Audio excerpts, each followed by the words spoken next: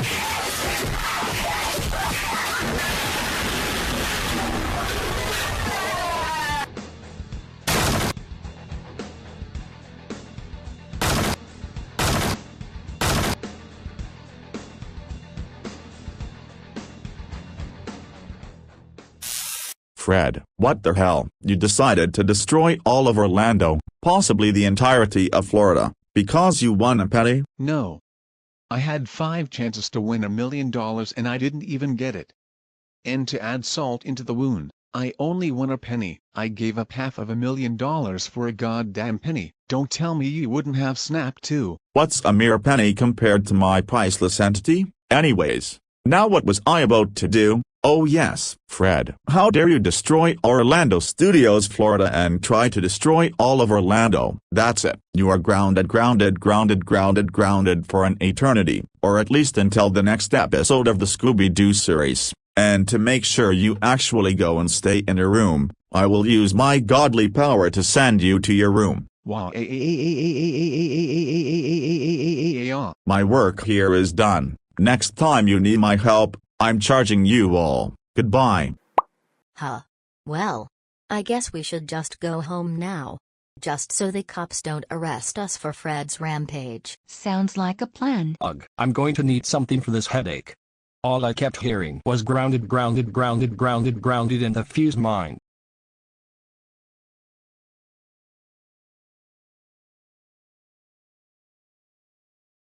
Oh hey there guys. I don't have much to say. I suppose the only thing I have to say is that I finally got around to making a Scooby-Doo intro. It's not great, but I'm sure it'll do until I get sick of looking at it. Anyways, enjoy the video guys.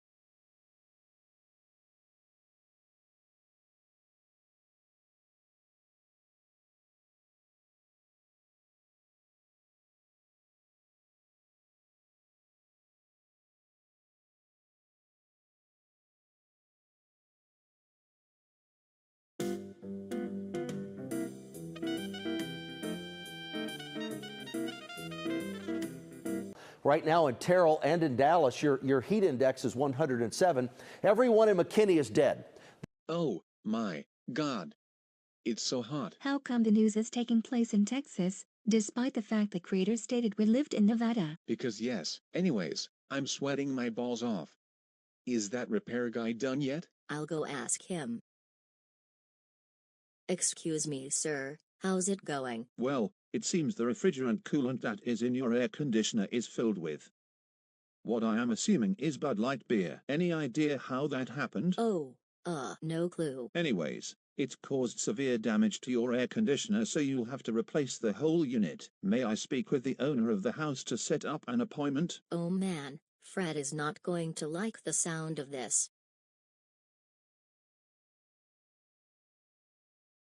So yeah, you're looking at about $1,000, and that's just the bare minimum. Are you serious? It's like 1,000 degrees out and you're seriously going to charge me out the ass? Can't you give me some sort of discount because of this heat wave? You're lucky we're not charging you extra just for the labor of working in this heat. So sorry sir, The price is firm. Oh, whatever. How soon can you get the new unit installed? Given the situation and the weather conditions, we might be able to install it within a week. Fine. Just get this thing installed as soon as you can, but we obviously can't stay here in this oven of a house. Alright dummies, listen up. So the repairman said our AC is going to be out for at least a week, and I'm not staying in this house so I can bake like a tilapia. So we're going somewhere. Somewhere. Like where? And that's where you dummies come in. One of you. Think of somewhere for us to go or it's concussion time. Well, we can always go to a water park. How about Wet and Wild World? I heard it's a really neat water park. Isn't that place closed permanently, though? We live in the Go-Animate universe. We can say 2 + 2 is 5 and it would be mathematically correct because logic is non-existent. So no, it's not closed in this scenario. A water park, huh? I guess we can do that. We will need to check into a hotel. Best we stay in a hotel that has AC instead of here. Alright dummies, get your stuff packed and be out in the van in 30 minutes or it's concussion time. Hey dummies, it's been 28 minutes, hurry up. Jesus Fred, can you go one day without screaming like... You shut your mouth. Anyways, before we leave, I've gotten Retro to come and watch the house. What's up, guys? And he's more than okay with baking in this oven of a house? Nah, I brought a portable AC I can just plug in. Right, well, let's get going. Fred, being in this van is much worse than being in the house. It's like a literal oven. Turn on the AC. Daphne, if this van had AC I would have turned it on by now. You know, maybe if you stopped being a cheapskate and bought an actual good car, we wouldn't have this problem. Why do you even have the van?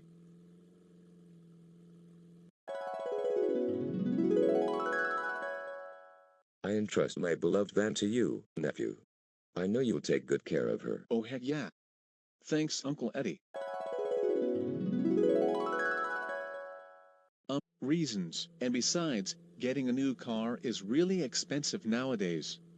And seeing how you dummies constantly waste my money, I can't afford to get a new car, so you will have to suffer with the van. And that's that. Oh whatever. It's like Satan's asshole back here and I think I'm going to pass out from a heat stroke. How much longer to the hotel, Fred? I'm with Daphne on this one. And think about Scooby. About 30 more minutes. Oh yeah. About that. I don't think this hotel allows dogs.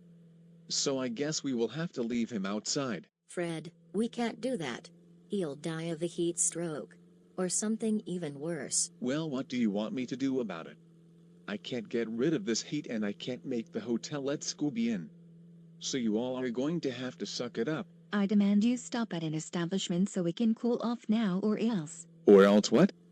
I'm so much more powerful than you so I have no problem punching your skull into itself. We are not stopping, and that's that. We only have 30 more minutes until we get to the hotel.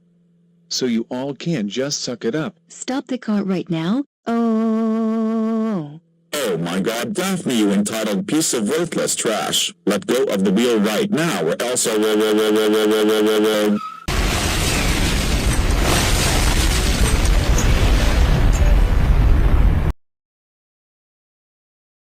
Oh my god, help, I'm on fire, I'm on fire,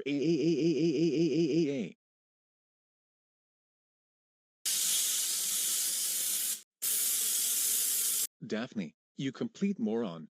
What were you thinking? Now the van is literally on fire so it's inoperable. Would it have killed you to just pull over and let us cool off? You can be so selfish sometimes. I'm the selfish one? That's a lot of talk coming from the definition of entitlement herself. Alright. You two just shut up already. We need to get away from the gas station before it decides to. Yeah, that. Do that. On the plus side, we are at our hotel. That's pretty lucky. Or it's probably because Retro didn't know how to get us to the hotel so he just made it to where we landed right in front of it because he's uncreative. No fourth wall breaks. Anyways, let's get checked in. Hello, sir. How may I help you? We have a reservation at this hotel. Under the name Fred Jones. All right, no problem. Fred Jones, along with 2 other guests and a service dog. Fred? I'm not a... Isn't our service dog Scooby amazing? He can even talk. Always talking about things that don't need to be said. He never knows when to stop, doesn't he? All right. Wait, 2 guests? Doesn't she mean 3? Yeah, about that. I booked a room for Shaggy, Velma and I. You, on the other hand, have a room in a different location. Excuse me? Yup. I even got you an Uber that's waiting outside just for you to take you to your hotel. How did you even have the time to do that? And why are we disregarding the fact you didn't know if they would let Scooby in? Because Go-Animate logic. Fred, what the fuck? Why would you do that? You know damn well why. Now get out of my sight. Oh, whatever. I'm sure the hotel can't be that bad. Do I dare ask which hotel you booked for her? Fred, I swear to God, when I see you again you'll be in for a world of hurt. Excuse me. You. What the hell? Hey there, pretty lady. Can I borrow 3 cents so I can get some wax paper? What? No. Get away from me.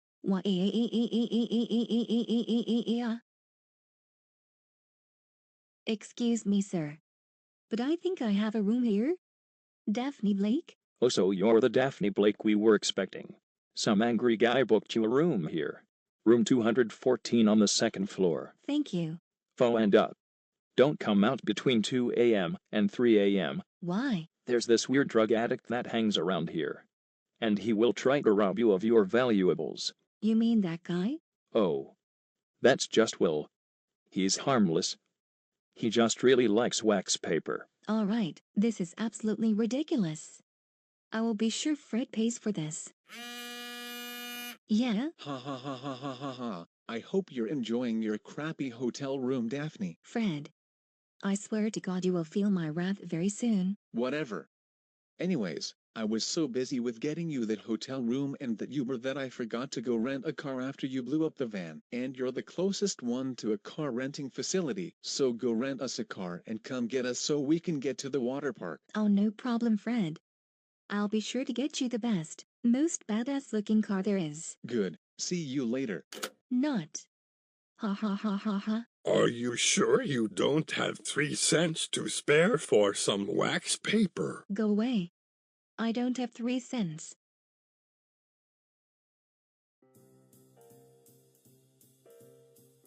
It shouldn't take this long to get a car. Fred? Do you like it, Fred? I made sure to get you exactly what you wanted. Daphne, you piece of garbage. Why on earth would you get this stupid girly shitbox of a car? Do you have any idea how stupid I'll look? You drive a van with flowers painted on the side of... Shut up, Scooby. Daphne, go back to the car rental establishment and get us a new car right now or it's concussion time. Sorry, Fred, but they don't allow returns or trades when the car is off the property lot, so you're stuck with this car until our vacation is over. This is what you get for getting me that disgusting hotel room. I should have known better than to let you get us a car. Of course my pranks always backfire on me. GRRRRRRRR. Okay here, Fred, I know you're just going to throw an absolute fit about having to drive this car. So how about I just drive? I don't care about a car's look, just as long as it drives fine. That way, we're all happy. Do you even have your license? Are you even qualified to drive? Well, seeing how you drive, along with Boris and Elena, I don't really think it matters if I can drive or not, since it seems the law doesn't give a crap. Anyways, let's just get going to the water park. Oh, whatever. Alright, so are we doing everything as a group or going off to do our own thing? Well, if I recall the last few times we tried doing things together, you bitched and moaned about everything. So I think we should go do our own thing. Daphne, you're already on thin fucking ice with me, so you can just shut the hell up. Whatever. Well, frankly, I don't think Scooby and I will go on any of the rides. We'll probably just go buy some food from this place. I mean, I don't really just want to eat food for the whole week we're here. Can't we go on some rides? I mean, alright. But I really want to get some food. At least Scooby finally has some sense. Whatever. I'm going to go buy a bunch of alcohol and probably go into the lazy river and get wasted off my ass. Meet back here in 3 hours. Bye, dummies. I'm going to go record some TikToks.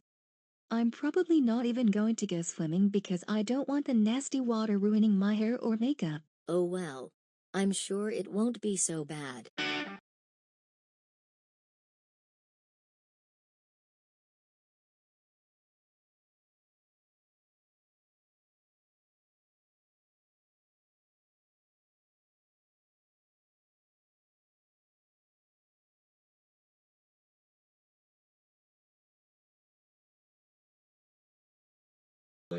I can actually enjoy my vacation alone without narcissistic bitches or future my 600-pound life contestants bothering me.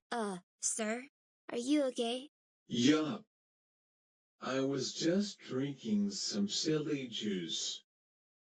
Don't do as I do. Okay? Some people are just so rude. I'm trying to record my TikToks and people are constantly walking into my shots. Let's just try this again. OMG, hi my lovelies. I'm at Wet and Wild World and I'm going to document it all for the whole. Hey, get out of my shot.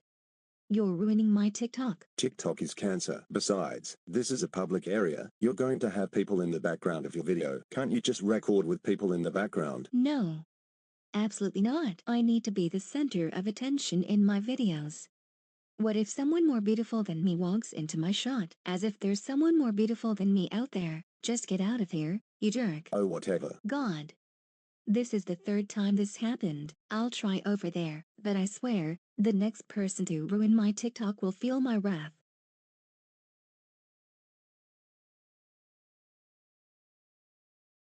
OMG, hi my lovelies. I'm at Wet and Wild World and I'm going to. Oh my god, you little inconsiderate brat. How dare you ruin my TikTok? Excuse me? I don't want to hear any of it. I swear to all that is holy, if you weren't a child, I would beat the absolute shit out of you. How am I supposed to enjoy my vacation when I have assholes like you ruining my videos? And another thing. Oh my god. Is that lady seriously screaming at that child? I'll handle this. No sir. I'll handle this. She's my gang member. She'll probably listen to me more than you. Alright, but if you need backup, I'll be more than happy to suplex her. Where's her fucking parents? I'll beat your ass myself since clearly they can't do their job right. Daphne, stop. For heaven's sake, you're screaming at a child. What on earth is wrong with you?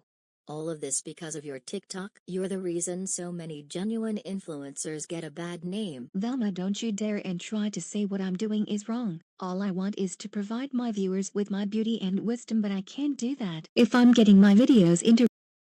Damn it, Daphne, that is quite enough. Stop this right now. Yo, what's going on? I heard some screaming and I need to see what's going on. This will go great on live leaks. Daphne was recording her TikToks but began screaming at this child all because he walked into her shot. Here, little boy, take this $5 and go get yourself some ice cream. I'm sorry about my gang member being so mean to you. You go ahead and run along now. Thank you, mister. What? If there's anything here that I love just as much as beer and steak, it's children. I long for the day I become a father and teach my little baby the power of the concussion beast, and also because I didn't want him to see me do this. Do what? Daphne, what the hell is wrong with you? That's it. To make sure our vacation doesn't get ruined by you harassing other patrons, I'm smashing your phone. Fred, you son of a bitch. How dare you smash my phone? It's the only way we can enjoy our vacation. And besides, what I did is nothing compared to what you did. It's one thing to yell at an adult, but when you scream at a poor child for something as stupid as a TikTok video, I think you deserved it. Fred, I'm sure there could have been a different way we could have handled this. I don't see how smashing her phone will solve anything. And What? Is this the woman, little boy? Yes. That's her. She's the one that shouted at me. Alright miss, I'm afraid we're going to have to remove you and your party from the premises. What? But I didn't do anything. Doesn't matter, it seems you're affiliated with this woman and therefore you have to leave, and I'm afraid you're banned for life. Is there anyone else a part of your party? Come on, don't kick us out because of my gang member disturbing the peace. We literally just got here. Sir, you will answer my question and leave the premises before I have to get the police involved. What's going on? Daphne just ruined our whole vacation. That's what's going on. All because she couldn't record her stupid TikTok. Alright, that's enough. All of you, get out right now. Oh.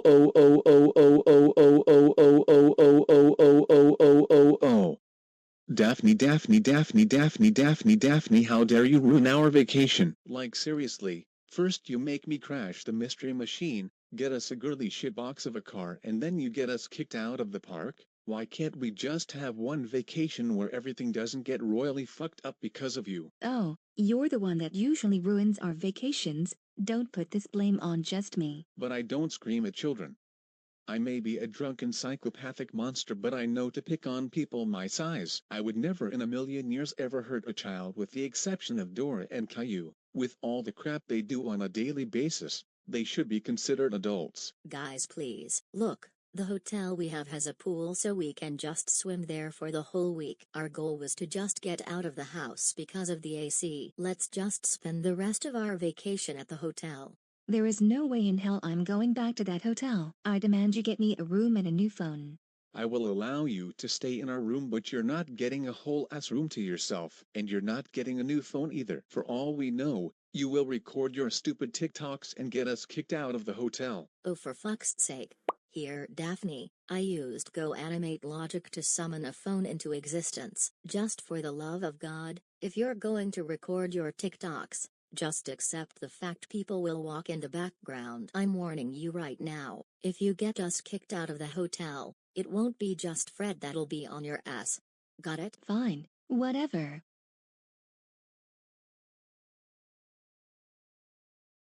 OMG, hi my lovelies.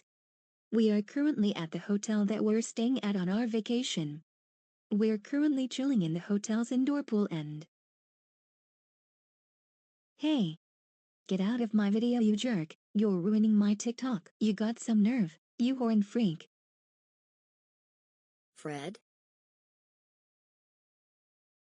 Velma, Shaggy, Scooby, let's just go home. But Fred, what about the AC?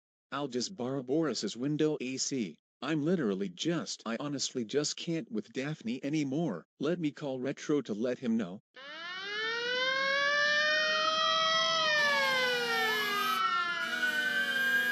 Oh, yeah, Fred? What's with all that noise? Oh, someone's house caught on fire. But don't worry, everyone got out just fine.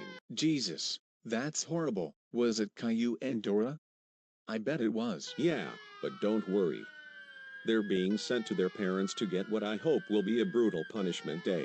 Anyways, what's up? You only call when you need something. Well, our vacation is cancelled. I don't want to get into the details about it just yet, but I'm letting you know we're coming home right now. Right now? Yup, we're going to get packed up and we're just going to head home. Well, alright. I'll see you guys soon.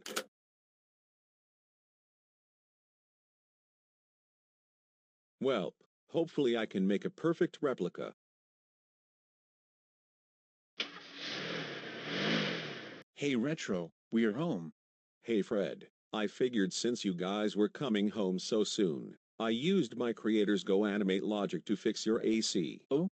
That's nice of you. At least I won't be out $1,000 now. But you seem tired? Oh, haha, just had a few too many. Nothing too important. Well, alright, I'll need a few to clear up this massive migraine I have. So, where's Daphne? We left her at the hotel. That's your hint on why the vacation was cancelled. Wait, what? Oh, that blonde ascot-wearing jerk.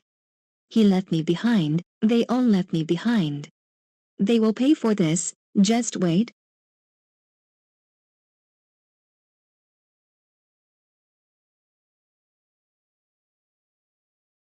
Hey guys, there's something I need to say before we get started. This particular video has some very dark scenes and themes that may not be suitable for a younger audience, so viewers' discretion is advised. If you're 13 and under, please watch something else.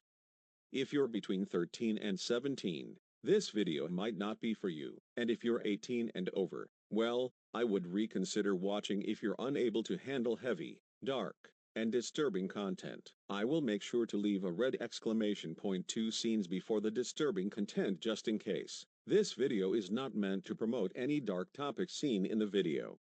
RetroBarrage doesn't promote any of the things you will see in the following video, and most of the ideas derived from shows that RetroBarrage watches on the occasion. Other than that, that should be everything I need to say. Enjoy the video.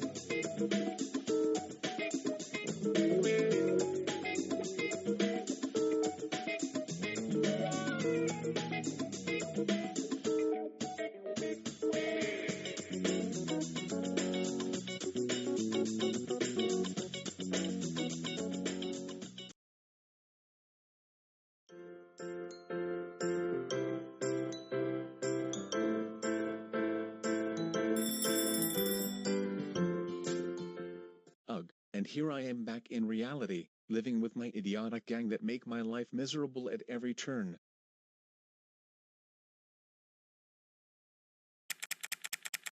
Huh? What's this email? Tick, just a spam email about some scam. I'll just delete this and... Oh Fred, you're awake. What did you want for breakfast? Damn it Velma, didn't your parents teach you to knock first? Whatever, I was just going to go out and pick something up. Hey, what's this you're reading? It's just some scam about entering a contest to win an all-expense-paid cruise for 2 whole weeks. It's probably as real as the Nigerian prince looking to get rid of his money. I was just about to delete it. No wait, Fred, look. It was sent by Luxurious Cruise Liners. This contest is the real deal because I just heard the same thing on the radio and on TV. You know something, Fred?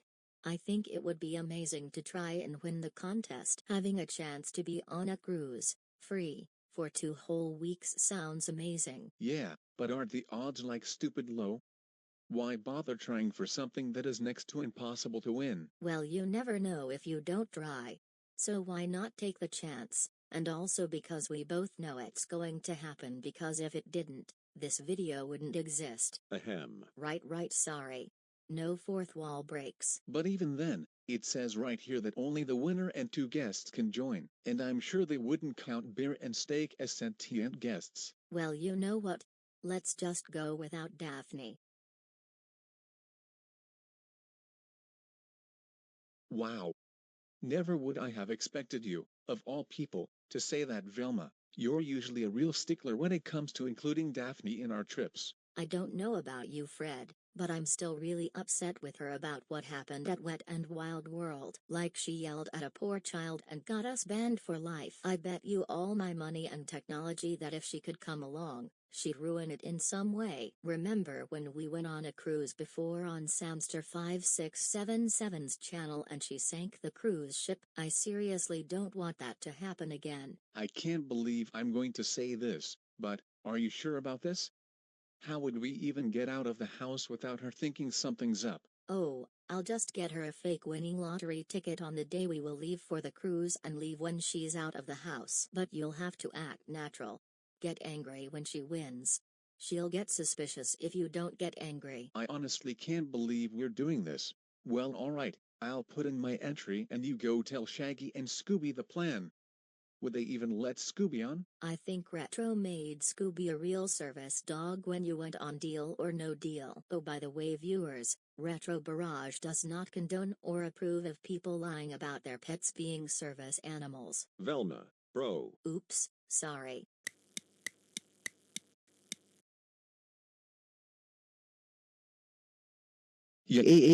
Oh, I mean, I won the cruise trip. I can't believe. Oh, who am I kidding? I knew from the start I would have won. Oh, I give up. I better tell Velma and Shaggy about this. Velma and Shaggy, get in here right now, now, it is concussion time. Whoa, Fred, what's the matter? Close the door and lock it. And speak quietly. You guys aren't in trouble. I just needed to act like you guys were so Daphne didn't get suspicious. Anyways, I won the cruise contest and I wanted to tell you guys in private. So just play along. Why is $500 missing from my account? We need to be at the docks by 9 a.m. on Wednesday. Don't deny it. I bet Shaggy had you hack my account again just so he could get his McDonald's. That's when Velma does her plan to get Daphne out of the house so we can leave without her knowing. That's it. It's concussion time. So get up early so we can get packed and leave as soon as we can. Now both of you get the hell out of my face. Understood? Yup. We got it. I'll go buy 3 real tickets and a fake ticket. And I'll get everything in the van when Daphne leaves. Are you sure this won't backfire? Surely not. By the time she comes back, we will already be on the cruise ship. And if she tried getting an Uber to the ship, it'll be gone by then. So there's no way this will backfire, I'm sure of it. And also, please don't ruin this for us. I will literally buy you guys anything you want if you just don't ruin this. Don't worry, Fred. We won't. And I promise too. I think you need this vacation more than us anyways. And this is why I like you two more. Alright, let's get this plan in motion.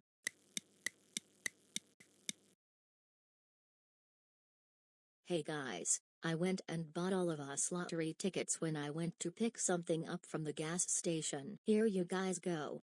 Lottery ticket, huh? Alright. Holy shit, I just won $1 million. Now. That's amazing, Daphne. What?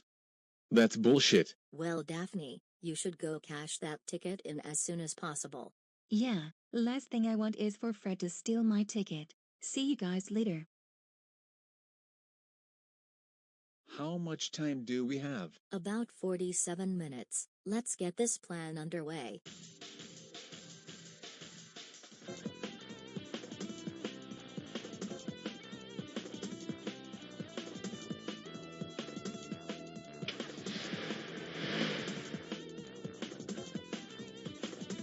Alright, so are we going to all stick together or go on our own? Well, I think doing our own thing will be better for all of us. We can plan on meeting back up at a certain time and place. Alright, Shaggy, do you have the tickets? Yup, they're right in my hand so I don't lose them. Sweet. I think this vacation will finally be a genuinely good one, because I know you guys won't do anything stupid. Shaggy, please try to keep the food consumption to a minimum.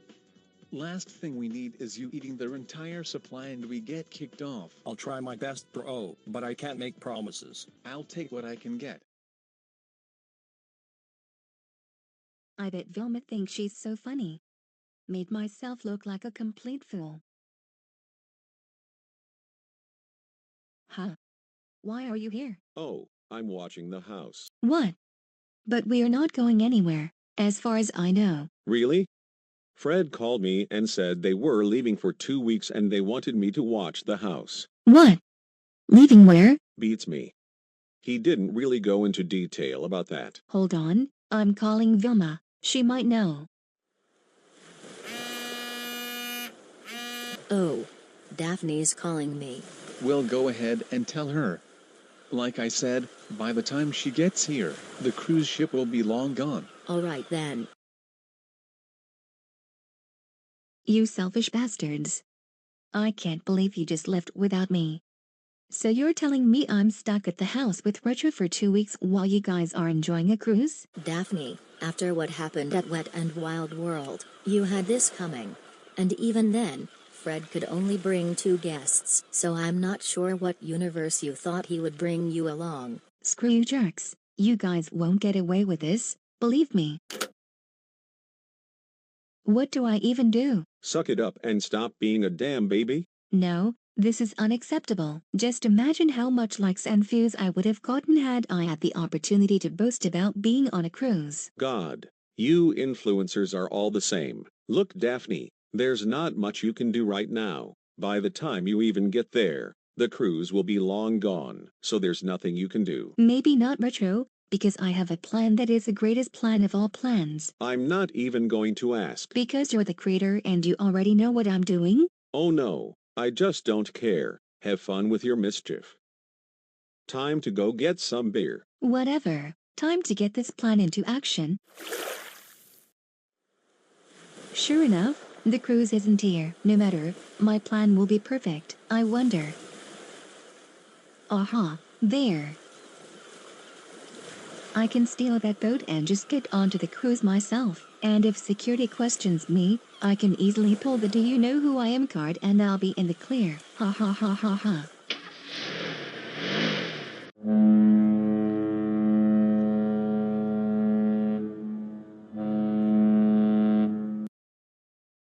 This is perfect. Just me, the salty sea air, and my gourmet beer. What could go wrong? Oh hey Fred. Hey Velma, what's up? You said you wanted us to meet up with you so we can have dinner together. Did I say that? Oh well, let's go get some dinner then. Oh, the cruise ship.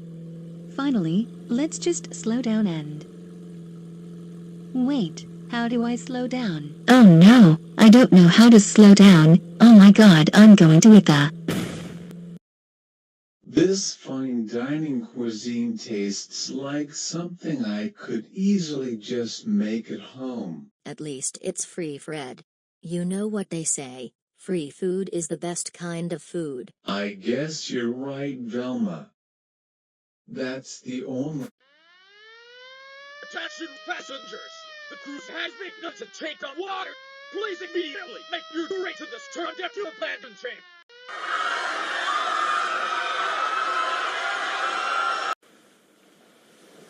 Fred, did you really need to give everyone a concussion just so we can be the first passengers off the cruise? Yes, I did, Velma. It was necessary. I wanted to be sure we were the first ones off just in case something worse happened. Like...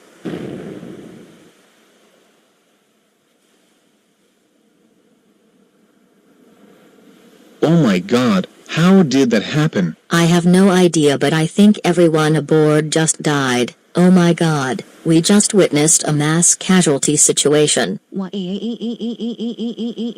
Someone help me, this nasty seawater is ruining my clothes. Daphne? What on God's green earth are you doing here? Are you responsible for the cruise ship exploding? What? No, I am. Retro used his creator's Go-Animate logic powers to put me onto the cruise ship because he wasn't interested in listening to me whine and complain. I tried looking for you guys and the cruise suddenly exploded. Oh, go figure, he got rid of you. I didn't imagine he would want you around. What do we do now? I'm sure everyone on that cruise is dead, and we're stranded in the middle of the ocean. Fred, calm down. Look, I did research on how to find land. We just follow the clouds. If we spot clouds, there has to be some sort of land under it. I say you guys take turns rowing us while I navigate. I guess that's our only hope. I'll start rowing us, then when I get tired, Shaggy will take over, then Daphne. There's no way in hell I am doing any manual labor. Daphne, don't you start. We are now in the jaws of life and death.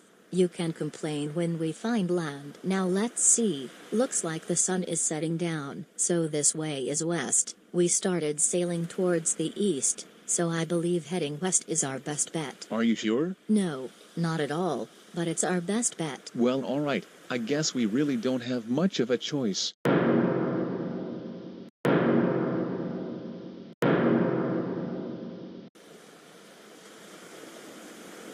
My God, we've been out here for 4 days. I'm starving.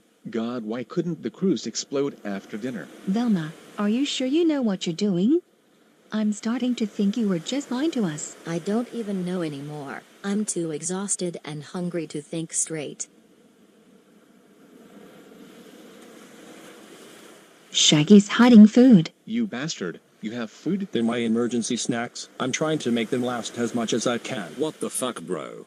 And you weren't going to share them? You do realize there's 4 of us. You could have easily shared them. Hell no. Give them here, you jackass. You self-centered bastard. Just the tiniest bit of your snacks is all we wanted. Oh, oh, oh, oh, oh, oh, oh, oh, oh. Guys, look, an island. Oh my god, civilization, finally. A house. We're saved. We are going to survive. I'll go check out the situation. You all can check out my ass as I walk away. I think you'll be pleased. They better have food up there. I'll need 100 pounds worth of food just to get back my energy. Okay, so here's the deal. They're going to hunt us. What? The guy said we had a 20-minute head start, then they're going to hunt us down like animals. Fred, that doesn't sound right. Yeah, now that I say it out loud, it does sound a little strange. I'm going to go see what's going on. Hi, I'm Daphne Blake, #1 influencer and beauty. My gang leader seems to think that you were gonna hunt us down like animals. Yup. Okay then. Look, that cloud there looks like one of those old-fashioned phones. Yeah, and that string of clouds next to it looks like the cord. Yes, that's a good addition. It does look like the cord. Good contribution. It's real! Get out of my way! Fred, what do we do? Hide somewhere, anywhere. Man, I really hope someone comes and finds us. Authorities have not figured out what caused the latest cruise to be destroyed. So far, there are no survivors. Authorities are beginning to suspect that the cruise was blown up by some outside force. Unfortunately, with no survivors, there are no witnesses. This is just horrible. Boris, Fred and his gang were on that cruise. I can't believe there's a chance they might be dead. Yeah, it's really a true tragedy, but I think I know who did this.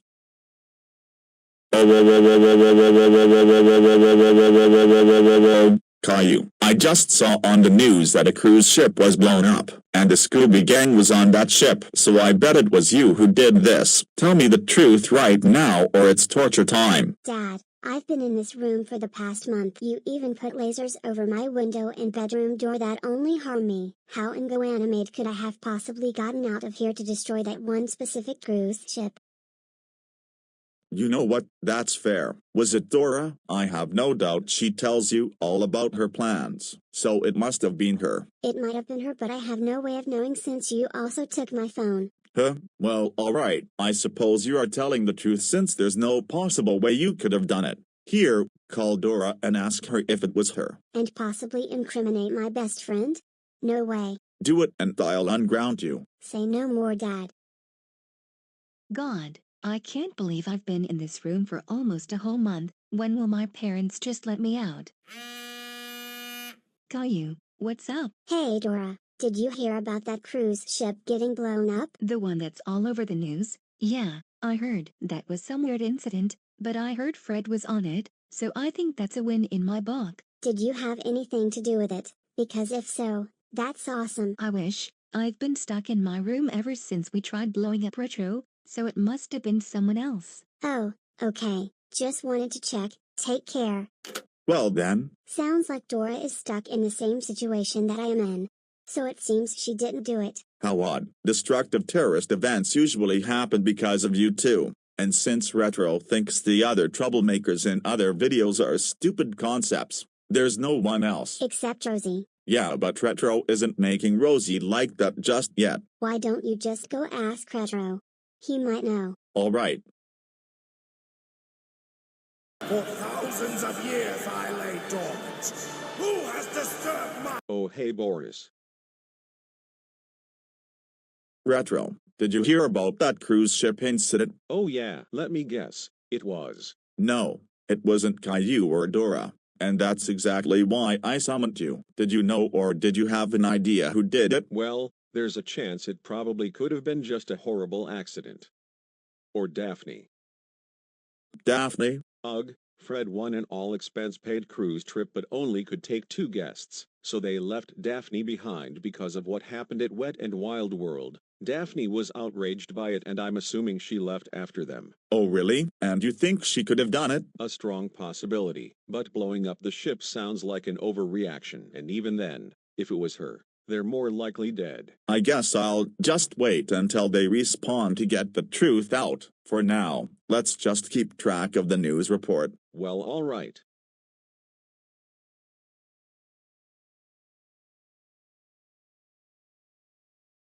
I'm exhausted. And I'm starving. Shaggy has a Charlie horse. What? I think our best bet is to spend the night here and rest. You guys light a fire and I'll catch rainwater with one of these plant leaves. Scooby, no.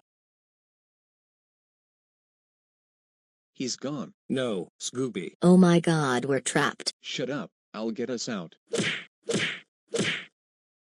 Ugh, I'm too weak from hunger. I used my last bit of energy giving Shaggy that Charlie horse. Worth it. We are gonna die in here. I can't believe starving to death is how I'm going out. I thought for sure I would have died of diabetes or of a heart attack. Stop it, no one is gonna die. Fred, look at the cave entrance. It's caved in. There's no way out and there's nothing in this cave we can eat. Actually, there is one thing.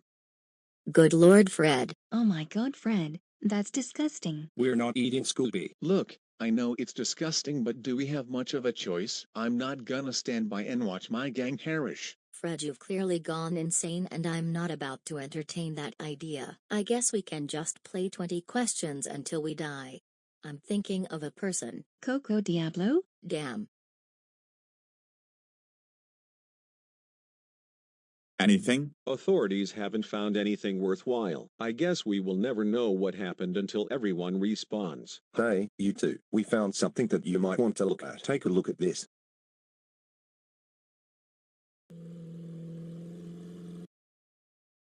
We talked to the owner and it seems the boat in question was stolen by this person. Some debris we located at the wreckage match the color of this boat. Do you think this person is the cause of the cruise ship being destroyed? Oh my god. Daphne actually destroyed the cruise ship. I knew she was mad, but I didn't think she was that mad. Well, I can guarantee you both that she's getting grounded for all of eternity when she respawns. And then she'll be promptly arrested for this terrorist act. Good. Maybe some time and Gail will teach her a lesson.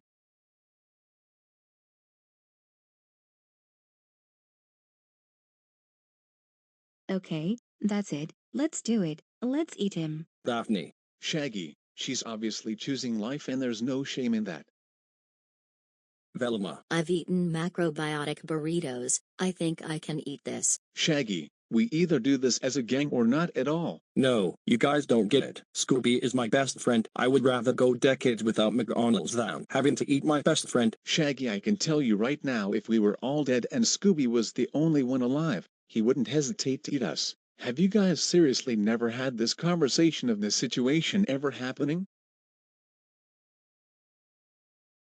We did. We both said if we had no other option, if one of us were dead and we needed to eat the other to survive, we would. Shaggy, I know this is a hard thing for you. It's a hard thing for us too. I mean, I don't really care. It's a hard thing for all of us. I promise, we are only doing this for our own survival.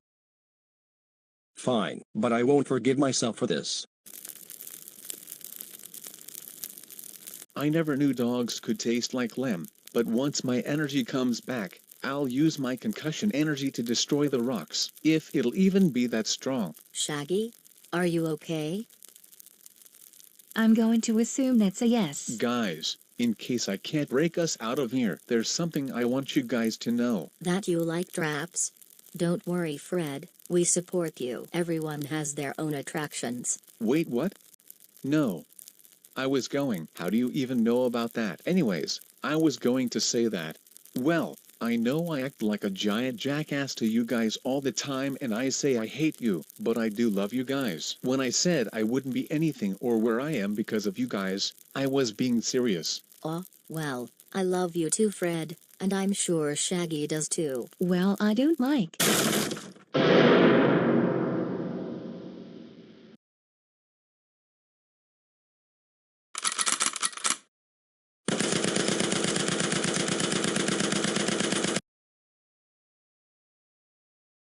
It's paint.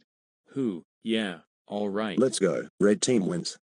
We're not dead. Of course not. No one dies at General Port's most dangerous game family retreat.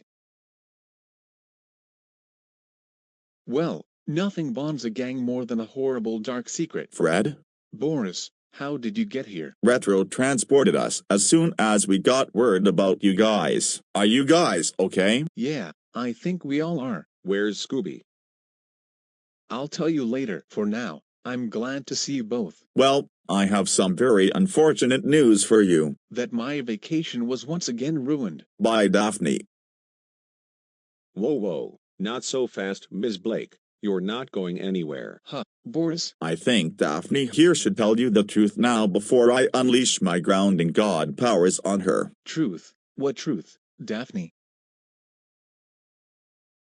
Fine. When I got word about you guys leaving me behind, I swore that I would get on that cruise one way or another. So I stole a motorboat and drove all the way to the cruise. Unfortunately, I didn't know how to stop the boat and I crashed right into the cruise ship. All because you guys didn't take me along. Daphne, I literally ascended into such a righteous fury that I'm so calm. Daphne, I literally could not take any more than 2 people with me. I chose Shaggy and Velma because I knew for a fact they wouldn't ruin the vacation, but I guess that didn't fucking matter in the end because you still managed to ruin it for all of us. I need a shot. Huh, that was pleasant. Oh, don't think you're out of the doghouse yet, Daphne. I honestly can't believe you. I seriously can't. You literally had the whole house to yourself. You could have kicked Retro out and had the whole house to yourself. But no, you chose to steal private property and destroy a cruise ship. Forget about ruining our vacation. That's something that happens on the daily. But do you have any idea at all what you truly did? You just committed a severe act of terrorism and likely murdered dozens, if not hundreds. And you got us stranded in the middle of the ocean. We got hunted down like animals. And when Fred truly started to open up, you dismissed all of it. Oh, come on, Shaggy, you're not mad, are you? I had to eat my best friend, you crazy bitch. Scooby's dead because you got us into this mess. I agree with everything Fred and Velma said. Goodbye, Daphne. Well, Boris, you are the ultimate grounding god. What did you want to do with her? I'm going to ground her for all of eternity and I want her in the nastiest and coldest cell you have. And when I come into work, as the warden of the prison, I will handle her myself. Wait, you're the prison warden? I needed an outlet for my grounding powers and torturing prisoners was the perfect idea. Take her away, Giovanni and Alan. Not so tough when you're getting arrested. Are you? Still think of me as a horned freak? Suppose we spend the rest of our vacation here, Fred? Yeah, I guess. I hope Boris shows Daphne what real consequences are. Daphne, as punishment for committing such atrocities, I will summon 2 grounding concussion beast Freds to absolutely annihilate you. No. Please no, oh God.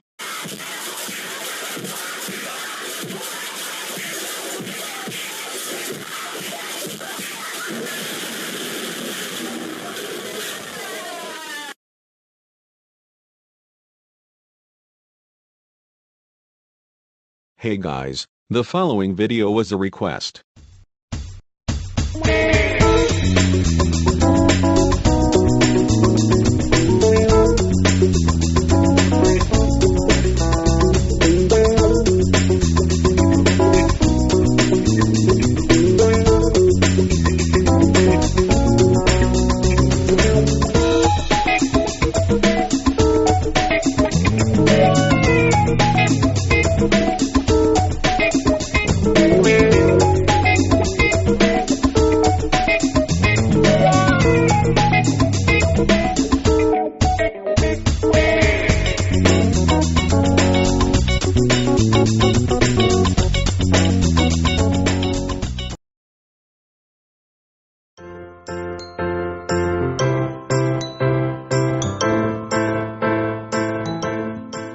Are you guys seriously watching the game show channel again? They're just stupid scams that are just for television views and nothing more. I mean, lest I remember, You're the one that went off the rails and destroyed Universal Studios when you went on Deal or No Deal. Don't remind me. Maybe I should have just threatened their lives instead of just exploding into that monster. Well, perhaps you shouldn't give up so soon, Fred. Maybe game shows like that aren't your thing. Why don't you try something more group-based? Like Chain Reaction or Family Feud? Family Feud? Huh, I can see us doing that. I think she means you need to play with your own family, Fred. My parents wouldn't even humor that idea. I don't see any reason why we can't do it as a group. I can give you several. We're not blood related at all. There's only 4 of you guys because I am sure they wouldn't allow me to play since I'm a dog. And I'm sure they wouldn't let you anywhere near their set after what happened at Universal Studios. I can easily fix some of those, but you being a dog is something I can't fix. What do you mean by, you can fix some of those? Some Photoshop editing magic, some fake IDs and birth certificates can easily fool those idiots into believing we're all related. Even though we all look nothing alike. I'm sure I can get Retro to handle that for us. Trust me on this will be easy. There's just one problem, Fred. There's 4 of us. I can fix that, don't worry. I promise by tomorrow, everything will be solved. I mean, alright?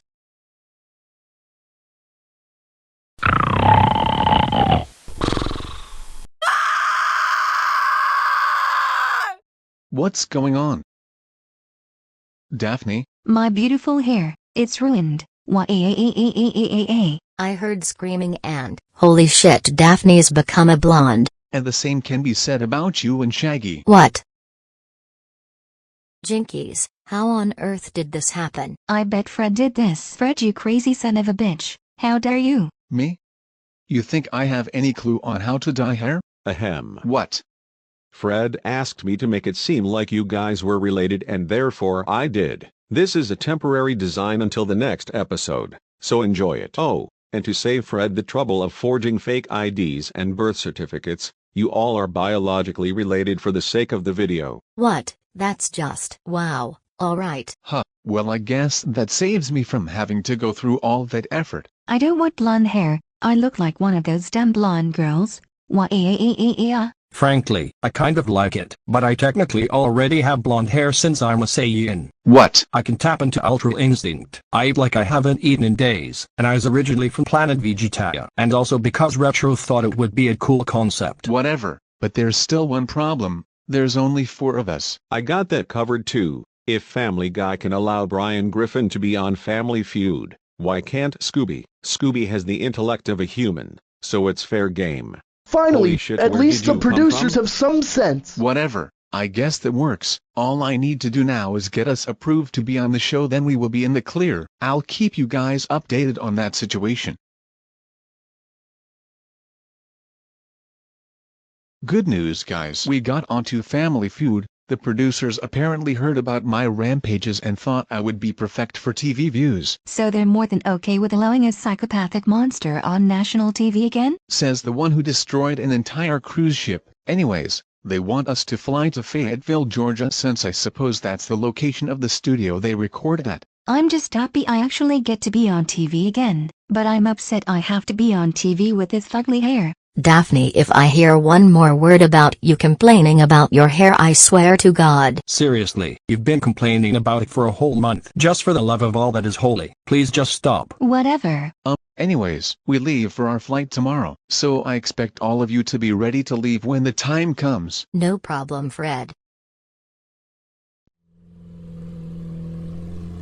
I need to set some ground rules before we go onto the set. Oh, here we go.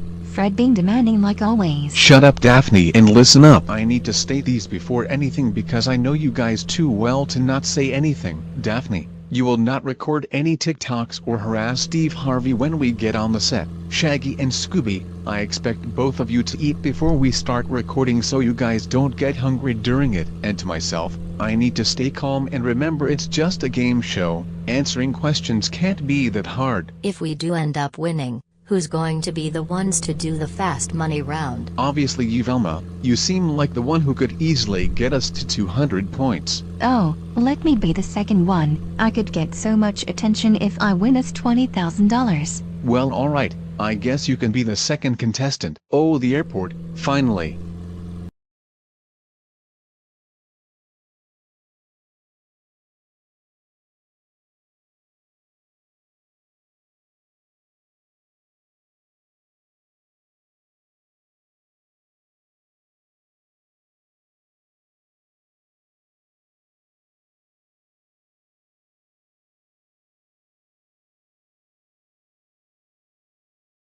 So the producers said they wanted us to meet the competing team. I wonder who they are. No, it can't be. What?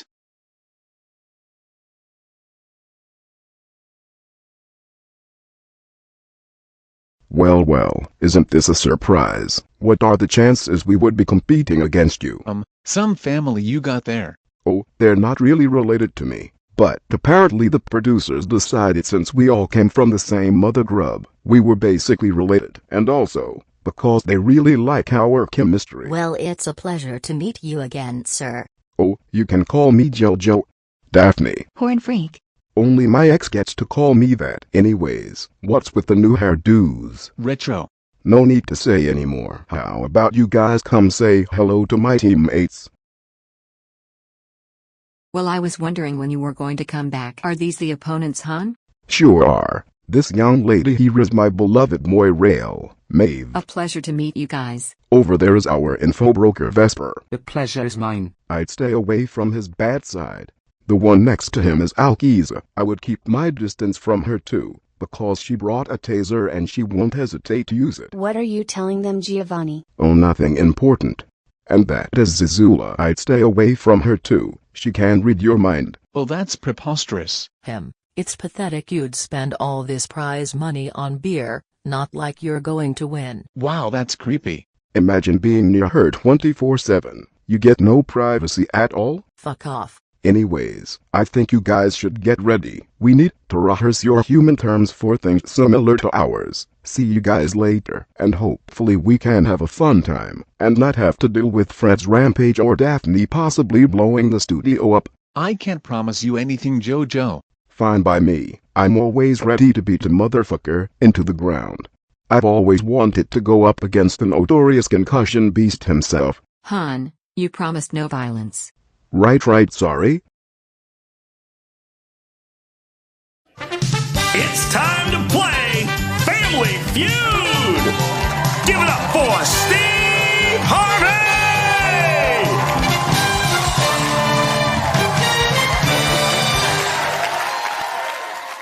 Welcome to the Family Feud, everybody. I'm your man, Steve Harvey. We have an interesting group of contestants for this episode. From all the way from Go City, Nevada. Give it up for the Jones family. And all the way from who the heck knows, give it up for the Pesuta family. Everyone here is trying to win themselves a lot of cash, and they might even drive out of here in their brand new car. Let's play already. Let's go win some money. Give me Fred. Give me Giovanni.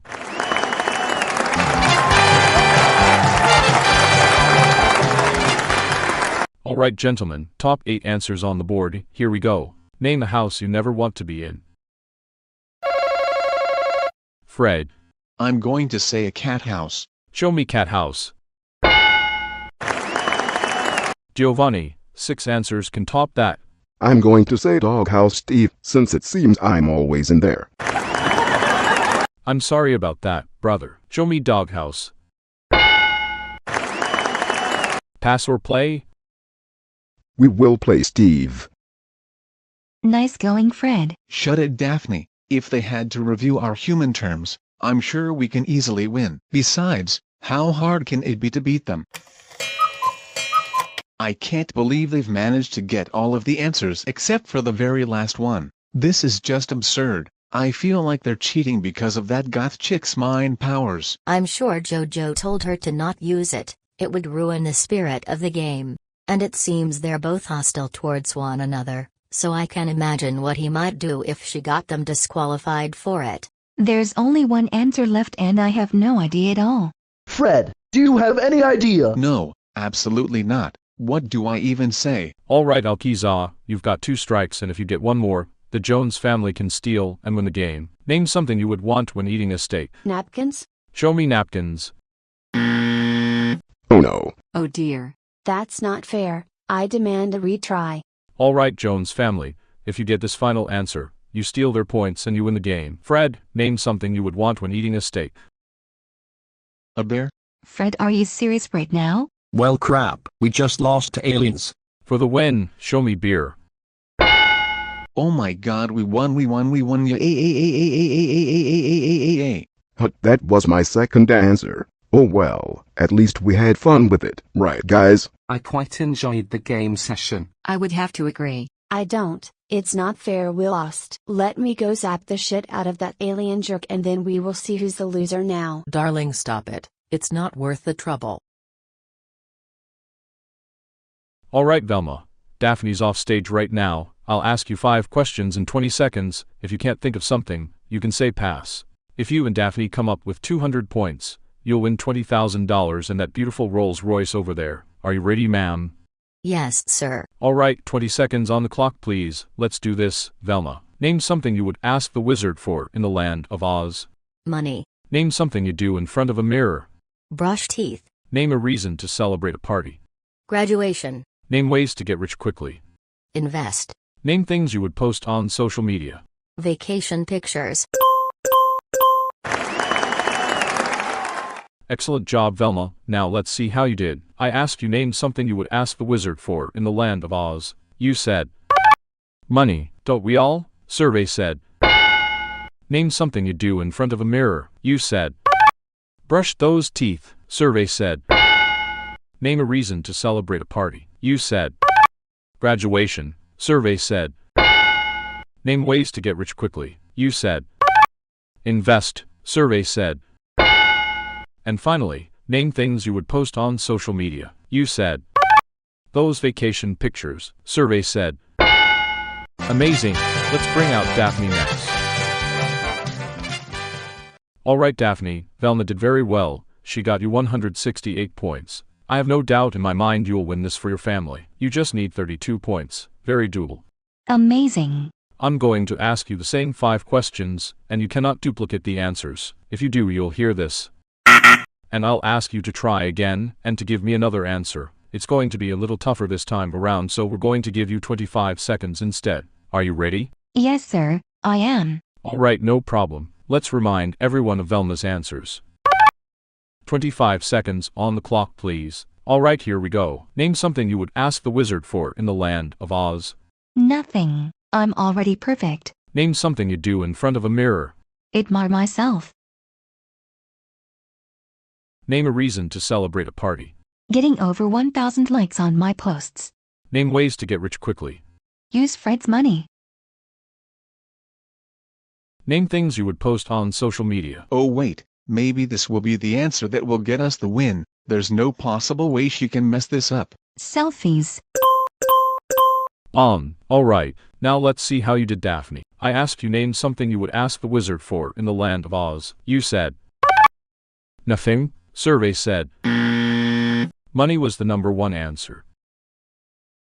Name something you do in front of a mirror. You said admire yourself. I would too. Survey said brushing teeth was the number 1 answer. Name a reason to celebrate a party. You said getting that internet clout. Survey said graduation was the number 1 answer. Name ways to get rich quickly. You said use Fred's money. Survey said investing was the number 1 answer.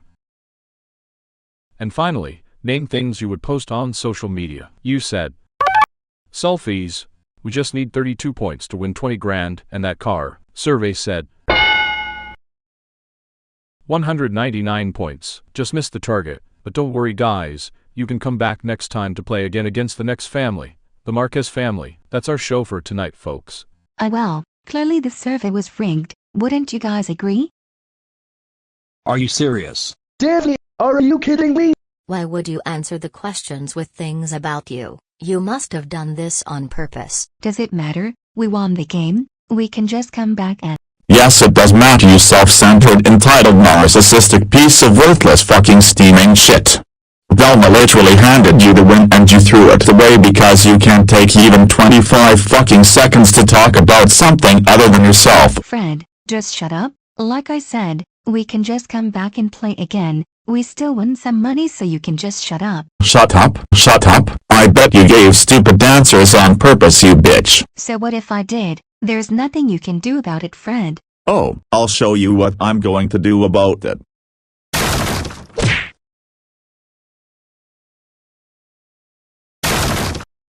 and now he has crossed the line, trying to hurt my friend the opportunity to fight the notorious. Han, let's not even engage and get out of here. You can play with the angry man thing later. Oh, alright. GRRRRRRRRRRRR. Let me go. Sir, stay still. You're under arrest for destruction of private property, attempted murder, and resisting arrest. And any winnings you earn will be revoked to pay for the damages you've caused.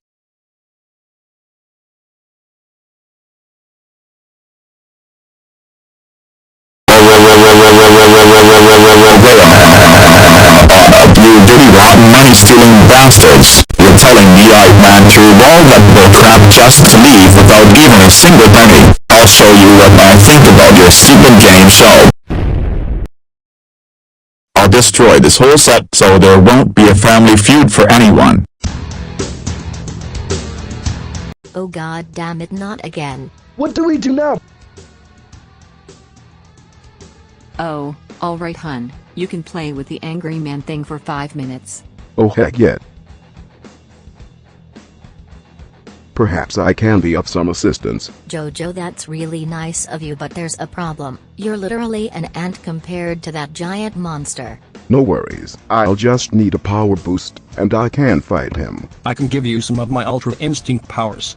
And I'll need some of Boris's power too. I can summon him so we can give you that power. So is no one seriously going to acknowledge that Retro is just reusing the third ending of the Deal or No Deal video, and instead of Doris and Shaggy fusing, he's just using Giovanni with the power of Ultra Instinct and the grounding mastery? Scooby, no fourth wall breaks. Come on guys, stop stalling. I only have 5 minutes. Alright.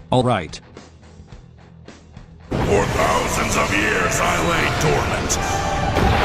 Who has disturbed my— Oh, it's you guys. What now?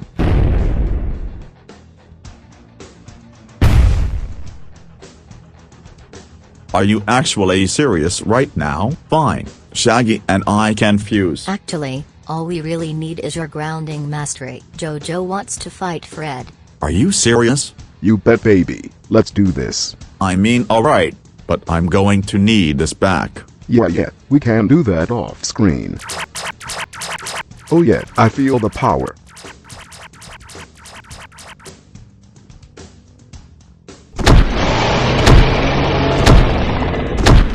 Hey bitch. You know Fred, if it was just me here, I would have allowed you to continue on with your rampage. Why would I care about these animals getting hurt? But my beloved Moirail is here, and well, I can't allow you to hurt the troll. That means everything to me. And I guess I can't really allow you to hurt the other 3. Not that I would care. They'll just respawn in a future episode if they died. Wow, he can honestly go fuck himself. Wait until he shrinks, then I'll show him to talk shit about me. I can see being on this foreign planet hasn't changed him at all. How pitiful. And now you will pay for what you almost did. Nobody hurts my beloved Moirail. Not while I'm still breathing. I've always wanted to say this. Fred, you are grounded for triple tranquility. Whatever that means. And guess what?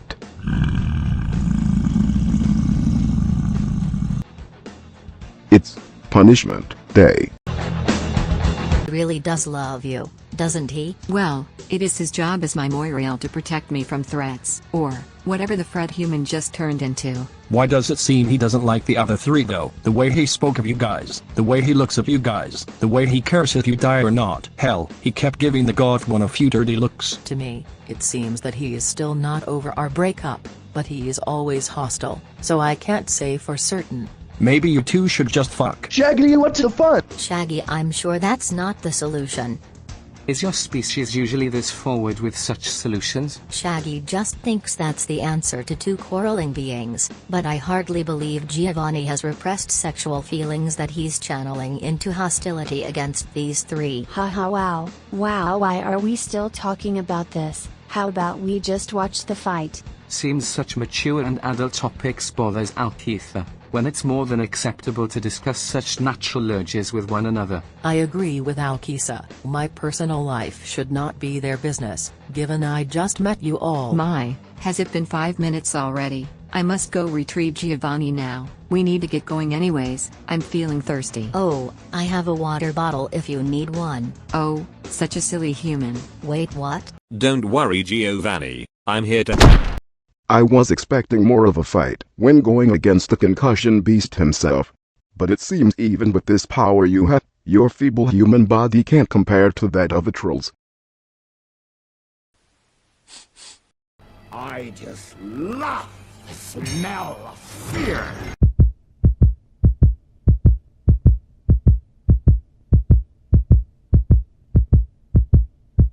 What's the matter? Lives flashing before your eyes? Don't worry, Fred. Everyone always responds in the next episode. Bow, bow, what the hell?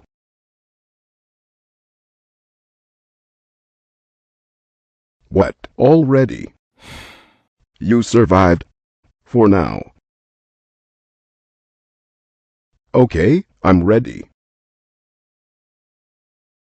So much for keeping your temper. Shut up, Velma. Let's just go home. Someone carry me to our rental car. Well, at least we had fun. If you called that fun.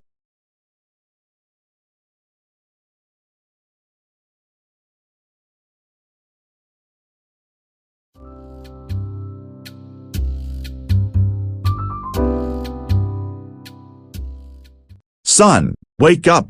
It's the last day of school. Dad, do I really have to go to school? Yes, Caillou. God, I hate that place. Might as well just call it a children's prison. Look at it this way, it's the last day and you'll be off for the next 3 months. And I'll even make you a deal. A deal? If you promise to behave between now and when you get out of school for the summer, I will take you to Chuck E. Cheese's. Holy crap, are you serious? But only if you behave. That's all you got to do. If I hear at all that you were misbehaving in any way, you will be grounded in relation to the severity of your misbehavior. Do we have a deal? Yeah. I think I can do that. That's my boy. Now then, let's get to school.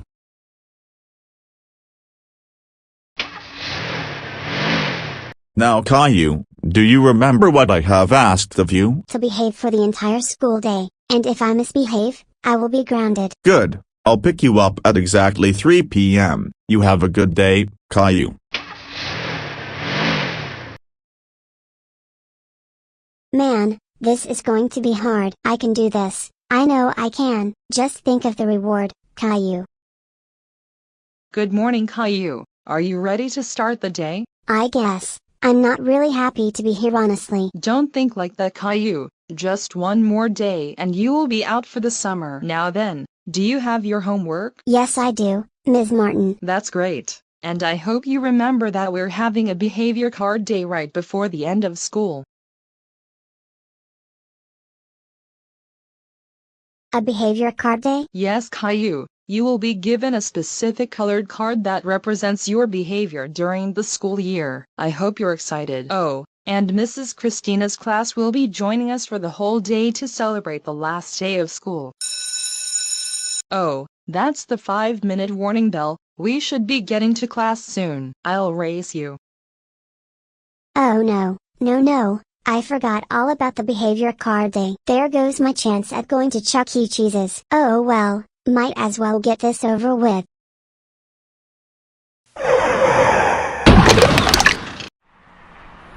Learn how to drive, you bitch. The same to you, Mac. Mammy, I'm sorry I woke up late, but you don't need to drive. Oh my god, Mammy, you just ran over someone. Mammy, you don't need to drive like this. Hush, my baby girl needs her education, and I'll run over anyone who dares to try and keep you from becoming a functioning member of society.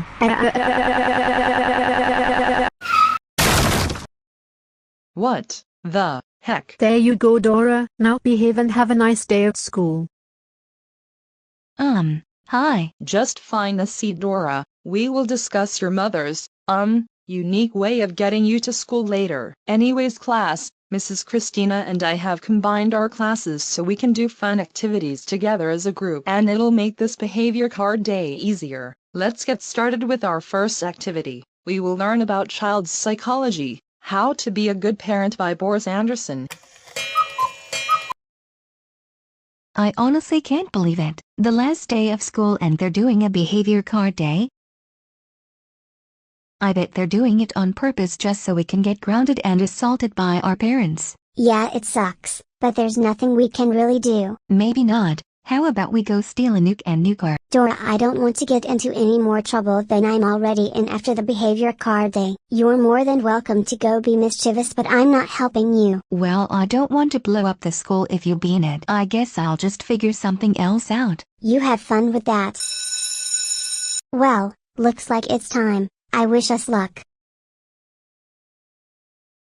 Welcome back, students. For the last few minutes we have together, we will do a behavior card day. The cards will represent your behavior throughout the school year. I shall explain the cards. Do we really need to go over the cards? This stupid trope has been done so many times, I'm sure the viewers can easily guess what they mean. Hush, Caillou. I will go over them regardless if the viewers know what they mean. Ugh, alright. Anyways, back to what I was saying. The gold card means you'll graduate from school forever. The silver card means you'll be off school for 10 years. The bronze card means you'll be off school for 5 years. The white card means nothing happens. Why is it just a regular piece of paper? That's just how the prop is, Caillou. Please stop interrupting me or you'll be getting detention. Fine. Back to what I was saying. The yellow card means you are in a little bit of trouble. Nothing bad will happen. You'll just have a talk after school. The orange card means you'll have detention for 6 months when the next school year arrives. The red card means you'll be suspended from the next school year for 6 months. Now,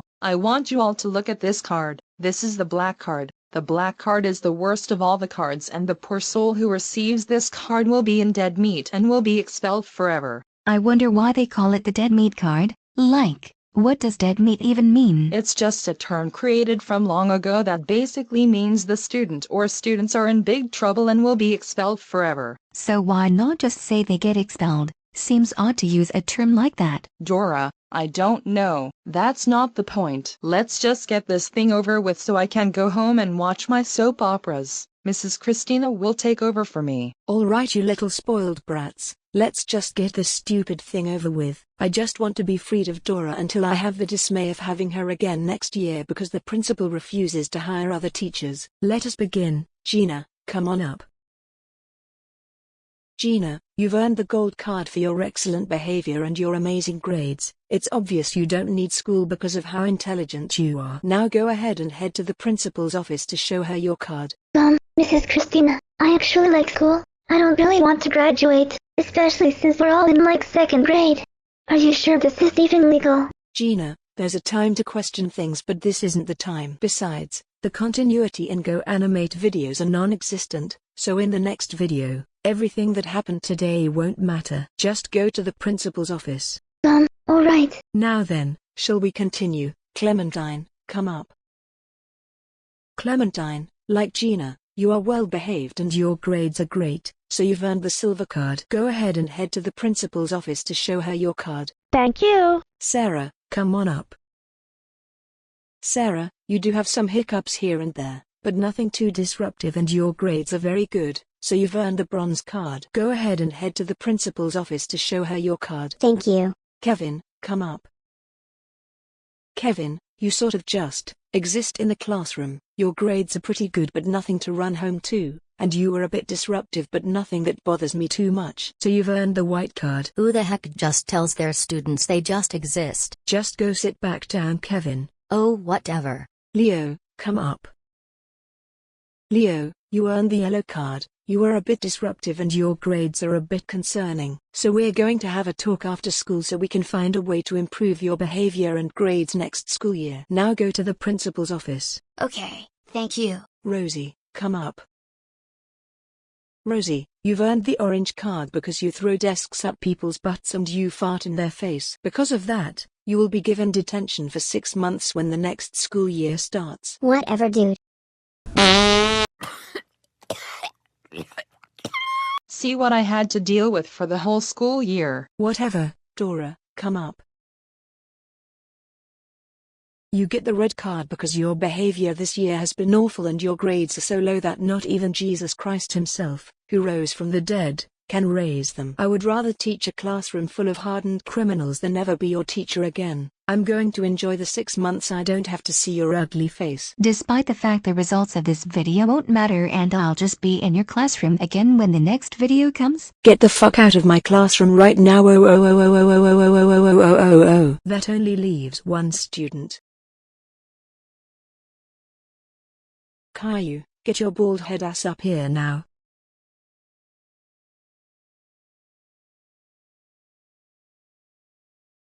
Just give me the black card so I can get punished by my dad sooner than later. Are you not even going to question why you got the black card? Why would I? You'll just scream at me for all the horrible, dangerous, disgusting and evil deeds I've done, but in the end, who really cares? All those Caillou fanboys who say you don't deserve the torment you get. Which is just another way of telling us they've never seen your canon TV show version and how you're a bad influence on younger kids. Or how all of this is just for entertainment, but some viewers clearly don't understand that and feel the need to scream child abuse at fictional material when there's so many better things they could be doing with their time. Never mind, that's not the point. Get your butt down to the principal's office to get your expulsion over with. Alright Caillou, this is it. Prepare to get yelled at and then receive a brutal punishment day.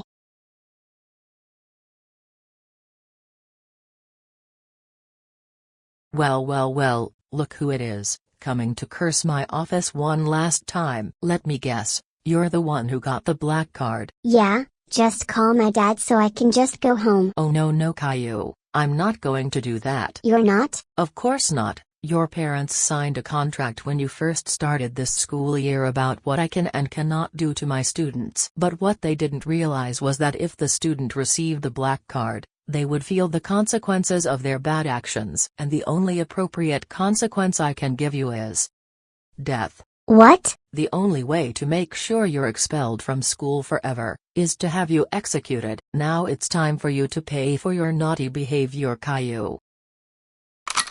This seems awfully familiar, but fuck this shit, I'm out of here. Oh Caillou, you can run, but you cannot hide. This principal is crazy. I knew this school was awful. I can't believe. Caillou, get over here and embrace your punishment or I will make it worse for you. I'm sorry Dad, but I need to get out of this school before she kills me. I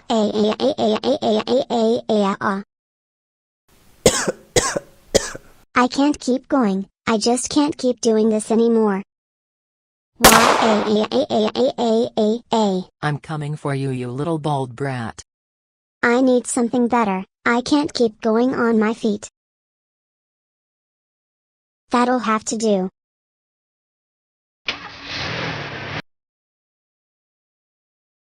Oh no, the fuck you didn't, Caillou. You did not just steal Mrs. Christina's car. It seems I have to shift into maximum overdrive. Thank goodness. I'll just drive back home and... Wait, it can't be. What the actual hell, is that woman even human? No, fucking, way. Thought you could escape me, Caillou. Think again.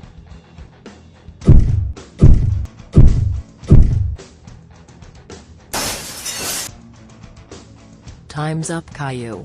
Oh no, Mrs. Kendra. Don't try to beg and cry out of being killed, Caillou. You are being executed and that's final. No, it's not that. We're about to hit the school. What? Huh, you know something. This exact scenario reminds me of this one video I saw on.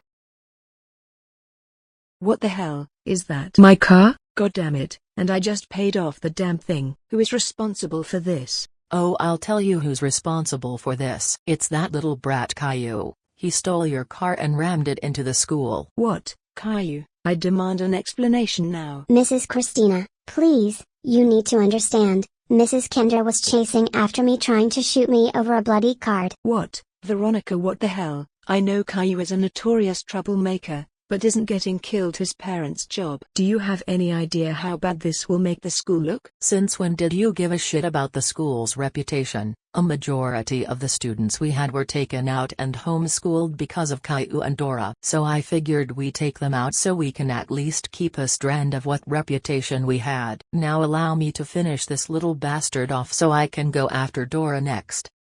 As much as I hate them both, this isn't the solution. They'll just respawn in the next episode, so what you're doing is unnecessary. I'm sorry, but I'm going to have to contact the police and...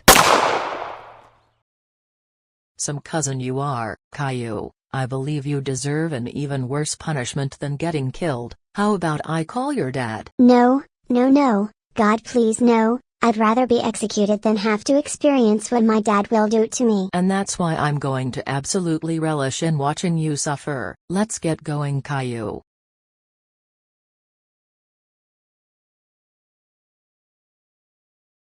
You got one last chance to tell me where I can find a portal user or else. Wrong channel, Boris. I am simply continuing what Zach left off on. See it as a tribute. Now tell me or...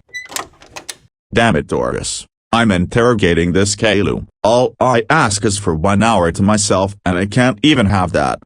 I'm sorry, Boris, but the principal just called and she wanted to speak to you. Oh, for fuck's sake. Even with making a deal, he still does something mischievous. Give me that phone. So tell me right now, what could he have possibly even fucking done this time that made you interrupt my torture session? Jesus, calm down. I've called you because your son stole Mrs. Christina's car and crashed it into the school.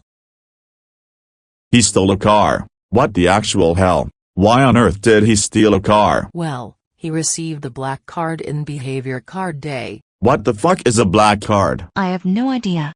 And as punishment for getting expelled, I was going to give a proper punishment by executing him. Boris? Bonehead? You, almost, did, what? I tried executing your son because he got the black card on Behavior Card Day. A black card means he is in dead meat and he is going to be expelled forever. And because you signed a waiver agreeing I can punish your son however I see fit. You know what? I'm coming to pick him up right now. Keep him there with you. No problem, sir. I'll see you soon.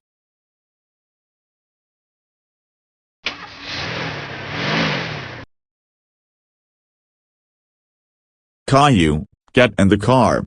But Dad... Do as I say. So Boris, what sort of awful? Who the fuck do you think you are? How dare you have the audacity to try and kill my own flesh and blood? Is this what my son has gone through this entire school year? How dare you? You're lucky I didn't hear of this sooner, otherwise I would have shoved my foot so far up your fucking ass you would have been tasting the bottom of my shoe. What? But he got a black. Whatever he got doesn't matter anymore. Had you just sent him home with the card, I would have dealt with it myself, but no, you decided to shoot him in an attempt to kill him? If there's anyone in this whole city that's allowed to hurt my son, it's me and me only, which I know sounds awful but it's how I discipline my child. And if I catch word of anyone trying to hurt him, they will reap what they sow. What does that mean? You are under arrest, you piece of shit. What? Oh. Just because I'm just a prison warden doesn't mean I don't have the authority to arrest criminals. I hope you like cold stone walls.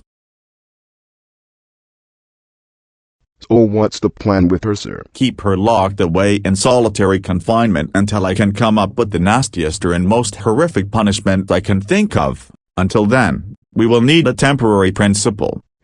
Well, I am your right-hand man, Boris. If I am able to take on Fred as a red-teeth titan, perhaps I can handle a few kids until we can find a more suitable principal. Well, fine. I trust you, Giovanni. Until then, I need to go home with my son.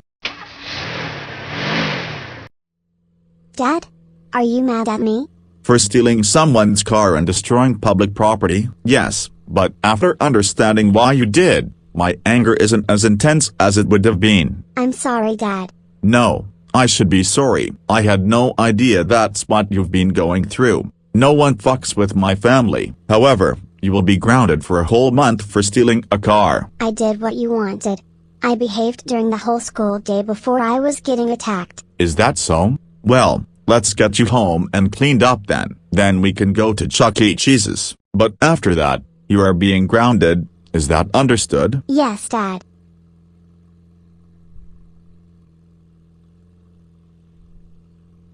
God damn it. Okay, Caillou, I'll only ground you for 2 weeks. That means you won't be allowed to hang out with friends or leave the house. You're being much more pleasant than usual. I guess it's just my paternal instincts kicking in rather than my grounding god powers. As I said, the only bastard on this whole planet that's allowed to harm you is me and me only. Anyways, let's get you home, cleaned up, then we can go to Chuck E. Cheese's. Thanks, Dad.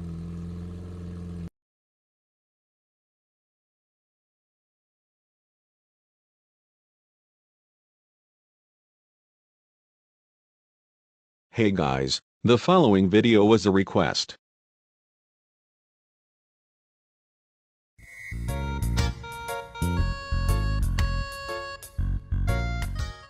Alright, I'd like to solve the puzzle.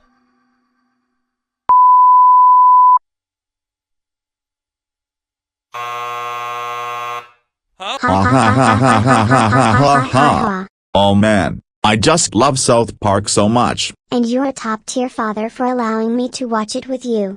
I sure am.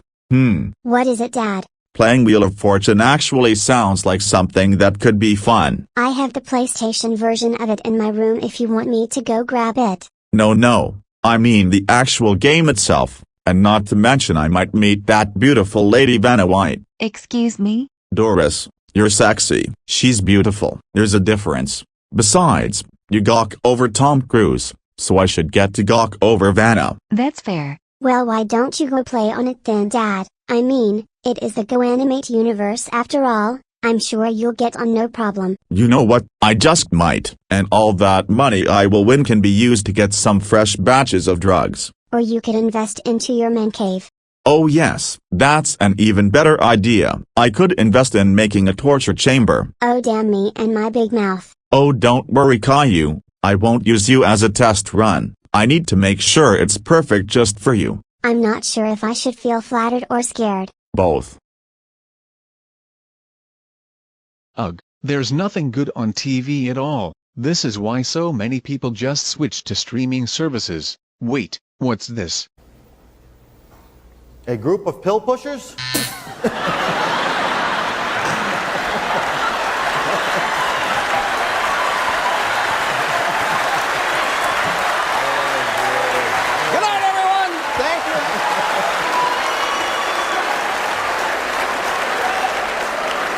This is Wheel of Fortune, Joe!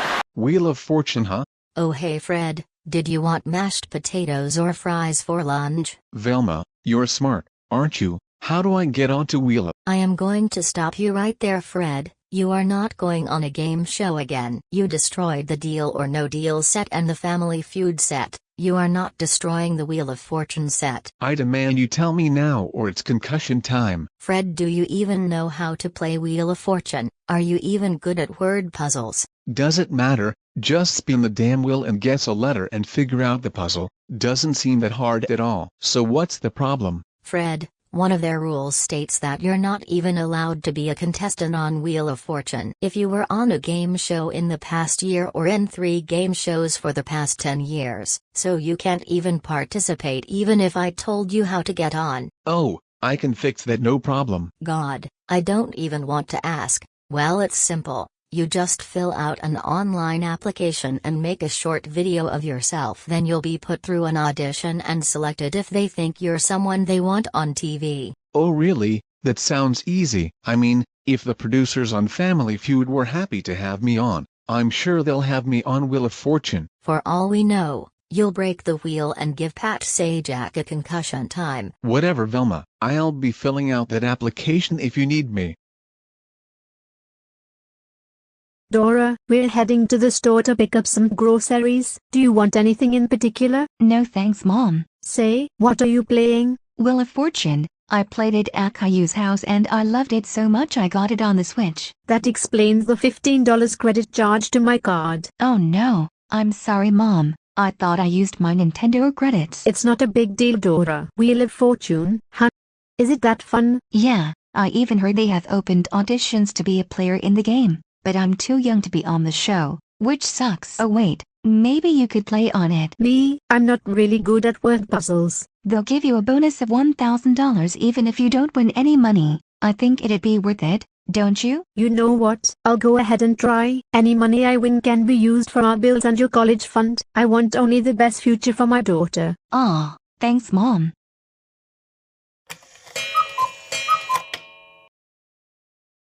Guys, I just got accepted to be on Wheel of Fortune. What? How on earth did you get accepted? Oh, it's a funny story. When they saw my application, they told me to go suck a twink stick and rejected me. Okay. So I did the only logical thing someone would do and use Go-Animate logic to teleport to their building. And I threatened to kill them all with my concussion powers if they didn't let me on. Through their fear-filled voice and tears, they allowed me on the show. You know what? I'm not even surprised anymore. Anyways, I leave for my flight tomorrow, so I want you guys to watch the episode I'll be on. Got it? Your flight. Are we not coming with you? I am allowed to bring some guests with me to watch me play, but after what happened on Family Feud and when we tried going on the cruise, I've decided I'm going solo. What? What do you think will happen? I'll exactly tell you what might fucking happen. You might try to record a TikTok with Hat Sajak or Vanna White. You might destroy the studio because if I wanted to bring someone, I'd only bring Velma, Shaggy and Scooby, and you might even blurt out the fucking answer and ruin the game for everyone, so no one is going. See you dummies later. What a jackass. To be fair, Daddy, he's right. Whatever. Guys, guess what? You have 8? No, something so much better. I got on Wheel of Fortune. For some reason, when they realized who I was, they had a panic attack and said I was immediately accepted, which was really odd. It's probably because you're known as the most powerful grounder in all of the universe, and if you got rejected, you might have grounded them for life. You think so? That's actually pretty sad. Well, I booked us a flight so you guys can join me in the audience to watch me play live. I'm going to? I obviously can't leave you here alone, Caillou. And I can't really leave you with Giovanni and Maeve after what happened last time. That jade chick is the only thing on this planet that scares me. And you're too young to be left alone and you might wreak havoc across Go City that any winnings I might get will be taken away just like that. So I expect you to be on your best behavior. Got it? And if I misbehave in any way, I'll be grounded and I'll receive a punishment day. Blah blah blah. Yeah, I think the viewers get the trope already. No fourth wall breaks. Anyways, I want you all to get packed and ready before we have to leave for tomorrow, alright? No problem, Boris. Hey guys, I just got an email and I'm going to be on Wheel of Fortune. That's amazing, Galena. Yeah, when they found out who I was, the other guy on the end was screaming why are all three trying to get on, we can't deny them otherwise we will die painfully. Or something like that. That's really odd. I wonder who the other 2 people are who are trying to get on as well. When I tried asking, they just started screaming. Screaming what? Leave me alone! Leave me alone! And well, yeah. Well, that's kind of what. Anyways, we all need to get packed up for a flight tomorrow. And Dora, I expect you to be on your best behavior. I can't leave you with the 2 trolls Boris knows because of what he told me happened when he left Caillou with them. And if you ruin my game at all, we are going straight home so we can give you a punishment day. I thought Retro didn't do punishment days. Nah, I'm still gonna. I just won't do taboo punishments. That's just wonderful. Retro, get out of my house so we can get on with the next scene. No fourth wall. Oh, never mind.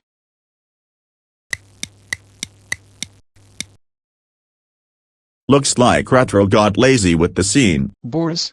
Fred, Elena, what on earth are you doing here? We are the contestants. Why are you here? I'm the contestant too.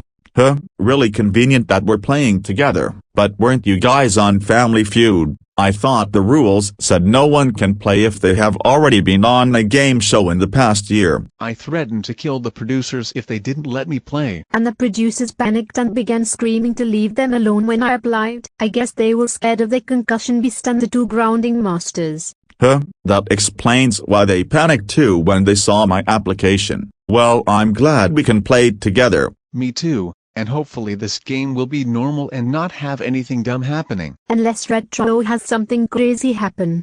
Only time will tell.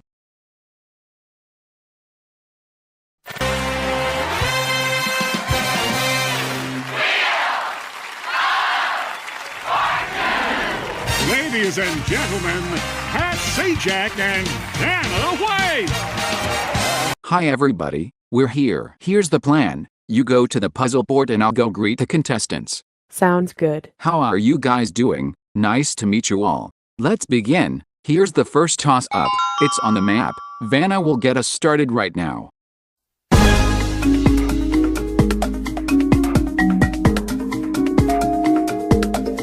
Boris? The Czech Republic. Yes sir, good job. $1,000, nothing to it. Now let's see. Boris Anderson, Go City, Nevada? Yes sir. And you're a prison warden? Yup, I am. Do you mind explaining your job in the prison? Oh sure. I took over a prison which I named Whiteborg Prison. It's sort of like a combination of Darbakir Prison, Azkaban, and a concentration camp. We take pride in refusing our inmates luxuries of all kinds in their cells. This includes food, water, sinks, toilets, beds, pillows, blankets, TVs, showers, and even air if they have misbehaved too much. Anything else to add to that? In addition to withholding luxuries, we also hand out cruel and violent acts of torture. The torture we implement ranges from having your penis chopped off with a rusty dull knife to getting a Roman flogging with rusty iron spikes. We even have a dementor in case we want to use psychological torment. Is any of that even legal? It's the Go-Animate universe, Mr. Sajak. Who cares what's legal and what's not? We can say 2 plus 2 is 5 and it would be mathematically correct because logic is non-existent. Hey, Velma said something like that once. Moving on, Fred Jones, also from Go City, Nevada. It says here you work at a brewery? Yes sir. My job is to make sure each beer is safe and FDA approved. I take pride in my job and the best part is that I get all the free beer I could ever want. That explains where he gets all the beer. That's a pretty neat deal you got there, Fred. Now let's see. Elena Marquez. Also from Go City. It says here you're an archaeologist? Yes sir, I've always had such a fascination for human history and what ancient artifacts lie within the earth we once shared. It's what brought my own daughter to become an explorer and learn the history that was lost to time. That's really great to hear. It's great meeting all of you. Now let's begin with another toss-up. This one is worth $2,000. This will decide who begins the first round. Fun and games is the category.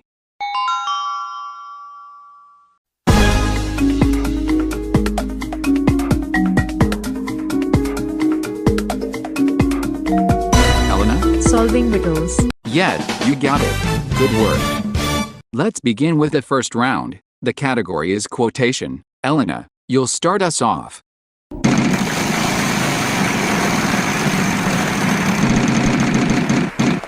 Well, that didn't last too long. Too bad. Boris, go ahead.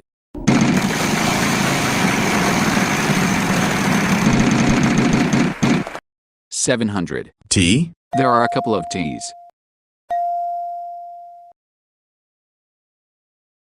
I'd like to buy a vowel. All right, go ahead.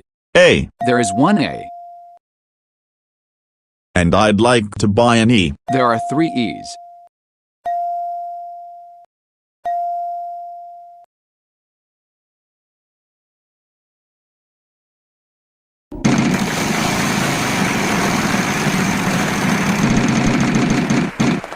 $700. R. There are 4 R's.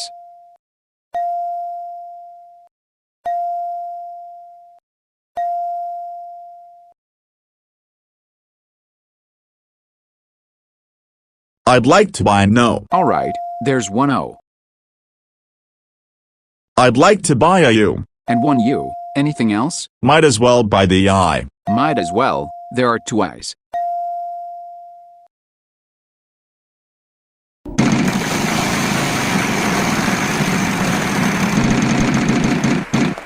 800. S. There are 3 S's.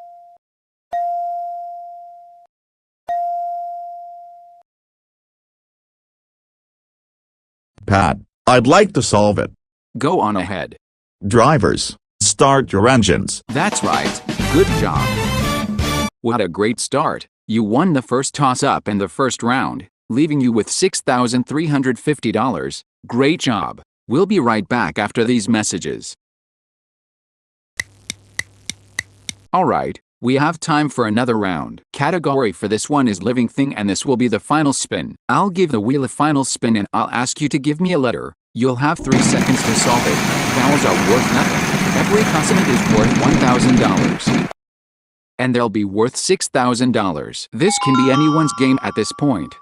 Elena, you won the last round. You'll start us off. L.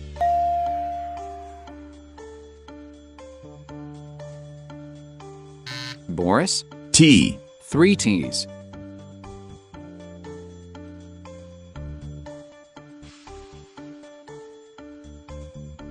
Painted turtle. That's correct. Wow, great job. You've won $18,000 from the round alone, which brings you up to $38,077. You had an amazing time, and I'll see you in the bonus round. Can't wait, Pat. Fred, the wheel gave you some trouble, but don't worry, you're not leaving empty-handed. We will give you $1,000 for your troubles. Thank you for being here. Oh, well, thanks for having me. It was a pleasure to meet you.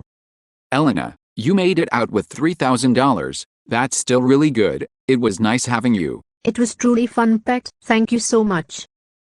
We're going to take a couple commercial breaks, and when we come back, we will start the bonus round with Boris. See you in a bit.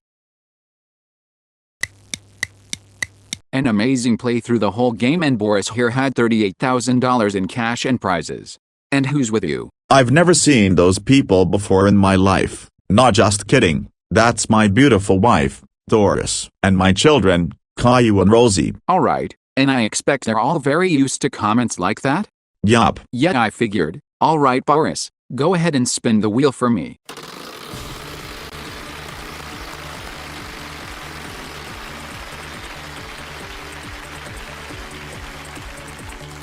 Alright, grab that for me, please. Follow me. Watch your step. Stand right here. There you are. Phrase is the category tonight. As usual, we give you some help. RSTLNE. Lots of letters up there for you.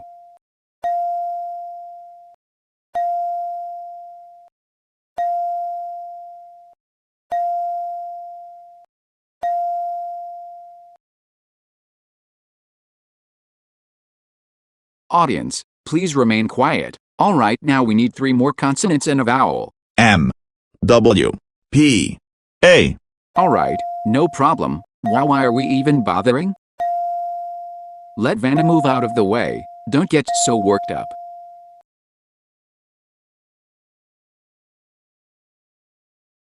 You have 10 seconds, Boris. Good luck. Somewhat of a surprise. Yeah, that's it. No drama here at all. Let's see here. Can you use $100,000? Holy crap, no way, oh my god, yes. Well, what a player. $138,077 for Boris Anderson. Thanks for tuning in, and we will see you next time.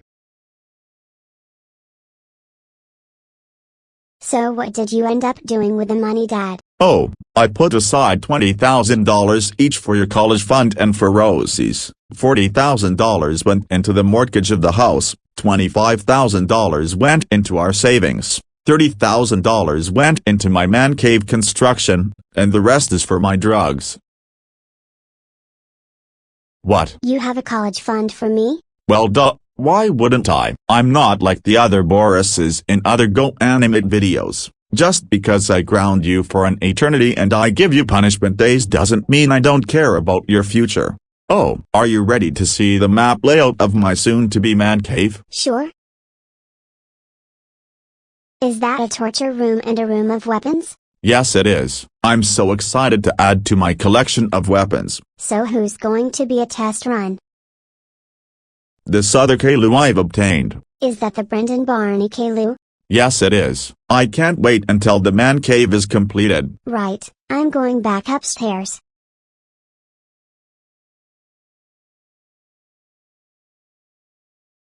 Alright, We have time for another round. Category for this one is living thing and this will be the final spin. I'll give the wheel a final spin and I'll ask you to give me a letter. You'll have 3 seconds to solve it. Vowels are worth nothing. Every consonant is worth $1,000. And they'll be worth $6,000. This can be anyone's game at this point. Elena, you won the last round. You'll start us off. L. 1 L. Boris? N.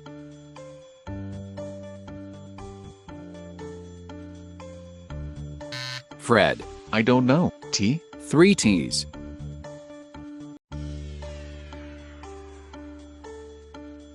I'm just going to take a wild guess. Painted turtle? That's correct. Wow, great job. You've won $18,000 from the round alone, which brings you up to $20,200. You somehow came back with a vengeance, and you managed to keep the beautiful $1 million wedge with you. I'll see you in the bonus round and hopefully we can make you a millionaire. Oh my god, no way, I can't believe it. Boris, you had an amazing game and you're still leaving with at least $20,000. That's a good chunk of change. It was an honor, Mr. Sajak. Thank you for having me. Elena, you made it out with $3,000. That's more than what you probably came in with. Glad to have you. It was a fun experience, thank you so very much. We're going to take a couple commercial breaks and when we come back, we will start the bonus round with Fred. See you in a bit. A rough start but you somehow made it to the bonus round. Talk about never giving up. You have $20,200 in cash and prizes and hopefully we can make that $1 million. Speaking of the million, where's the wedge? Where is that $1 million wedge? Over there with my good friends Boris and Elena. I'm surprised you didn't bring anyone. You'll thank me for that later. Well anyways, go ahead and spin the wheel for me.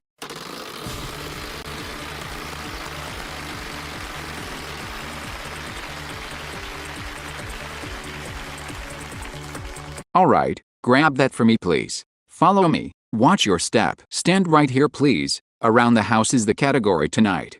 As usual we give you some help. RSTLNE, we got some help from that. Now audience, please remain quiet. Now we need 3 more consonants and a vowel if you may. C, D, M, A. You got some help.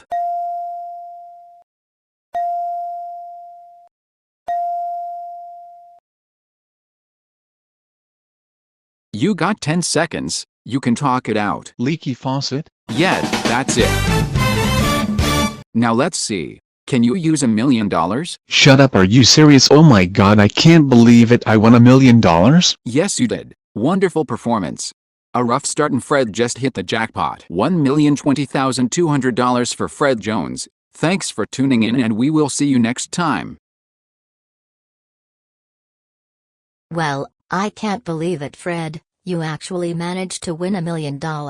I'm not entirely sure how you did, but you did. Are you going to share that money with us or are we to assume you won't? I'm not sharing a damn penny with any of you. That money is going to be used to buy our necessities, pay the bills, fix whatever needs to be fixed, and for myself to get the finest cuts of steaks out there. And what makes you think we won't just use Velma's hacking skills to just steal, Paul?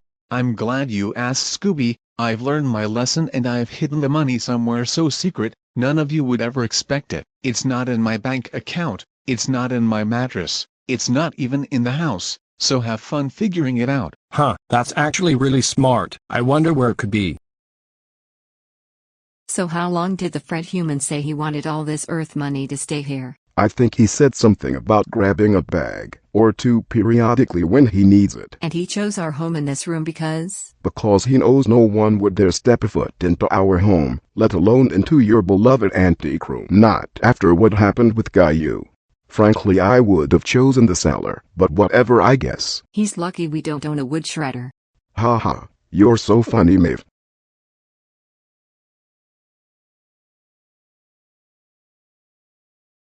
Alright, we have time for another round. Category for this one is living thing and this will be the final spin. I'll give the wheel a final spin and I'll ask you to give me a letter. You'll have 3 seconds to solve it. Vowels are worth nothing. Every consonant is worth $1,000. And they'll be worth $6,000. This can be anyone's game at this point. Elena, you won the last round. You'll start us off. L. 1L. Boris? N.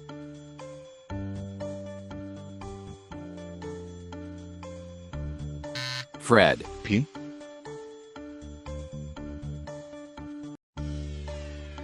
Back over to you, Elena. D. 3 T's.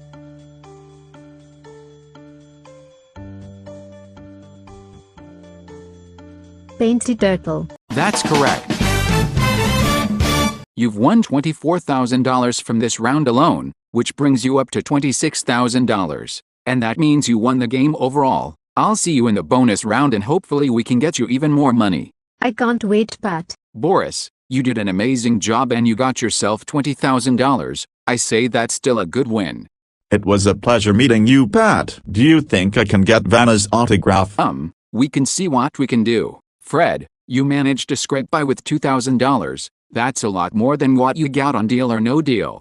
Don't even remind me. Well, it was great being here. At least I got some sort of profit. We're going to take a couple commercial breaks and when we come back, we will start the bonus round with Elena. See you in a bit.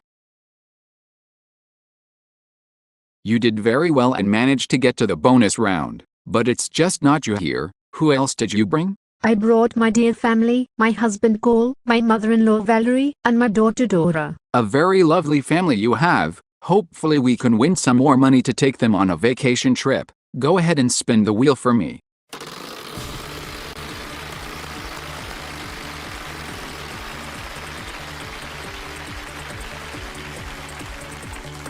Alright, grab that for me please. Follow me. Stand right here please. Phrase is the category tonight. As usual we give you some help, RSTLNE, and we got some help from that. Now audience, please remain quiet. Now we need 3 more consonants and a vowel if you may. B, D, M, O. That got you some help.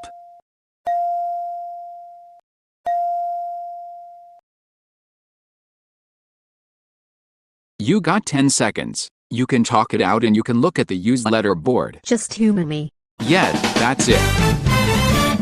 Now let's see. Looks like you guys are taking that vacation trip. Oh my sweet God. A great game with her friend, Elena. She won a combined total of $76,000. Time to get that mother-in-law suite. Thanks for tuning in and we will see you next time.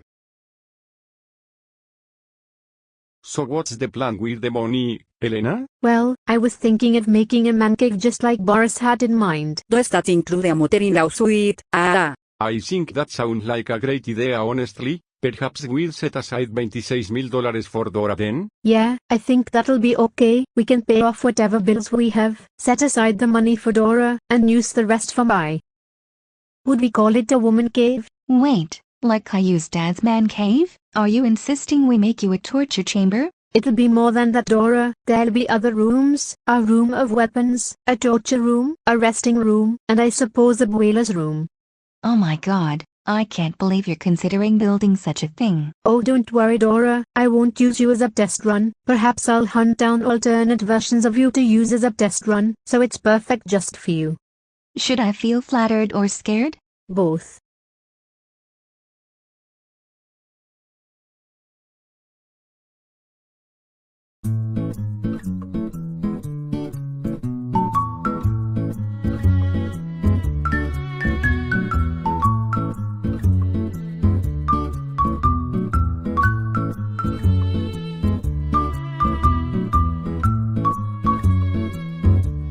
Giovanni?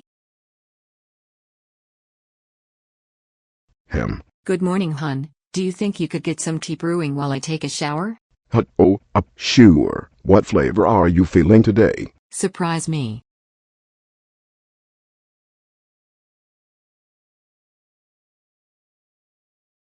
So is there anything you'd like to do today? I think I'd rather stay inside today. After what happened at that silly game show, I think I had enough social interactions for 1 week. Honestly, I was hoping we would have just had a nice time, but go figured, it got ruined.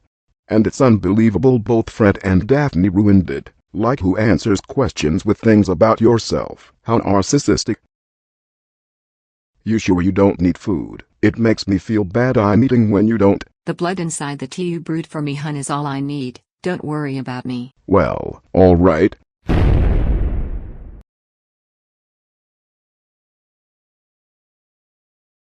Looks like Dora is destroying the buildings again. I'll prep the cellar while you grab your little game systems. Wait, is that? Giovanni? Oh god damn it, why did I make the dumb decision of coming outside? Go City is never safe when Caillou and Dora are still alive. Velma, come with me. Giovanni? You live on this? No time. I brought a friend. Oh, hello again.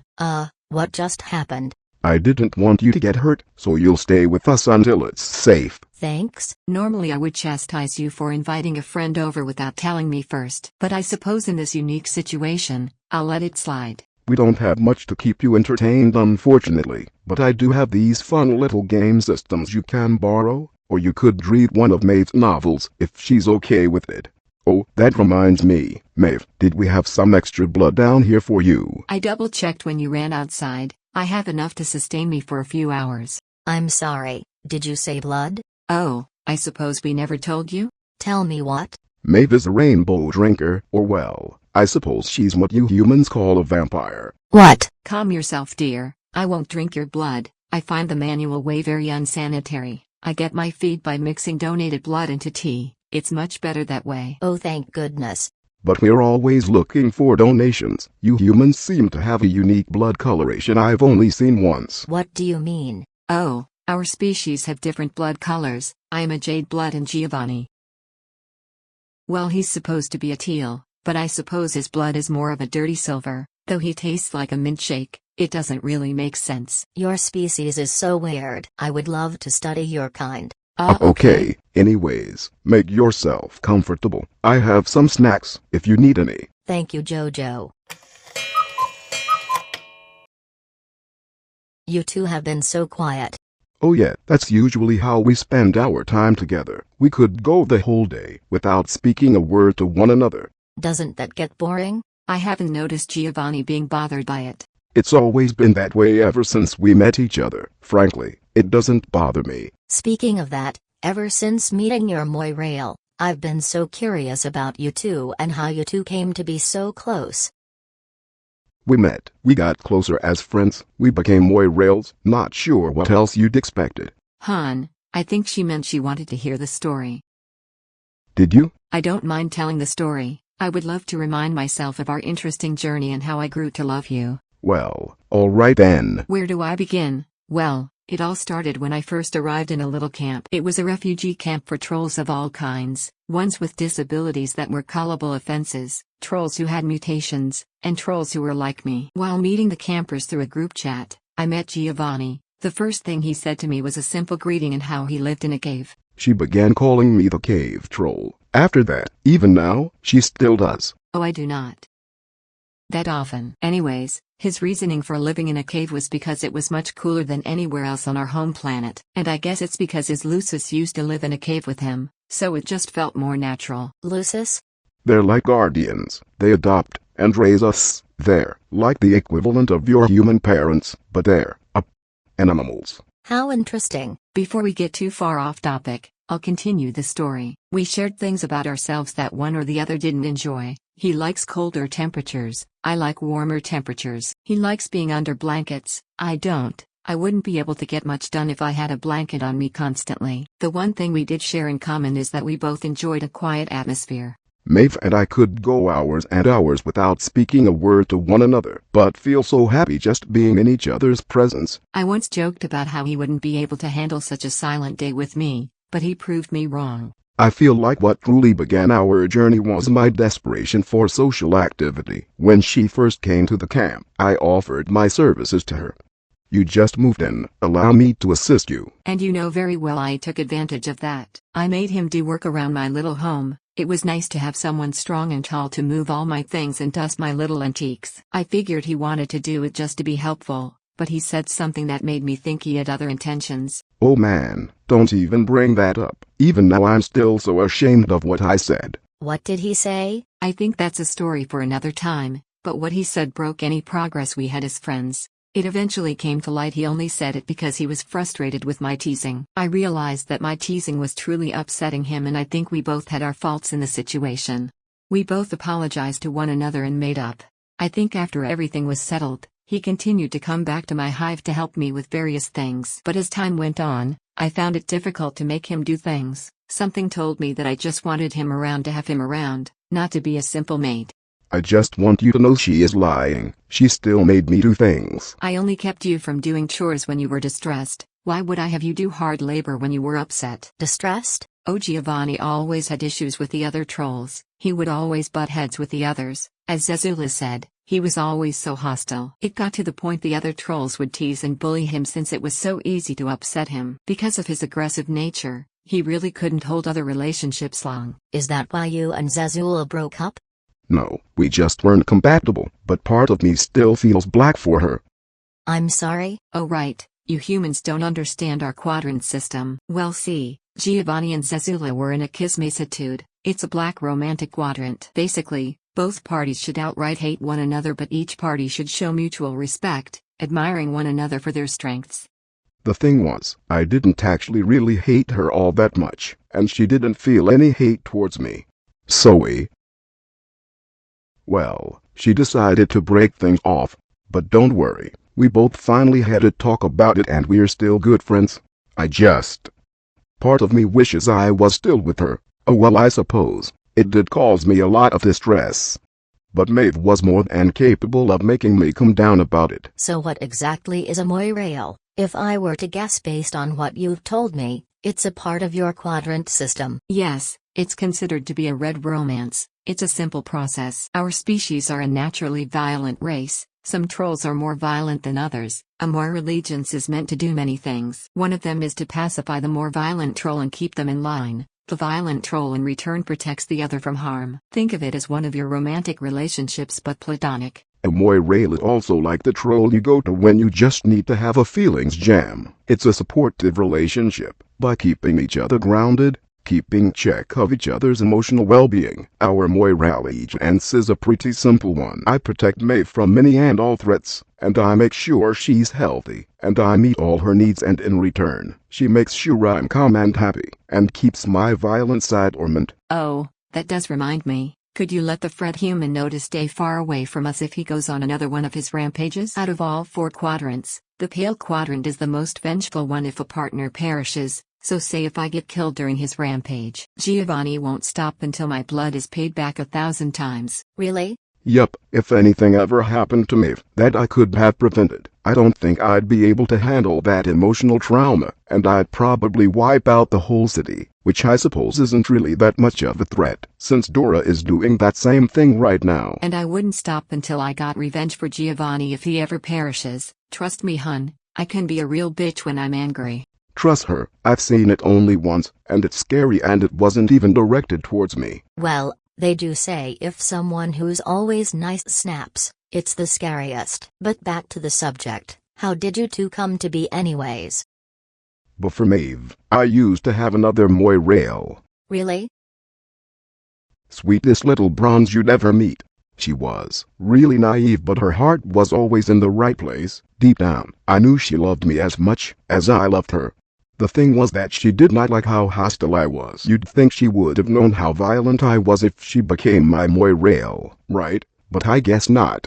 And I suppose she didn't like how pushy I was. I was just so new to these kinds of relationships, you know. Anyways, there was this one limeblood I always butted heads with. He seemed to be angry at literally everything, and he always had something to say. We were arguing, and I suppose my moirail at the time did not like how mean I was towards the lime, so she dumped me over text in a public group chat. I think that's the worst. At least Zazula did it in private so I wouldn't get humiliated. I can understand being overwhelmed by someone who had a hostile temper. Some trolls can't handle that. But why would you agree to be in a relationship specifically meant to quell a hostile troll if you can't handle it? Not once did she try to tell me to stop or try to get control of the situation. She only got mad at me for being mean to the limeblood, like I didn't butt heads with all the campers all the time. I don't know. I guess even now, it upsets me. Let's just move on from it before you start getting really upset, hun. It worries me when you shut down after remembering bad past events. Alright. Anyways, he didn't know who to go to about it. Most of the other campers didn't like him and the friends he did have weren't readily available. So he came straight to me because he knew I'd at least hear him out, though, it seemed he didn't even want to talk about it. Normally, when a situation that doesn't involve me happens, I'd look the other way. It wasn't my problem, so why get involved? But something deep inside felt pity for Giovanni, so I went ahead and tried prodding him to talk about it. It's what we call a feelings jam. It was just so sudden, you know. It hit me hard like a truck, and I suppose I was still processing it all.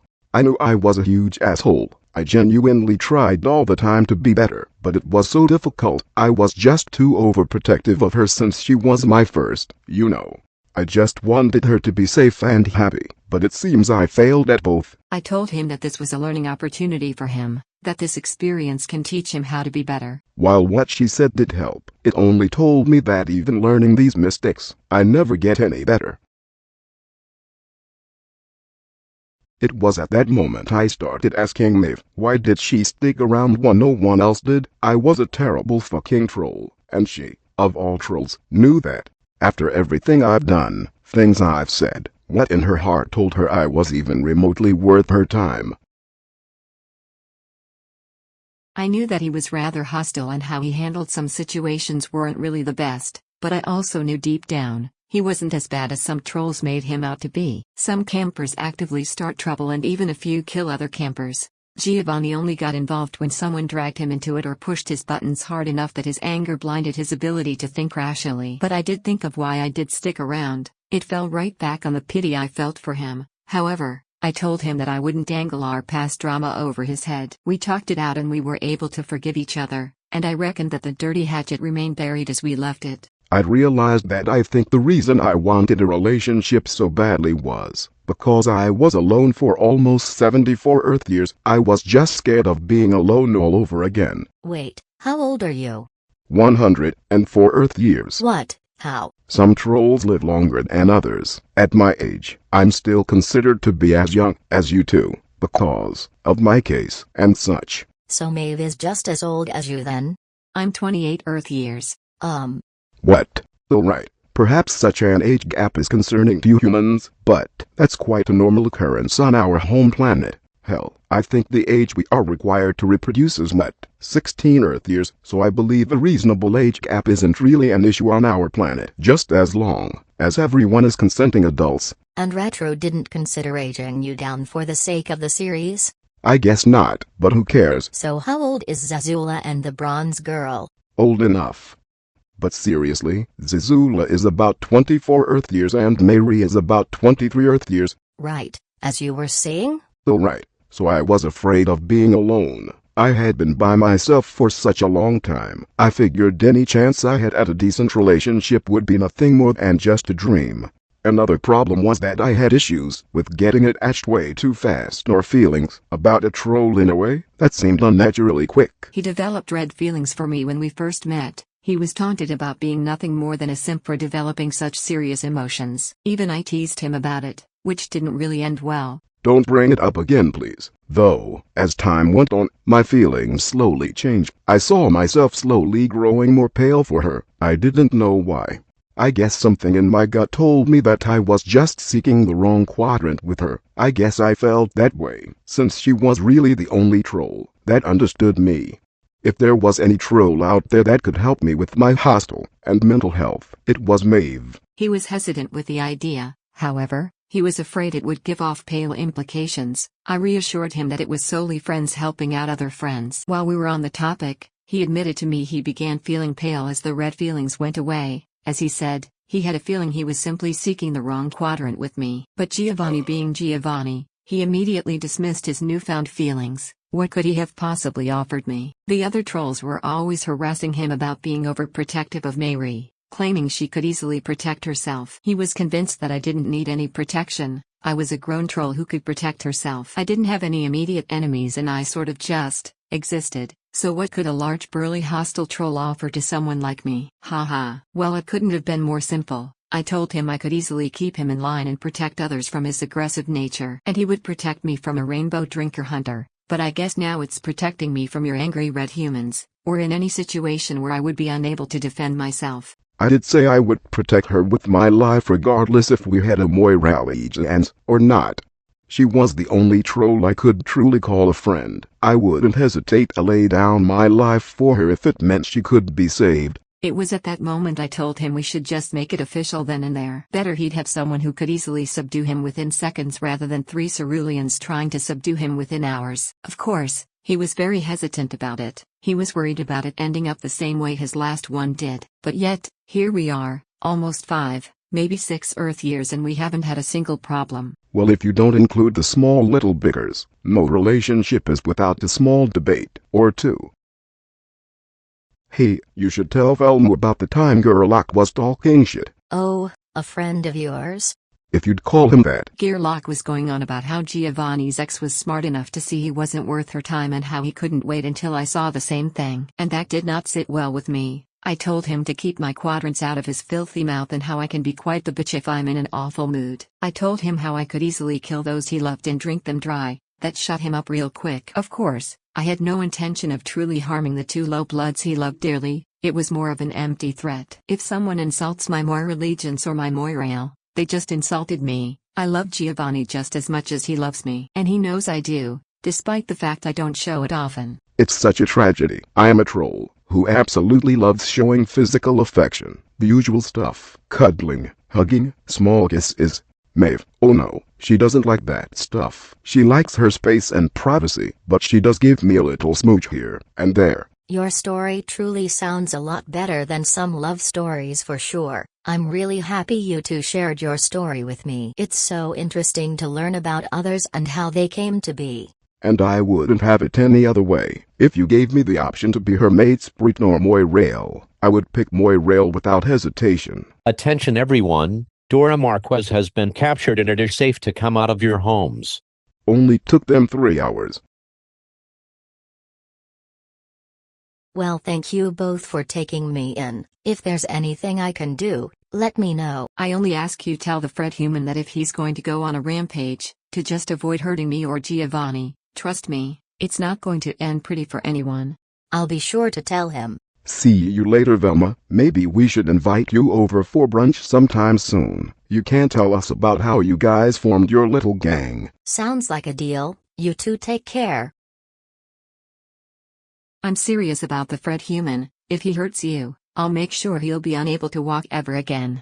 Someone is being very aggressive today. I just need some tea and I think I'll be okay. Well, go ahead and sit down. I'll brew you some more tea. Thank you, hun.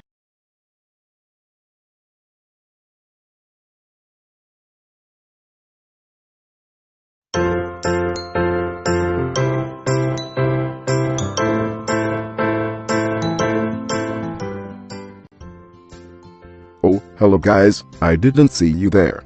If you didn't already know, my name is Giovanni Darkus. A commenter asked if I could give you guys a house tour, and I feel like that'll be a swell time. Let me change real quick.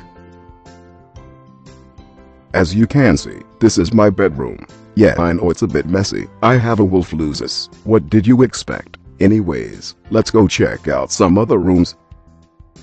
Oh, this room with the sign on it is Mate's bedroom. Her room is strictly off limits, so unfortunately I can't show you what the inside looks like. Nonsense, hun. If they want a house tour, we'll give them one. Just don't touch anything. Oh, okay.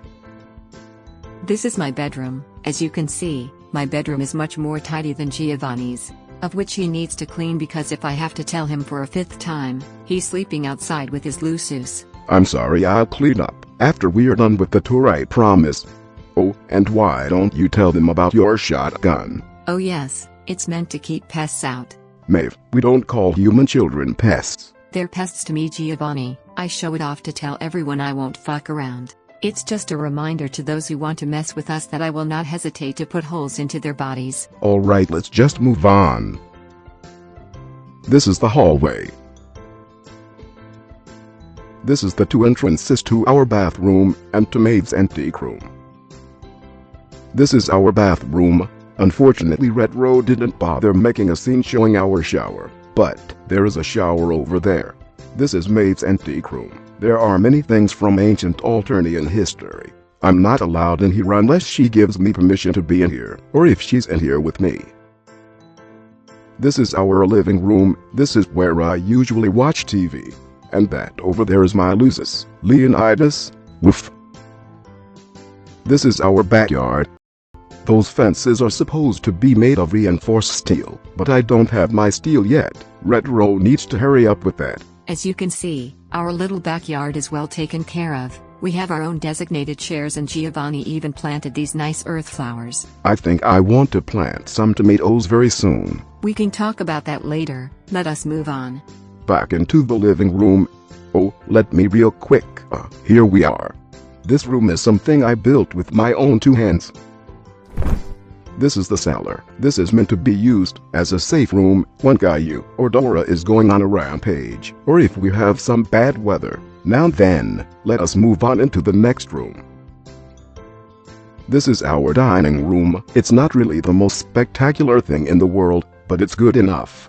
Maeve, what tea are we having today? Matcha tea. That means Maeve is drinking tea that was probably mixed with Anna Liv's or Jade's blood. Let me show you the kitchen. This is our little kitchen. It's a beautiful room, if I say so myself. I wanted to put a bed in here so I have close access to the fridge, but Maeve said no. Anyways, to the next room. This here is a second living room. Maeve usually spends her time in here. Sometimes even Moirails need their space. I don't blame her. Imagine living with me, let alone for almost 6 Earth years. And this is the entrance to our home. So this here is the front yard. You can see more of my lovely flowers, and our no Caillou sign. That's better. The reason we don't want Caillou and Dora specifically at our house is because Maeve isn't particularly fond of them. While Maeve is a Jade blood and her cast are known for being nurturing and being caregivers, Maeve is anything but that.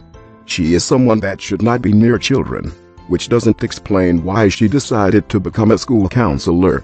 Oh, and that right there is our car. Well folks, I hope you enjoyed the tour. We will see you again very soon. Han, did you show them all the rooms? Yeah, I did. Yeah, I showed them all the rooms. Giovanni.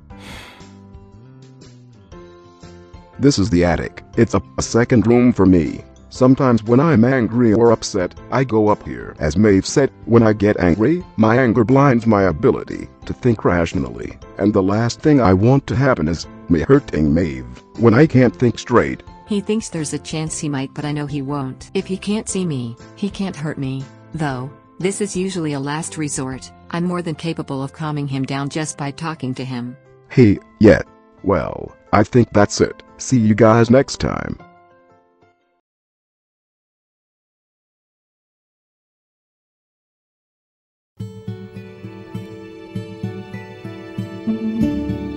I'm surprised you came along with me. It's nice to get out of the house once in a while. I'm sure this steakhouse has something for me. The only thing I see here that you could possibly have is the iced tea. Do you even like iced tea? It's no different than hot tea, is it not? I mean, I guess. Welcome to Outback Steakhouse, folks. My name's Kate and I'm your server for tonight. Would either of you be interested in our 72-ounce sirloin steak? Finish it in an hour and your whole party eats for free. Oh, no thank you. I'll just like some iced tea. 72 ounces? That sounds pretty small if you ask me. Hell, let me have that. Han, that's a lot of meat. Are you sure you'll be able to eat all of it? Maeve, you're looking at someone who was raised by a giant lion-wolf hybrid Lucis. I've eaten Lucis carcasses bigger than your own Lucis. This steak is nothing. Well, if that's the case, come with me, sir. I'll bring you your tea, ma'am. Ooh, fun. Well, at least I'm getting some entertainment. Fred, out of all the places we could have gone to, you chose Outback? Of course, if you don't like it you can just suck it up. Guys, can't we just enjoy ourselves? Do we really need to fight every time we try going out? Yeah, Daphne, listen to Shaggy and stop complaining. Says the guy that's probably going to complain about our food taking forever when it's only been 5 minutes. Shut up, Scooby. Can we just discuss what we're getting so our server can get our orders in? Hey, look at this item here guys. A 72-ounce steak. Eat it and your whole party eats for free. 72 ounces? That sounds so small. How much is it? About $72 if we don't include the tax. Oh, fuck that. I can get bigger cuts of steaks from a certified butcher for cheaper. But Fred, think about it. If one of us eats that whole steak, you won't have to pay a single penny for a whole meal. Well, I do love saving money, but look, if anyone is going to do that challenge it's me. I'm the top tier food reviewer when it comes to steaks. Texas didn't raise no bitch and I know I can destroy that steak in 30 minutes. True, but Shaggy probably has this one over you, Fred. I think we should let Shaggy do it. Alright dummies, let's do this. Obviously they can't let both of us do the challenge, so here's the deal. We will split into two groups. One group who thinks I can do the challenge and the other who thinks Shaggy can. So, who thinks Shaggy can do it? Me. Well, screw you both. Scooby? Shaggy, I'm sorry bro, but I think Fred can do it. Honestly, we only ever eat McDonald's, so if you tried eating that steak, you'll get sick of it halfway through and want McDonald's. Well, that's lame of you, Scooby, but oh well. Wow, so the demon dog thinks I can do it but you two idiots don't. Just wow, whatever. I hope you guys are ready to waste your money because you didn't pick my group. Whatever, Fred. Ladies and gentlemen, we have 4 participants ready to take on our steak eating challenge. On our far left, Giovanni Darkus from Who the Heck Knows, the concussion beast himself, Fred Jones, the notorious food eating machine, Shaggy Rogers, and our very own steak champion, Veronica Dubois, who still holds the world record for eating a whole 72-ounce steak in 3 minutes. Take it easy on them, won't you, dear? Oh, I'll try. Gee Gus, give me strength. The rules are very simple, folks. No one is allowed to help you chew or cut the meat, and if any one of you gets sick before the finish, you are disqualified. Let's give them some encouragement, folks.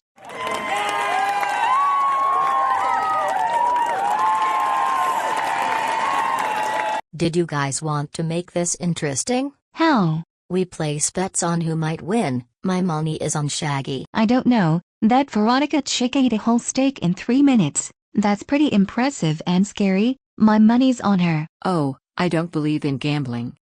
50 on Shaggy. I literally have no money, but you guys have fun.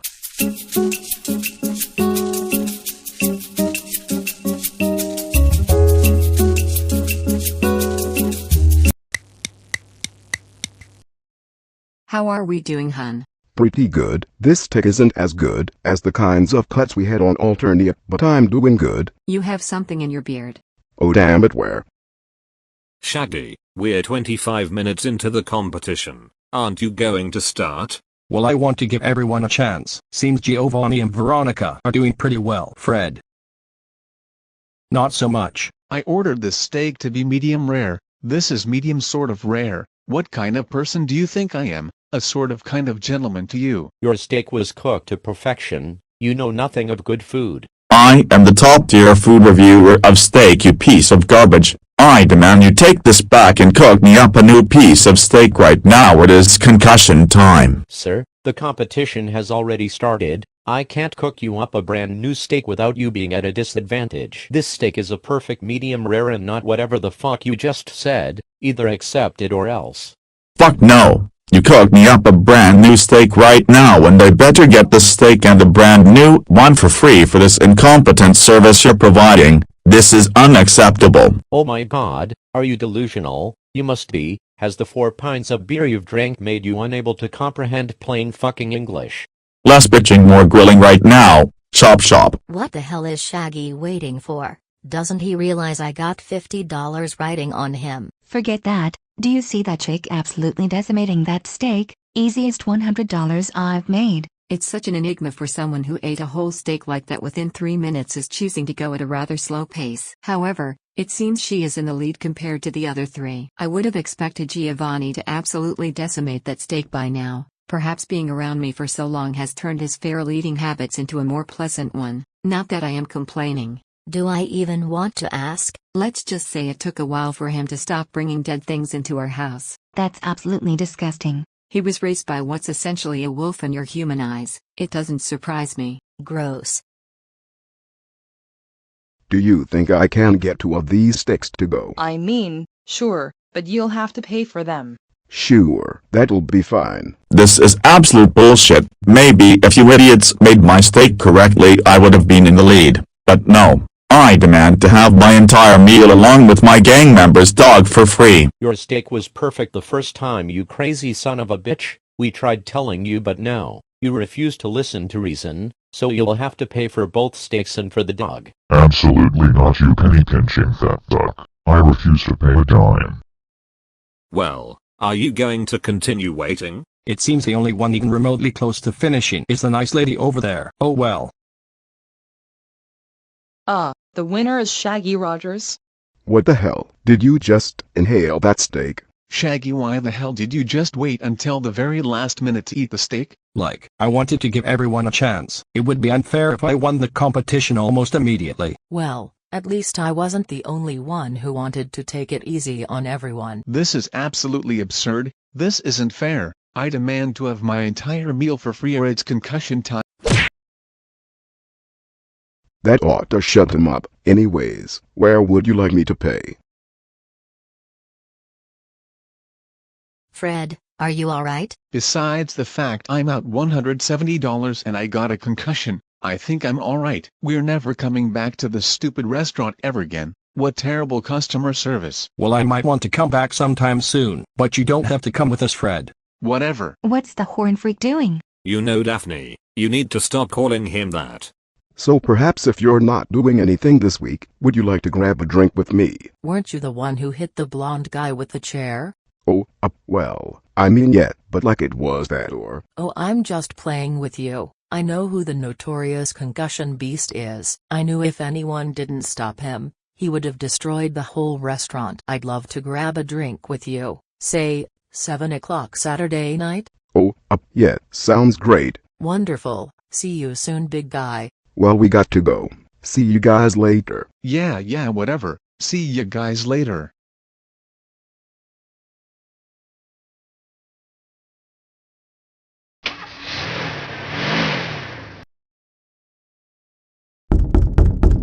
Why are you here?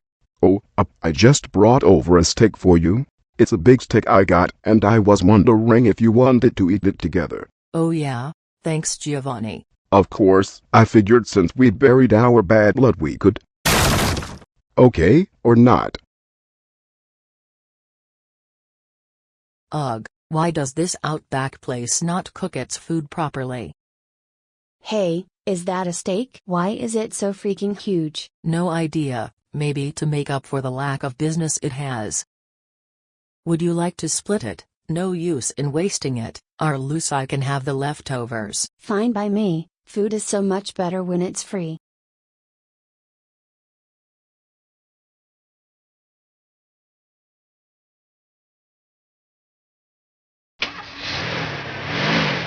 In local news, witnesses claim to have seen a large red-teeth kid destroying a Toys R Us because they did not have the long discontinued rad repeating Tarzan. We believe this was I wonder who that could be. Oh, hey Velma. Oh hey Giovanni, is there something you need? Yeah, so remember how we were all at that steakhouse restaurant? Oh yeah, I won $50 from betting on your guys' challenge. That explains where Maeve got that $50 from. Anyways, remember how we saw that human woman, Veronica? Yeah, I do. Why? Well. Velma, how do you talk to human women? What? How do you talk to your human women? I have no idea at all. I wasn't thinking when I asked her out on a date. We have a date this Saturday, and I'm freaking the fuck out. What if I say the wrong thing and make her think I'm a weirdo? Giovanni, slow down. Just relax. I'm sorry, I just... Here, come inside and let's talk about it. Okay. Giovanni, I'm going to be honest. I'm not sure why you're asking me of all people. Do you really think my tech nerd sassy ass gets any? Well, I really didn't know who else to go to honestly. Trying to ask Maeve for dating advice is like asking a toddler to solve rocket science. And I figured I'd ask someone who's around Veronica's age rather than around Dora's or Elena's age. Perhaps that's true. Well, I can try to help you since you did help me when Dora went psycho and destroyed the buildings. Let's try some exercises. Hello Giovanni, did you do anything exciting today? I ate 10 burritos this morning and absolutely destroyed the toilet, and I've never felt such euphoria. Okay Giovanni, I doubt anyone wants to hear about your bowel movements. Let's try again. Giovanni, would you like to go dance with me? Hook it up. Giovanni, who the hell says hook it up? No one says that. Okay, yeah, this might be a lot harder than I thought. You dated Zazula, haven't you? How did that even happen? I tried way too hard to prove myself worthy to her, and she dated me out of pity, which really only lasted a week, so I doubt she counts. Besides, that was a different quadrant. Well shit, you are pretty bad with this. Perhaps we can try some role-playing. Hell no. Last time I tried role-playing I was left tied up on a bed with semen all over me. Last time I tried doing a meet and fuck. No, I mean we should practice talking to women, you nasty fuck. Perhaps we could ask. Never mind. What? I was going to suggest Daphne could help us, but your Moirail sort of threatened to blow her head off if she dared to come near you again when we were at Outback. Oh, Maeve was just joking around. Maybe, as long as Daphne doesn't insult me, we can work it out. Alright, let me go ask her and we can get started. So according to this book on how to talk to women for dummies, let's begin with a simple greeting. Of course. Hello Daphne, are we having a nice day? Besides the fact Fred smashed my phone after I stole $100 from him to pay Velma and your crazy Moirail, I think I'm fine. She's not fucking crazy, she just has different ways of socializing. Giovanni, try not to swear and be more gentle. And Daphne, we need to help him, not insult him or his shotgun-wielding Moirail. Fine. To answer your question Giovanni, I'm doing fine. What about you? Now, don't say anything extra, just tell her how you're feeling and begin small talk. Okay, to answer your question, I am doing quite fine myself. I must say, the outfit you've chosen is absolutely wonderful. Thank you, even though I wear this outfit 24/7 and probably hasn't been washed in like 55 years. What? Anyways, I must admit your sense of fashion is horrible, like teal on black. Why would you wear that? It represents my blood color. No one wants to know what blood color you have. You don't see me wearing red just because my blood is red now, do you? Oh, your blood color isn't purple. Holy crap, you're stupid. Okay, that's enough. Clearly this isn't working. We need to think of something else. Do all humans have red blood? It depends on the oxygenation status. Well, oxygenated blood is a bright red. Poorly oxygenated blood can appear dark red. And if someone has too much methemoglobin in their blood can appear a chocolate brown. That's pretty cool. Back to the subject. What do we possibly do? You clearly have bad social skills when talking to a romantic interest. Which doesn't explain how Maeve even remotely likes you. Because she loves me for who I am. I don't need to try so hard, because she loves my dumb ass. Anyways, maybe you could talk to me through an earpiece. Huh? Do you know how in those spy movies, the main character has an earpiece to talk to the person giving them directions? Perhaps you could do that. Just tell me exactly what to say in response, and the date will be a success. Giovanni, that sounds like deception because it's not your responses, it's someone else's. Are you sure? Please, I want to look good for her. I really like her, and I want to impress her, and I can't do that if I say stupid shit. Oh, alright. Just promise me Maeve won't come after me if this plan backfires and you get rejected. Oh, I'm sure she won't. I'll meet you at the restaurant at 6 p.m. What about me? What about you? Giovanni, if you want this date to be successful, you need advice from me and not Velma. And why would I take advice from you of all people? Why would I take any kind of advice from someone who's called me a freak and made me cry?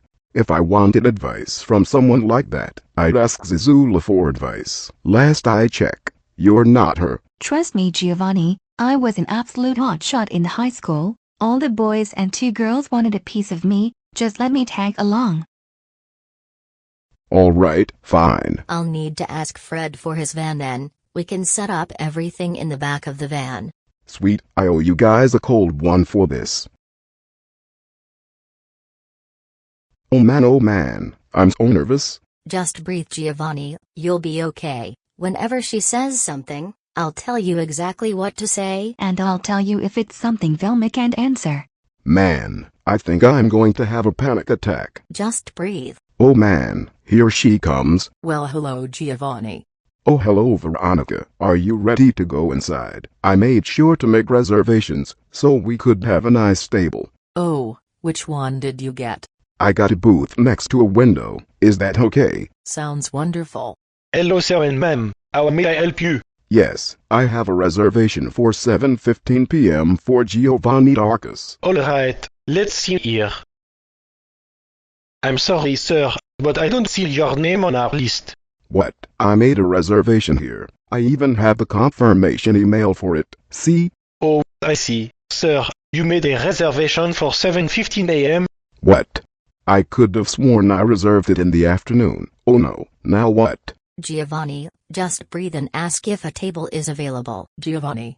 Oh, sir, do you perhaps have an available table we can have? We are completely booked for the night, sir. If you wish to have a table, it'll be an hour wait. Almost an hour. Is that so? Well, Giovanni, if you're okay with waiting, we can just wait. I'm not really that hungry right now, so I don't mind waiting. Man, I'm so sorry, Veronica. This is my fault. I should have double-checked the confirmation. My eyesight isn't as good as it used to be. Hey, like I said, it's perfectly fine. I don't mind waiting. Come then, let's sit down. Okay. This is already a bad start. Man, if that was me, I would have gotten really upset. I'm surprised that chick has patience like that. Daphne, the fact you would have been angry for a simple mistake really says a lot about your character. I think it's great she understood the mistake. At least this way, they can make small talk and hopefully it'll make Giovanni relax a bit. And which one of you was going to tell me you were going to help Giovanni? Last I remember, he's my responsibility, not yours. Oh, hello Maeve. We can explain. You see, we Oh, I'm just playing around. It's on he had you two help him with, what exactly are you guys doing? Your Moirail clearly isn't a lady killer, so he needed our help to talk to the girl he's interested in. Is that so? My darling Giovanni was never good with women. Or men. I'm surprised he didn't say anything about this to me. Wait, how on earth did you even find out about this plan? I needed the Fred human's assistance with something since Giovanni was out on his date. When I took notice of your guy's absence, he told me what you two were doing since you took his van. When I do talk about it, how did you two turn the back of the van into a spy van? Go-Animate logic? Fair enough. Since I'm here, allow me to watch this unfold. I need to use the ladies' room real quick. I'll be right back. Hey, no problem. Take your time, Veronica. Giovanni? Maeve, what are you doing with Velma and Daphne? Giovanni, how could you? If you needed help, you should have come to me. The fact you went to someone else makes me think you don't value our Moira allegiance as I do. What? No, of course not. I just... Oh, I'm just kidding around. You made a wise choice by not asking me for advice. God damn it, I hate it when you do that. Exactly. That's why I do it. How did you even know what we were doing? The Fred human told me. Of course he did. So, did you just come to say hello? No, I just wanted to see everything that's going down, of course. And to make sure a certain human doesn't mess up your only chance at making a lady friend. I think it's wonderful you potentially found someone that likes you for you. I told you that you would eventually find someone to call your own hun. This is just date one, Maeve. We can't make assumptions just yet. And who would say no to that face? You, Mary, Zazula, Freya, Zazula again, and Ophelia. Oh hun, you know what I meant. Yet. I'm back. Have they called a table for us yet?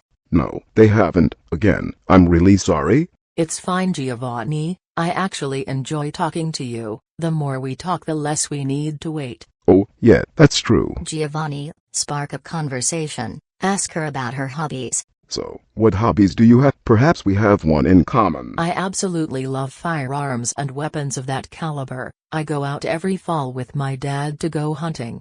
Oh yeah, my dad and I go hunting too. I'm able to take down a large buck with my bare hands. That sounds a little dangerous. Yet, I guess it does. He can literally hunt down a large buck with his bare hands. Oh yeah. And he's eaten them raw? That's what he told me. That is absolutely foul. Is it no different than you humans eating the moo beasts or even the oink beasts? We have this thing called a stove top where we cook it because we are not primitive savages. What are you implying? She's not implying anything, Maeve. She's just saying we don't have a powerful stomach like Giovanni. Humans can't eat raw meat. Sounds like a genetic issue.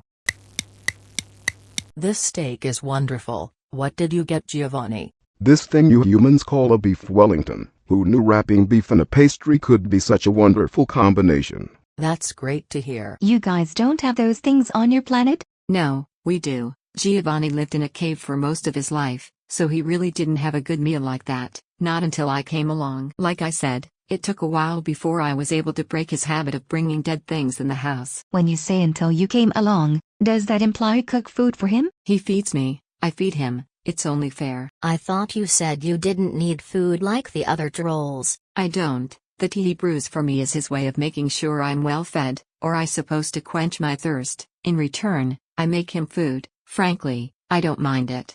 He's a grown troll. He can make his own food. Well, I never said I did it for him every day. More often than not, he insists I rest and enjoy myself. Then he usually does the things that need to be done in the home. Really? Why's that? Giovanni always has so much energy he needs to get out, so instead of running across the city, he does chores around the hive. It usually gets all his energy out before the end of the day. If he doesn't get all that energy out, he starts destroying things like a puppy. It was cute at first, but he knocked a tree down a little too close to my old home. So he asked me if I could help with his energy issue, so I made a list specifically just for him of things to do so he can get all that energy out. It helps him and it gets my chores done. It's a win-win. So you don't even see him as whatever the hell you two are, but nothing more than a maid? Excuse me? Wait, Maeve, that's not. I do not make Giovanni do a damn thing. He does it on his own accord. If you're insisting I'm a lazy bitch, then you're sorely mistaken. I do my part in our home. Oh, sure you do. What could you possibly do that you don't make him do? I pay all the bills. I buy the groceries. I clean the dining room,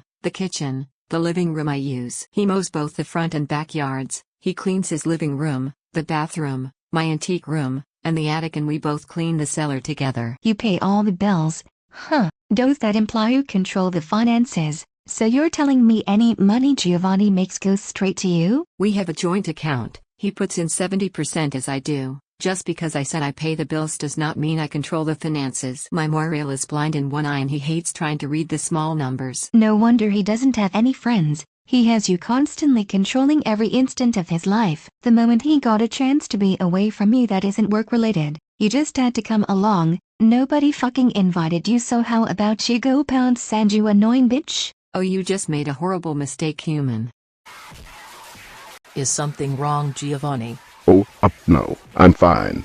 Say, did you want dessert? What the fuck are you guys doing? Maeve, no. If you shoot that gun, you'll blow the van. Oh no, Maeve. Giovanni. Maeve, oh my god, are you okay? Yeah, hun, I'm fine. Who's responsible for this? I swear to God I am not Billo beating the shit out of a chick. Oh, how about you ask her Moriel? She's the one who shot that gun of hers and caused the van to explode. After you dared to question my Moira allegiance. Daphne believes Maeve is just using you as a personal housemaid and how your Moira allegiance isn't even a thing. What? How dare you question a relationship your feeble human brain can't comprehend? Our relationship is more connected than any relationship you've ever been in. We work together as a team and split responsibilities evenly. But she says you put 70% of your money in a joint account. Like what? Does she limit how much money you have at a time?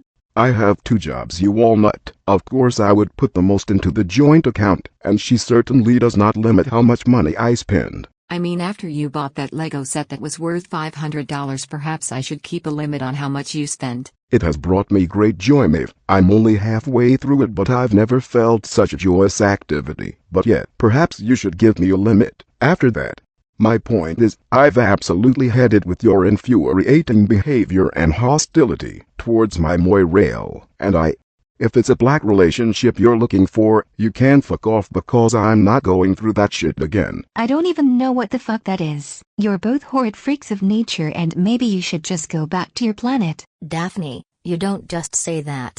I've absolutely had it.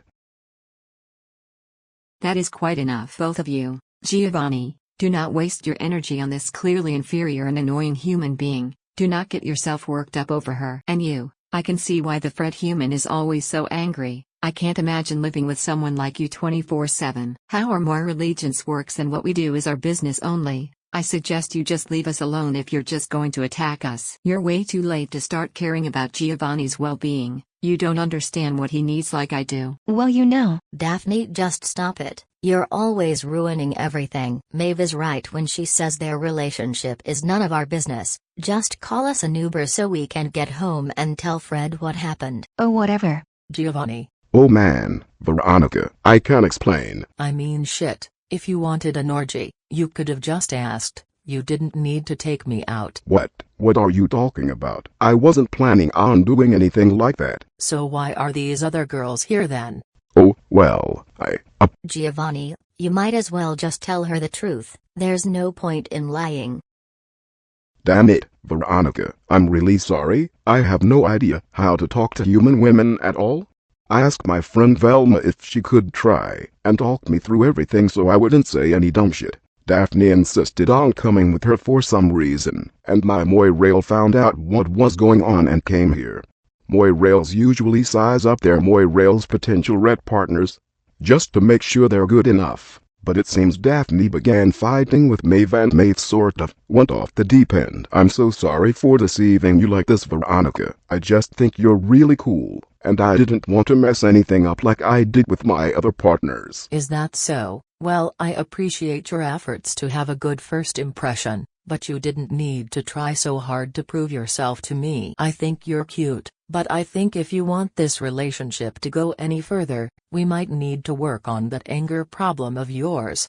Oh, yeah, my problems aren't as bad as they used to be. You can't thank my Moirail for that. Maybe we should have gone out for coffee instead of this fancy restaurant. Maybe we can set up another date next week, and just the two of us. I want to hear the true you. Of course, I can do that. The night is still young. Did you want to go to the nightclub, perhaps, for a little dance? Hook it up. Everything worked out. Thank you guys very much. I'll see you back home, Maeve. See you later, Velma. What about me?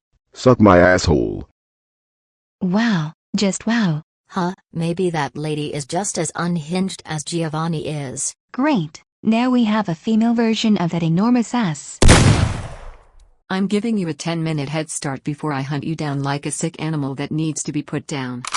Your time starts now. Maeve? I'm not in the mood to run after her, but it seems that the Veronica human likes Giovanni and well, I think I can trust her to be around my harmless pup. For now, would you like to join me back at my home for a small tea session? Perhaps breaking the news to Fred about his van will be easier if you're next to me. Wonderful.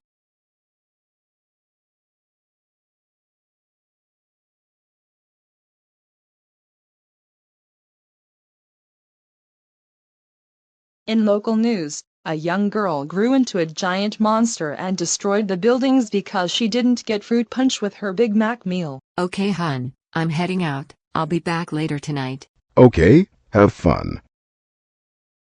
Hey, Maeve. Yes, hun? Where do you go every Thursday night? I've kindled a friendship with Velma and Shaggy. We, along with Zazula, have been going to the local bowling alley to partake in the bowling game. Oh wow, I'm glad you're making friends with the others. I mean, Velma I get, but why Shaggy? Shaggy is just a version of you if you were a stoner. You're both very sweet, powerful, and you eat a lot of food, and you both have a bark beast Lusus. That's true. Say, do you think I could come along? If that's okay, I don't want to impede your time to be with other people. Oh nonsense, hun. You can come along if you want. Yippee. Oh hello Maeve, hello Giovanni. Hi guys. Hey Giovanni. Did Giovanni want to practice with us? No, he just wanted to tag along. He's probably just going to watch and eat the loaded potato tots that's here. Get it without the sour cream. The sour cream is nasty here. No problem. And what do you mean by practice? Don't you guys just hang out and play casually? I'm not sure how you were oblivious to the big sign outside, Giovanni. There is a tournament coming up and we're practicing. I'm choosing to ignore you. You're not ignoring me if you acknowledge me, dumbass. Anyways, a tournament? That sounds like so much fun. Well, why don't you join us? If you let him join our team, I'm leaving. After what happened on Family Feud, I want nothing to do with him. What the hell are you talking about? I'm not the one who went off the deep end and destroyed the set. I'm still upset with what you said, about how you couldn't care less about the chance of us dying if Fred killed us. Are you serious? That was months ago, Zazula, and, besides, was I wrong? We all just respawn eventually, so I'm not sure why you're taking it that way. Alright, that's enough. What I meant is that he should join the tournament. But who do I recruit? You could ask Fred. He might want to join you. The prize money is $100,000. I'd imagine he would like that idea. Okay, I don't think Boris would tag along. I'm going to regret this, but you might as well recruit Daphne. If she found out we were doing a tournament without her, she'd go off the deep end. I know you're still upset with her, but I figured we solve that potential problem before it starts. Well, I guess I could. Maybe I could get Alkiza to play with us too then. If it's going to be Maeve against me, might as well make it Zazula against Alkiza. Well, when we get home, you can call them up and you guys can join us next week for another practice session. That sounds like a plan. Do you think I can practice with you guys now? Of course, hun. Hey there, Fred. I have a question for you. What's up? So it seems Maeve has created a bowling team, and there's a tournament coming up, so I was wondering, did you and Daphne want to make a team with me? Giovanni, I'm not doing drugs, so I'm not sure why you think I am. What? I never said. Well, you clearly must think I am if you think I'm ever going to be on a team with Daphne again. Oh, come on, please. There's a prize money of $100,000. Doesn't that pique your interest? No amount of money will ever convince me to work with Daphne ever again. After the Family Feud incident, she might sabotage our team. I'll buy you some beer. The finest beer out there? Gourmet craft beer that only the richest assholes can taste. Fine by me. So who's going to be the fourth member? I'm going to go ask Alkiza if she wants to join. The one with the taser? Are you insane? Well, who else is there? Boris is busy with other shit, and I'm sure Doris and Elena wouldn't want to be a part of it, so you're going to have to deal with it. Whatever. Anyways, we are meeting up next Thursday with Maeve and her team. Hey, I know what you're thinking, but I promise she'll be on her best behavior. Your moirail scares me, dude. How on earth can you possibly not be afraid of her? Because she's really sweet when you're not on her bad side. She just doesn't like dumb shit or people threatening me or her. Besides, I used to be absolutely terrified of her. I had a horrible experience with the Jade Blood once that almost ended my life, so I was scared. But once I got to know her and saw that she was actually really caring, my fears went away. Sounds like your balls are bigger than mine. My balls? I don't know what you're talking about. Never mind. So you said next Thursday? Yup, next Thursday at 6 p.m. Alright, see you then.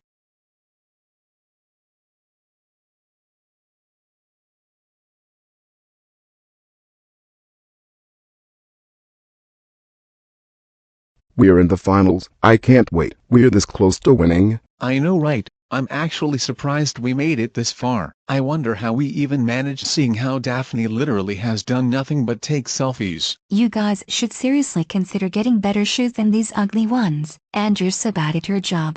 Like, how the hell did you even manage? Do we have a motherfucking problem here? Nope, not at all. Thank you for the shoes. You know, it's really weird how we even made it to the finals. The other teams kept messing up. It's so odd. Ha ha ha. Everything is going according to plan. Getting free money has never been so easy. Alright, Fred. You're going to go first, then Alkiza, then Daphne, then me. Oh, before we begin. Hey losers, I think we should make a bet. Who wants to join in on this? No. I'm good. Nope. Oh, I'll take you up on your bet, Fred Human. Awesome. If my team wins, you have to buy me beer for a whole month, 12 packs of Bud Light every week. Alright, sounds good. And if I win, I get to kill you. Be serious about this. I am being serious. If I win, I get to blow your brains out with my shotgun, blow them right out all over your precious van. Is she actually being serious? Oh, calm down, Fred. I'm sure Maeve is just joking. I think. You think? Then it's settled. If you win, I'll supply you with your beer, and if I win, I get to kill you. Wait, no, I changed my mind. I don't want to bet anymore. Don't you fucking ignore me. Giovanni, do something. What did you want me to do? Once Maeve settles her mind on something, there's nothing I can do. You better bowl a perfect game, sweetheart. I'm fucked. Giovanni, could I ask you something? Sure, what's up? Has Maeve always been this competitive? What do you mean? Shaggy, last I remember you had the power of Ultra Instinct. So how come the last few frames you played were unacceptable? I expect you to use that power of yours to absolutely destroy the pins. I'm sorry, Maeve. I'm trying. Sorry, and I'm trying is no excuse. I better see 2 strikes in the next 10 minutes, otherwise a certain human is about to get 2 strikes to the head with the bowling balls. Yes, man, will do. Oh, yeah, I'm just choosing to ignore all of that. Is she usually that aggressive during competitions? I genuinely don't really know. Maeve doesn't really like playing games, so I can't really answer that. What the hell do you mean your fingers slipped? We practiced for months for this and you're telling me the best you can give me is a spare. I trained you better than that, goddammit. I better see 3 strikes in the next 5 minutes or someone is going to get 3 bullets to the fucking head. I'm sorry, Maeve. Excuses. All I hear are excuses. Perhaps you should do some of your moirail bull crap? To be honest, I've never really had to pacify Maeve like that, so I'm not really sure on how to approach it. But I can give it a try. Hey, Maeve. Not now, hun. I'm getting in the zone. I just need a moment. The others are concerned about your competitive behavior. What are you talking about?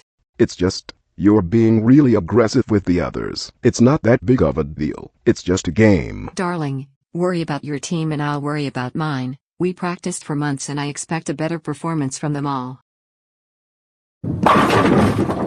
You see that? That's what I'm expecting from you all. If it's a snack you want, I have some food in my purse for you, otherwise off you go. All right. Yeah, that didn't work. You could have tried hugging her. Maeve is not a physical troll. I don't even remember the last time we've hugged one another. Wow, that's actually kind of sad. Perhaps, but you can't change how some people are. Some people just don't like being touched, and I understand that. You can't force someone to be physically affectionate, but you know, physical affection isn't the only way you can show love to your partner. There's plenty of other ways Maeve has shown her love for me. Besides, I have Veronica to give me all the physical affection I could ever want. The date went well, I'm guessing?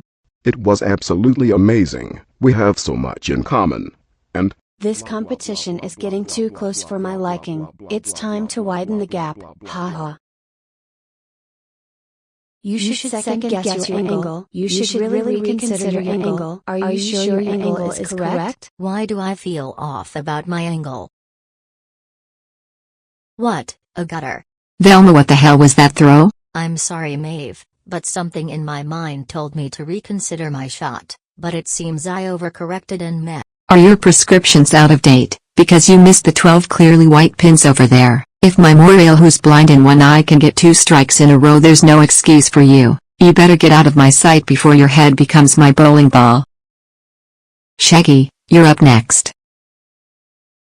And you better use that ultra instinct of yours. Destroy those pins like you destroy your hunger. Yes, ma'am. Haha, more like destroying your score. You should throw your ball into the gutter. That gutter is just asking for it. Let's see, right here. That should do it. What the hell? Why isn't he listening to me? Ruin your shot. Score gutter. Don't even attempt to hit the pins. Okay, let's do this.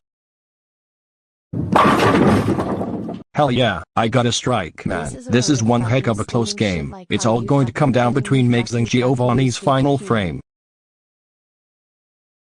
You know, hun, it would be really sweet of you to throw the game. Don't you want to see your beloved Moirail win? I would, but I don't think I want you to go and kill Fred. Oh, hun, I was joking. My ammo is very expensive and I don't want to waste it on the likes of him. We could use that money. $25,000 could easily pay for a lovely vacation. One of us would be getting that kind of money either way. When you truly think about it, I don't think it matters who wins. The Scooby Gang will get a profit of $50,000. Zazula and Alkiza will still get $25,000 regardless of which team wins. Did you just want to win, so you didn't have to give Fred all that beer? Of course not. I just want that trophy. Just look at how shiny it is. It would look lovely in my antique room. But if my team wins, I would still get the trophy, since it would have no monetary value to anyone, and I would obviously put it in the antique room. So does it matter who wins? Han, you're thinking way too much into this. Can you guys just get to bowling already? Watching you two flirt is making me sick. Start bowling right now. Right now, now. Ugh, I guess we will let fate decide then. I suppose. May the better troll win. Throw the game. Those pins are innocent. You don't want to commit pin homicide, do you? Alkiza, what do you think you're doing? What? I'm just getting a good view of your shots. Just ignore me and bowl already. Ha ha ha. Giovanni, has Alkiza been getting a better view this entire competition? Yeah, I just figured she was just super invested in the game. And it didn't cross your mind that she could be using her mind powers to cheat? That might explain why the other teams were absolute shit. Cheating. I'm not cheating. Ha ha ha. Maybe you're the one who's cheating. Ha ha ha. Maybe you've been having that human use his super intuition to cheat. My ultra instinct. I mean, if it was a life or death situation, I would, but it's just a game, so I haven't used it the since. You hear that? He just admitted it. He's been cheating this entire competition. I'm pretty sure he was going to say he wasn't you. The other human just admitted to cheating too. Oh my god, they're all cheating. The whole team was cheating and not me. Alkiza, that's enough. Manager, look at these cheating losers. You have to disqualify them and give me the reward. I'm disqualifying all of you. You because of the yelling and hostile behavior. You because of the apparent cheating you've been causing. You for the verbal assault on our workers. And you for giving us a concussion when we wouldn't serve you a 12th beer. You're all disqualified and I want all of you out of my establishment right now or I'm calling the fucking cops.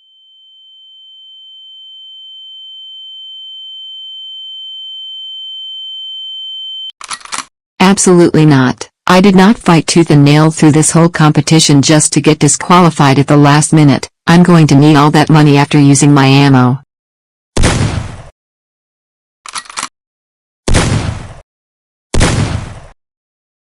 Hey Giovanni, get control of your crazy moirail. What the fuck do you expect me to do? I've never had to pacify Maeve. It's usually the other way around. Well, stop cowering like an asshole and do your job as her moirail. Says the bitch that couldn't fucking tell her own moirail was cheating. Get control of your moirail before you start judging me. Shaggy was right, you two should just fuck already. But anyways, you guys can do your black flirting later. Giovanni, do something before she kills one of us. Very well. Everyone stand back. I'm about to do something I never thought I had to do.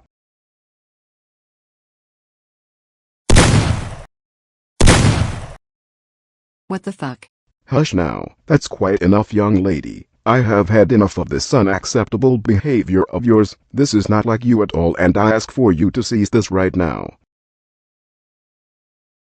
Oh my, everyone, I'm so sorry. I have no idea what came over me. I never should have acted the way I've been this entire competition. Hey, it's alright. It's not that big of a deal. Yeah, it's okay, Maeve. You guys can do this outside. Get out right now. Han, make sure everyone leaves the facility except for the Fred human. Up, Maeve. Off you go, Shoo. You heard the lady. Everyone out except Fred.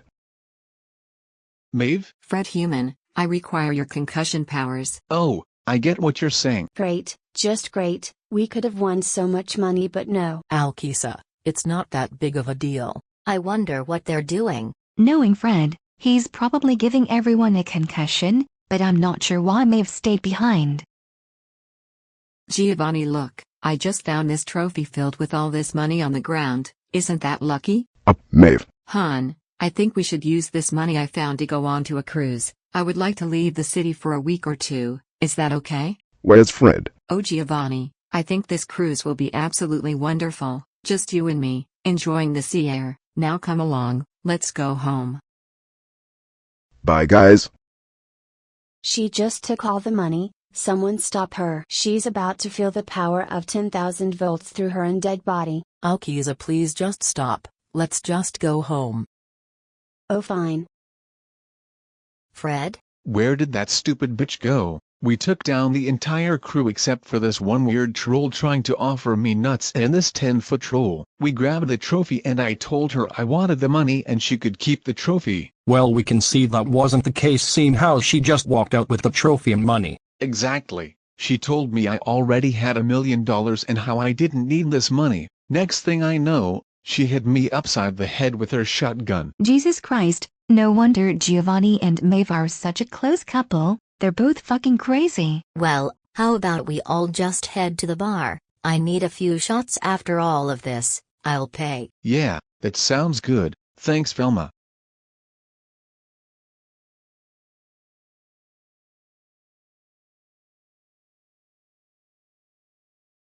Hey guys, this video was not my original idea. This video was made by Samster5677, so go check out his video first.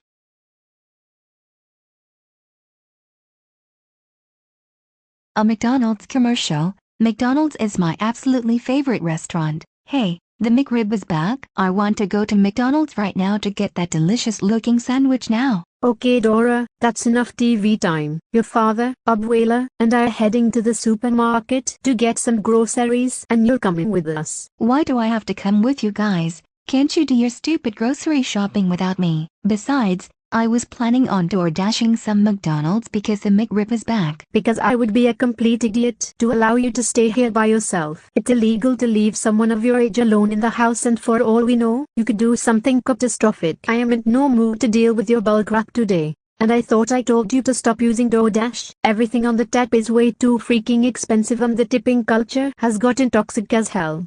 So I don't want to hear another peep out of you about it. You are coming with us and that's final. Can we at least go get McDonald's when we're done with our shopping? Now why on earth would we get McDonald's when we're getting groceries? If you're that hungry Dora, I'll just make you lunch when we get home. The fries I make at home tastes just like McDonald's. Bitch, no the fuck they don't! Dora, don't you ever call me that ever again. I don't care if you want McDonald's, we are not getting McDonald's and that's final. Now get in the car right now or I will ground you for an eternity. Oh my god, fine. And I'm warning you right now Dora, if you do anything, and I mean a thing, while we're in the store, you will be grounded in relation to your misbehavior. Is that understood? Yeah, I understand. Man, this sucks. I want to get McDonald's but my mom refuses to take us there. I could try to take control of the car and drive us to McDonald's. But then again, if I try doing that, I would just get grounded immediately. Oh wait, perhaps when we're at the store, I can ask my parents if I can go to the bathroom. And when they say yes, I'll run outside and hijack the car. I will then drive myself to McDonald's, leaving my family at the store so they can't come and ground me. It's perfect. No, it's best we buy the peppers as they are and make our own pickled peppers. Homemade always tastes better. Man, if you insist. We can always add in our own spices too, or perhaps stuff them with garlic or cream cheese. Oh yeah, in an old family recipe from my own abuela. Holy shit, I've been listening to them talk about pickled crab for 15 minutes now. I think it's time I get my plan in motion. Hey mom, may I go use the bathroom real quick? Of course, Dora, use the ones up front. Sweet, thanks mom. You know what, I'll come with you Dora. Wait, what? My old body can try to use the restaurant to setto. And also because you make those meeting mischief like you always do, so let's go. Oh great, my plan is ruined. Then again, I can wait until she goes into the stall and I'll run off. It's perfect. Ha ha ha ha ha. Okay Dora, está in this bathroom will go, understood? Yeah, abuela, I've got it. Very good, go, it won't take long.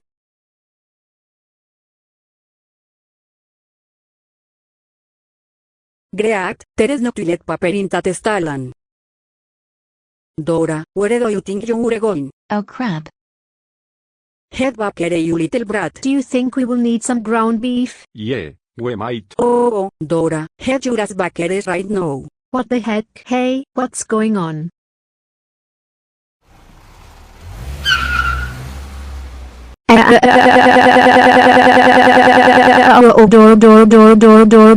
Dora, how dare you steal the car? Never mind that, Abuela is on the hood of the car, we have to figure out where Dora is going before she crashes the car or worse. I think I know exactly where she's going, follow me.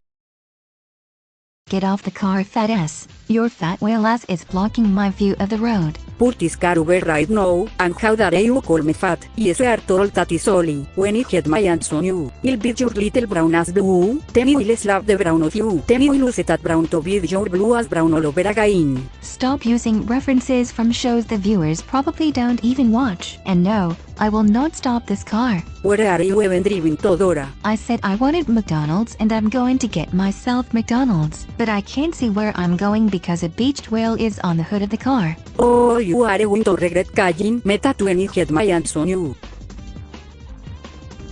No, wait, Dora, stop the car. I'm serious. You're going to crash into McDonald's. Oh yeah, right. You're just lying just so I'll pull over. Oh my god, who's look? Oh crap, we are going to crash into...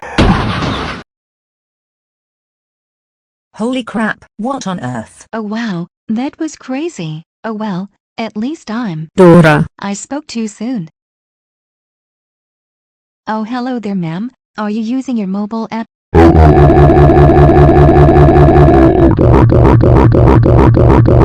my fucking god. How dare you steal the car and crash into McDonald's? Wait, where's Abuela? Oh no, Abuela, she looks like she was killed. Dora, you're going to be grounded for all of eternity when we get home. So we're casually just going to leave the scene of the accident even though that's kind of illegal? Yes, because the last thing we need is to get arrested while we're here. And how do you expect to get us home without the car? Perhaps I can be of assistance. I'll let you borrow my car if you promise to bring it back later. Oh, perfect. Thank you, Giovanni. What the actual hell? You're a cop. You're not going to arrest any of us. Nah, if anything, what your parents will do will be much more lenient compared to what bullies might do if I take you to whiteboard prison. Yeah, you're right. Let's go, Mom and Dad. Oh my god, look, we are on the breaking news segment. Hi and welcome to GNN News. I'm your host Kate. What's it to ya? Our breaking news story is that a rogue car crashed into the local McDonald's. Witnesses claim they saw a young girl come out of the car, who we are to assume was the one to cause the accident. This young girl is described to be about 6 or 7 years old, with brown hair, brown eyes and brown skin. She has a pink shirt and orange shorts. This description sounds similar to one of the 2 notorious trouble-making brats that live here in Go City. I've just gotten word that our correspondent, James, is live at the scene of the accident. Thank you, Kate. I'm your live reporter, James Munchmacucci. We're here live at the scene of the accident. Officers have claimed that only one casualty was reported. No injuries were reported, and we have some witnesses who we asked to be interviewed who were here when the accident took place. What's your name? My name is Eric Modic. May you explain what you witnessed, sir? It was wild. I was just ordering my food and next thing you know, a car just comes crashing into the restaurant. Thankfully, no one inside the restaurant died or got injured. That's all I have to say. Thank you, Eric. On to our next interviewers. What are your names? I'm Maven Rosa and this is Giovanni Darkus. May you two explain what you witnessed? Are we even surprised such a thing happened? Destruction upon the city happens nearly every day because of those brats. Anyways, my dear Giovanni and I were enjoying ourselves when that destructive and vexing child crashed into the human car building Giovanni likes. I'm surprised that only one human perished in the accident. Usually when it comes to disastrous events, dozens or even hundreds perish. And my darling wonders why I do not like children in any capacity. Perhaps I shall handle this situation myself and make sure the child knows how to be disciplined and obedient. Aren't you going after her? Rainbow drinkers are fast as hell. There's no way I'll catch up to her. Besides, it's more or less an empty threat. Probably. Alright. Anyways, here's the last 2 witnesses who approved of an interview. May you two tell us your names? My name is Doris Anderson and this is my son, Caillou Anderson. May you tell us what you experienced? My son and I were picking up a mobile order from the restaurant when I heard tires squealing. With my quick reflexes, I was able to get myself and my son out of harm's way. I didn't waste any time and got both of us out of the restaurant as fast as I could. The worst part about this is that I'm now out $50 because I doubt that greedy franchise won't refund us for this freak accident. And before we leave, I have some final words. Dora, if you're watching this, what on earth were you thinking? You could have gotten me killed. I thought we were friends. I won't forget about this. Before we go back to Kate, the ultimate grounding legend himself, Boris Anderson, wants to say some final words. Elena and Cole, as much as it hurts me to say this, I have to take my authority as the grounding master and as the chief of police. For the damages, you all must pay a bill of $5,000, otherwise I will have no choice but to arrest you all. As for Dora, well, I will have to come to your house for that. Well, that's all we have for interviews. Back to you, Kate. Thank you, James. I hope Dora gets what's coming to her. Stay tuned to our next segment, Concussion Shenanigans, where Fred has destroyed the local bar for not having his moonshine. Wait, why is Boris coming here? Dora, it seems someone came here to arrest you. What? Giovanni, you said you wouldn't turn me in. I never said Boris wouldn't get you himself. Oh God, what is going to happen to me? Dora, you are coming with me to Whiteboard Prison. The torture I have intended for you will make you wish you were never born. Come on, so I accidentally crashed the car into McDonald's and I'm getting sent to a literal torture chamber? What the actual fuck? Would you rather go to prison or have a lovely talk with Maeve? I think I would rather be at Whiteboard Prison. I figured, let's go. Dora, for the crimes you've committed, I feel like the best torture for you is hiring someone. What? What do you mean? And you thought I was joking about teaching you a lesson? Think again. You almost got my Moirail killed, and therefore, I'll show you the true meaning of fear. Oh my God, please no, I'll literally take anything other than this. Nah, Giovanni already agreed to let me borrow her for the time being. She's all yours, ma'am. Thank you, Boris Human.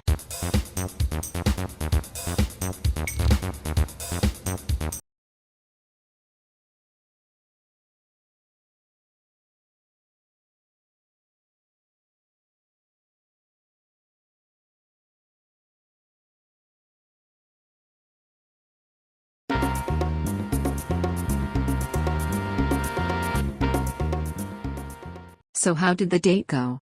Well, the nightclub was closed for some reason, so we just headed to that gas station downtown, got some food, and hung out in the car. We got to learn so much about one another, and we have another date next Saturday. We're going to that Starbucks. But I thought you didn't like coffee? I'll just get water, or a Dr. Pepper, if they have any of that. What did you do after you got home? Velma and I enjoyed some tea while we had a conversation. She needed to break the news to Fred about the van after I blew it up. Oh, and how did that go?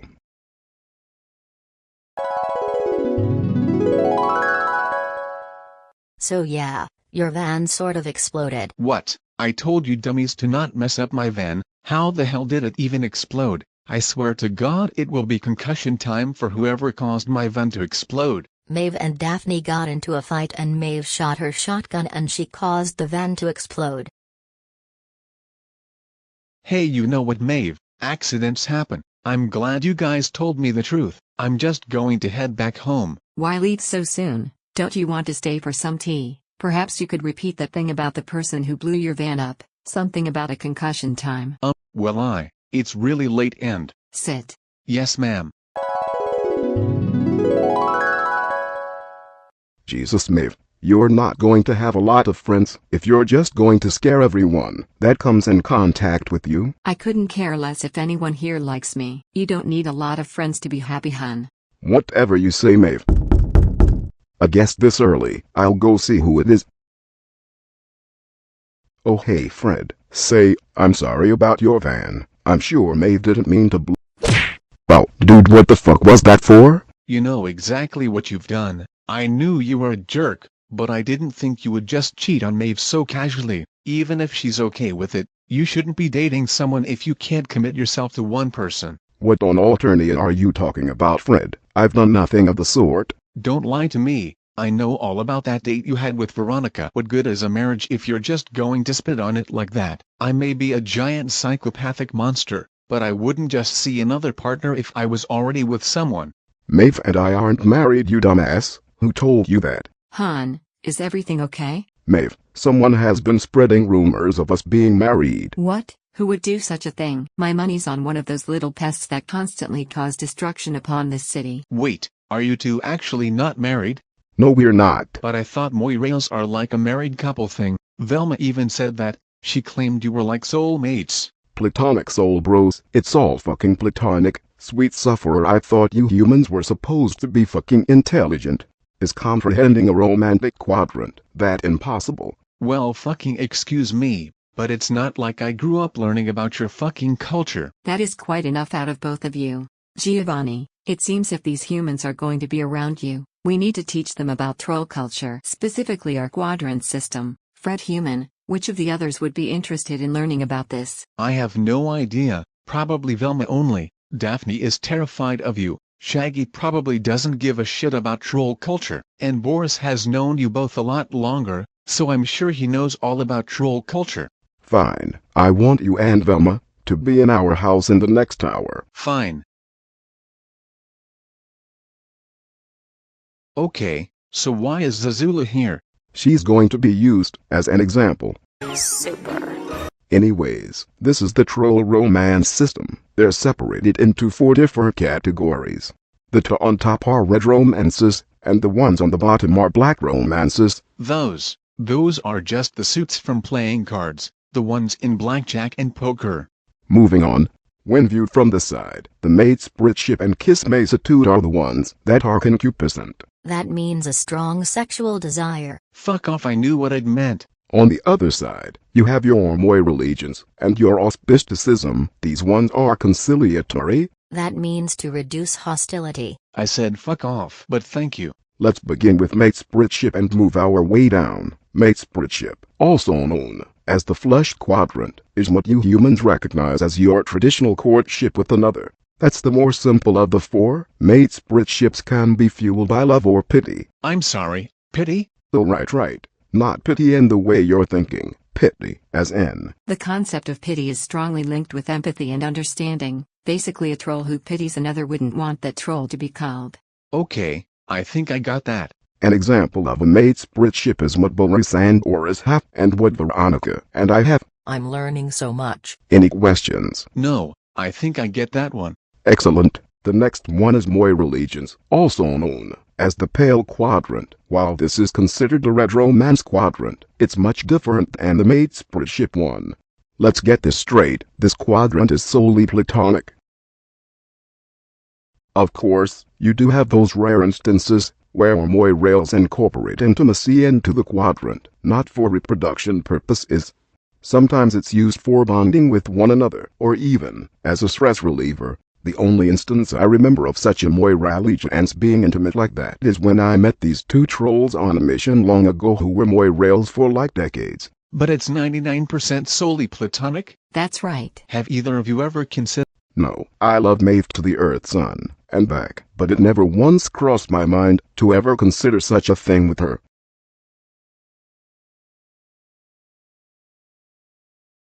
If you don't include that. Giovanni, that doesn't count. What are you talking about, Giovanni? Velma, do you remember when you stayed with us, when Dora went psycho, when we brought up that instance, when Maeve and I hit a rocky patch in our relationship, when we first met? Yeah, why? When Maeve was teasing me, I was getting very frustrated. I said something that no one should ever say. While what I said wasn't true, it still was not okay.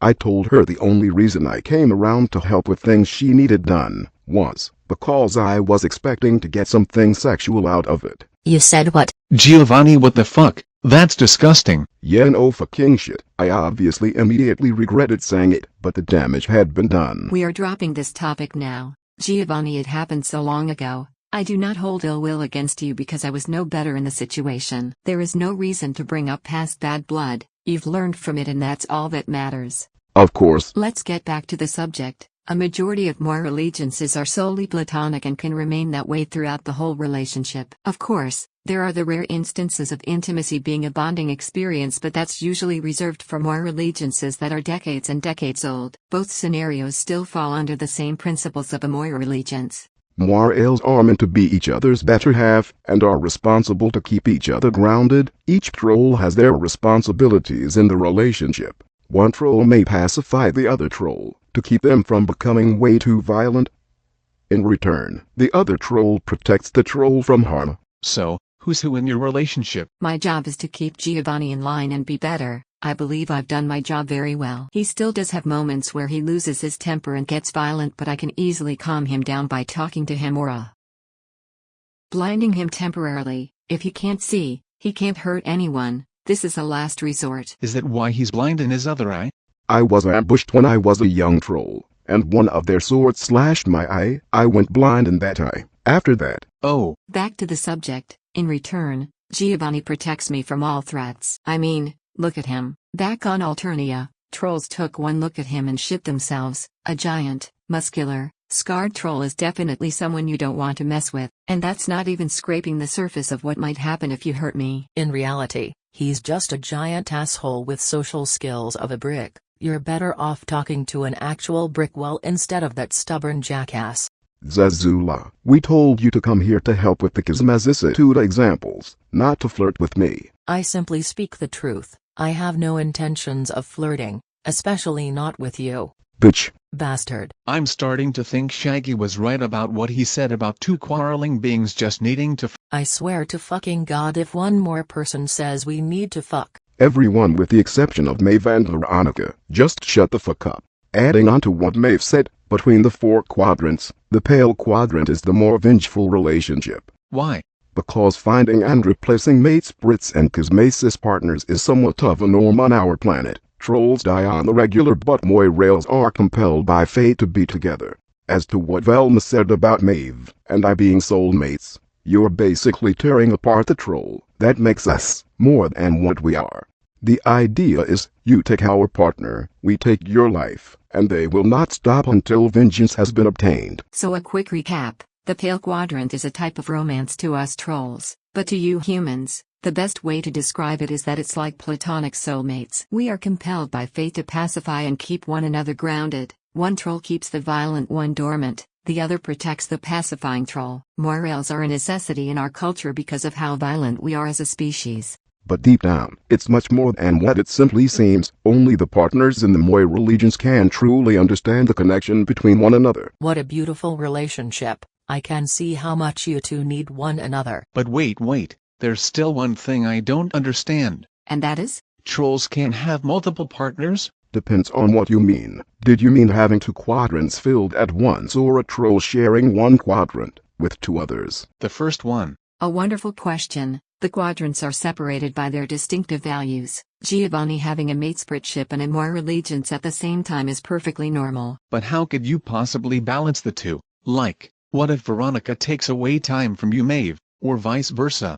Being Moirels doesn't necessarily mean we need to be hip to hip 24/7. Of course, I am more than capable of being on my own for several days at a time. What, did you think Giovanni lived with me back on Alternia? Of course not. And Veronica and I had a talk about it. I understand it. It was one of the first things Giovanni told me on our first date. Giovanni and I are still a work in progress, so as of now, Maeve is his priority. That's what I told him at least. But what if you two get married? What then? It's too soon to worry about that, isn't it? Besides, I don't expect Giovanni to focus all his attention on Maeve or I. I wouldn't impede on Giovanni's journey of having a legal union with another. My job when it comes to his flushed quadrant being filled is knowing the other will take care of him. And I trust the Veronica human. Thank you. I believe we got all that out of the way. Let's move on to Kismasitude. Zazula, this is where you come in. Oh joy, I'm so happy to partake in this lovely experience to tell these humans about our troll culture. I'm sensing sarcasm in your tone. Wow, you're so smart, like a dumbass with half of a brain couldn't tell that was plain sarcasm. You know, if you're just going to be pissy about it, why the hell did you even agree to be a part of this? You say I have horrible social skills, but you can't even be bothered to say no to anyone. What are you implying?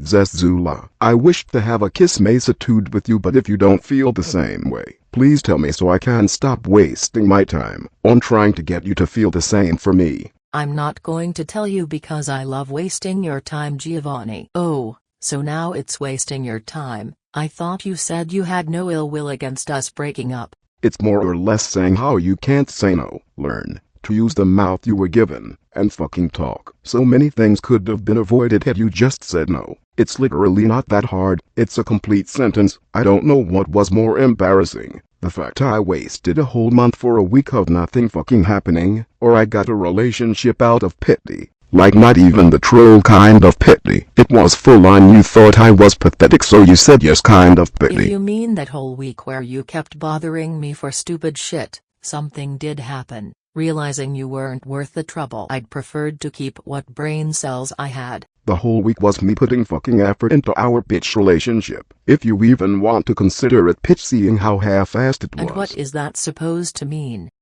What it means is that while you were fucking around doing Zezula things, I tried to find what things we had in common to argue over.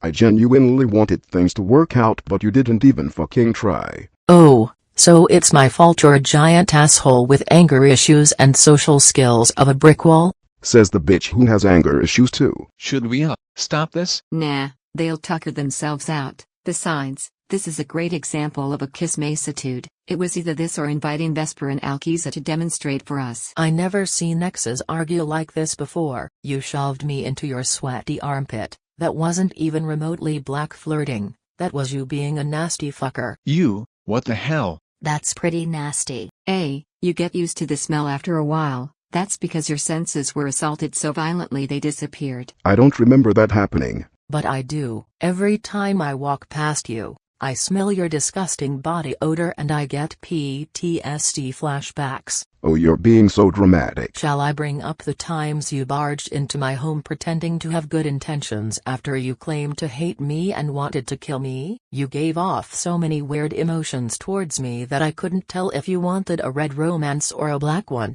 Well, I'm not finished. You clearly had anger issues. You still do now. That makes Fred's anger problems seem like toddler tantrums. You physically assaulted me in my own home. I honestly thought I was going to die because your fragile ass couldn't handle some teasing. But... Shut up. Then after snapping out of your tantrum, you insisted on helping me with the beatdown you inflicted despite my protests for you to get out of my hive. You disregarded my feelings just as you did with Mary's aunt. She has nothing to fucking do with this. Do not bring her into this conversation. You were claiming you were just playing, but a true kismissus wouldn't full-on assault their pitch crush. Then you claimed I had no self-control when you have none of your own. I gave you the opportunity to get back at me, and instead of punching me, you full-on kicked me in the dick. Like, who does that? Shall I go on? You decided to break into my house once again by going through the window, all because I stole your tennis ball? It was the best tennis ball ever, and you made me get on my knees and fucking beg like a dog,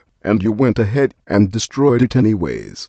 You thought I'd let you get away with that. You just pushed yourself into my hive and threatened to destroy my skull collection. She has a what now? She likes skulls. She collects skulls of various animals. Well, I didn't. None did I. That's beside the point. Not to mention you called me by that horrid nickname. Or is the little pup getting angry?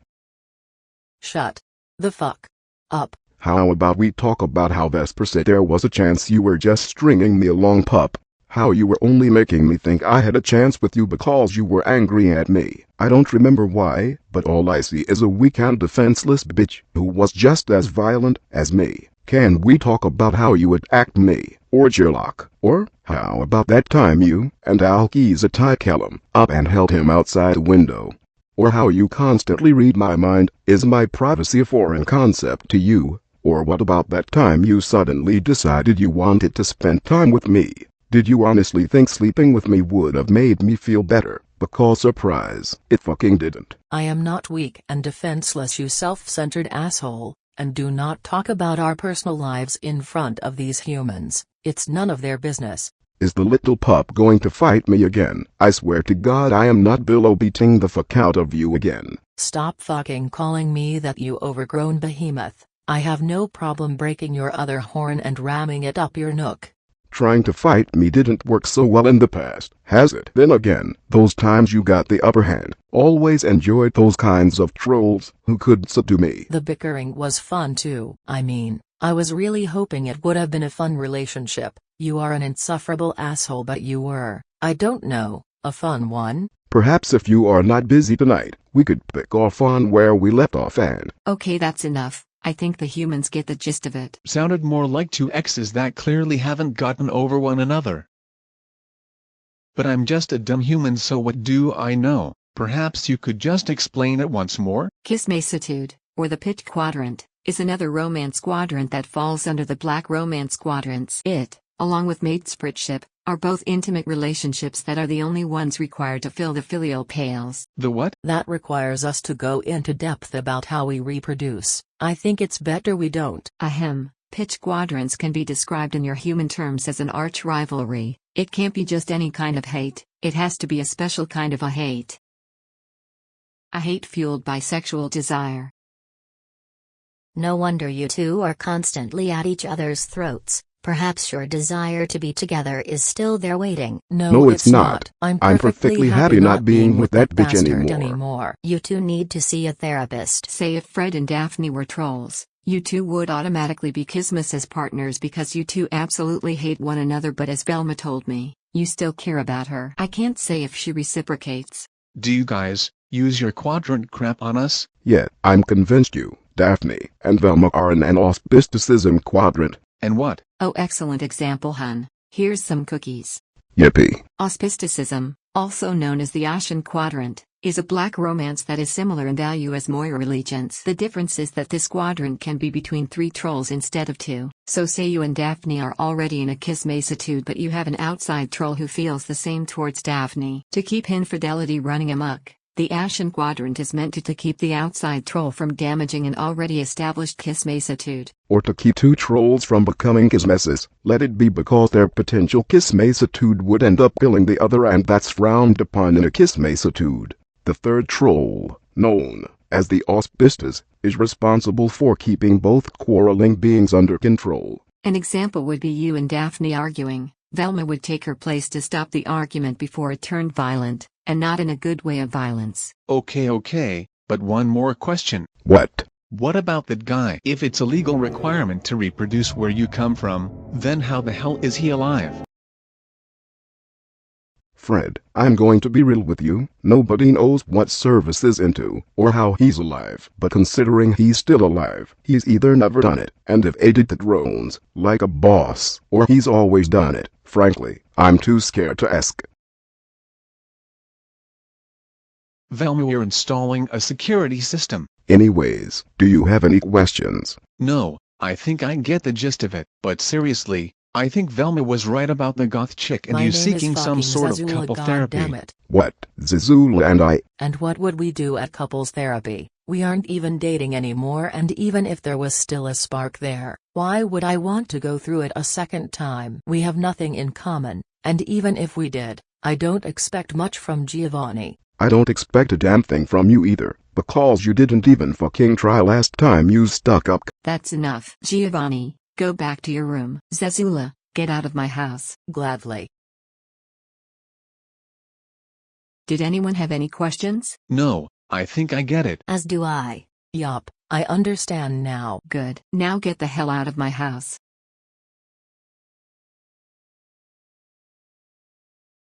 Giovanni? Yes, Maeve. I'm abhorred by your behavior today, but perhaps I should have expected it. Though, I believe the humans understand our troll romance now. I'll be in my antique room if you need me. All right. Such an enigma. Perhaps that's what made me attracted to you in the first place.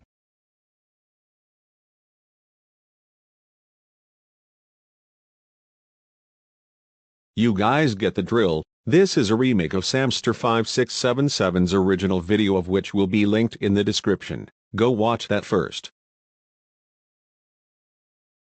Okay, so all I have to do is convince this elderly lady to buy me gift cards and my scam will be a success. Oh my god, what is with all that laughter? Don't my parents realize I'm trying to steal some money? Let's see what's going on. Look at this one!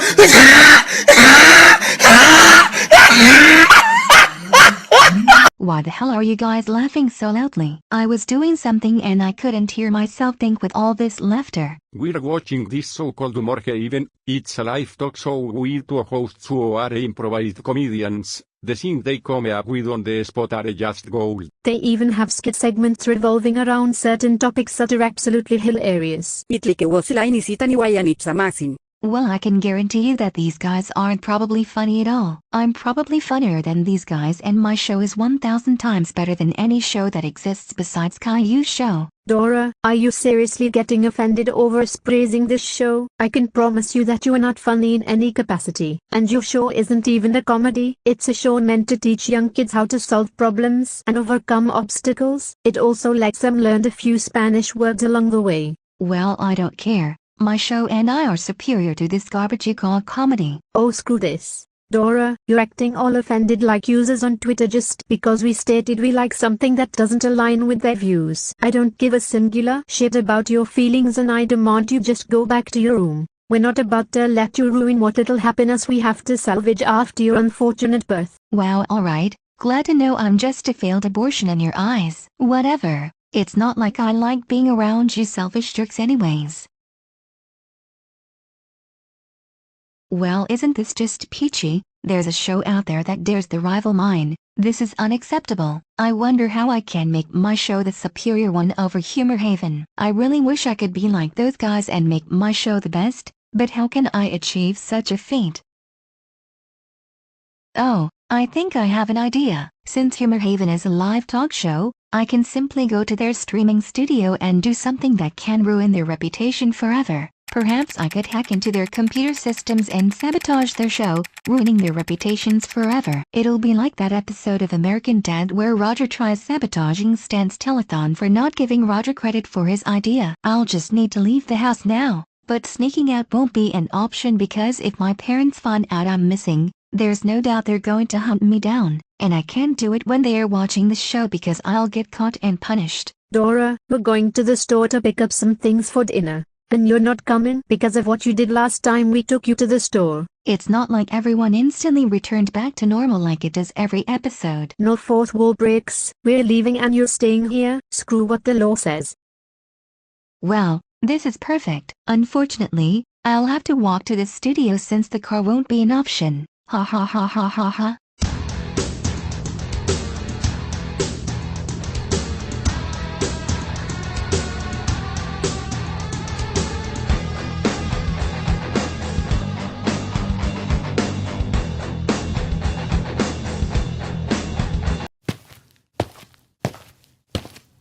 Oh hey Dora.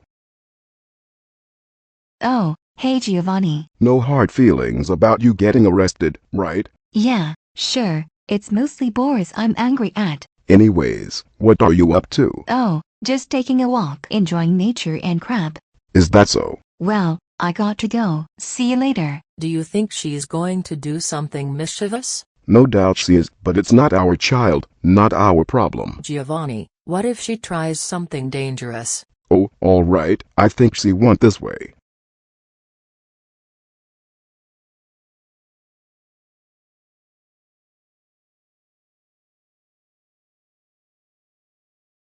Hey kid, what are you doing? You're not supposed to be up here. I am here for $5. Oh Yano, that's too much.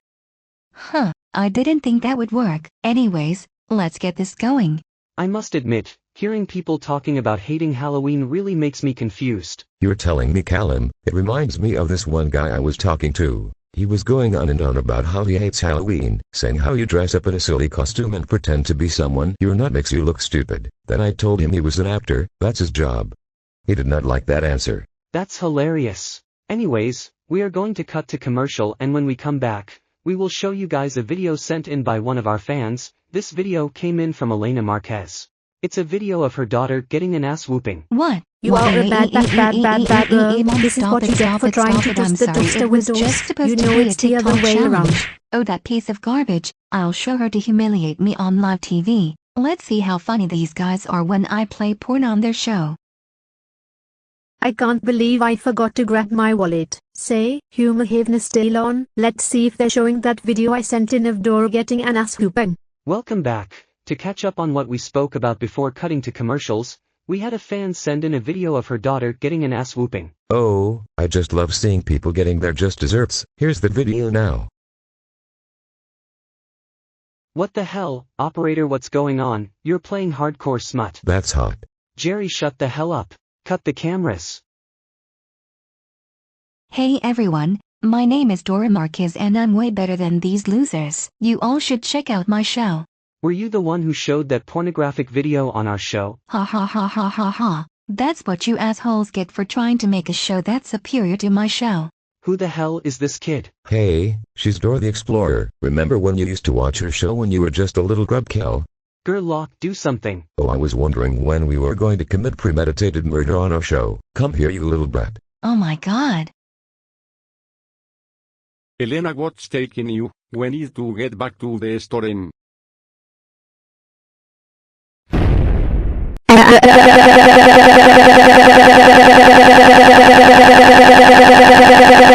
Dora, you're going to be in so much trouble when I get a hold of you. Good Lord, Elena, what's gotten into you? Dora just hijacked Humor Haven and played pornographic material on the show. She did what? Let's get that little brat.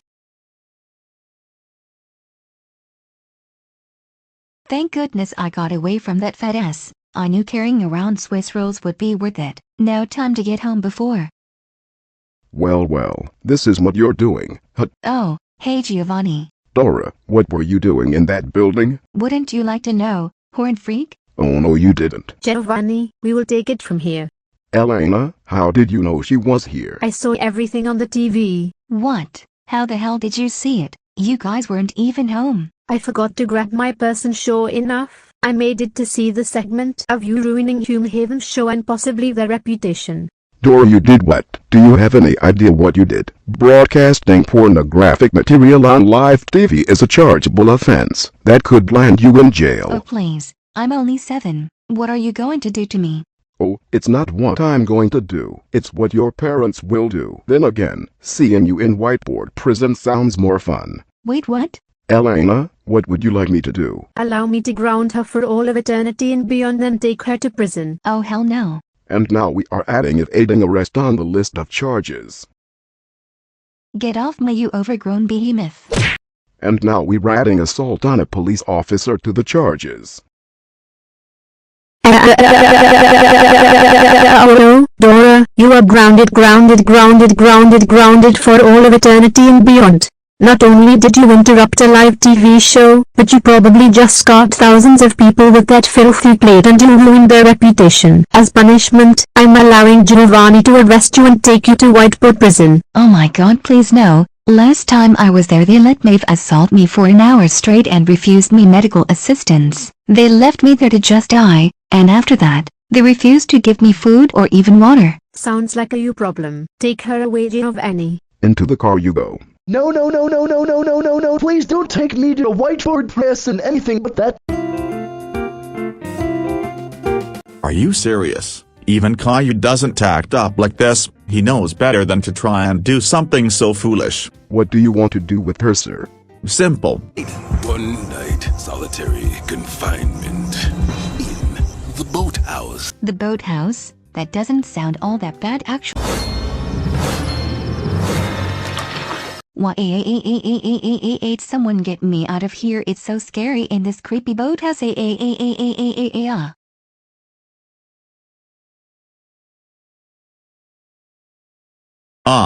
respawned. Training didn't go so well. I have yet to master the ability to survive getting run over by a car. No worries, I'll just run you over some more and you'll master the ability soon enough. I believe in you. Thanks, Dad.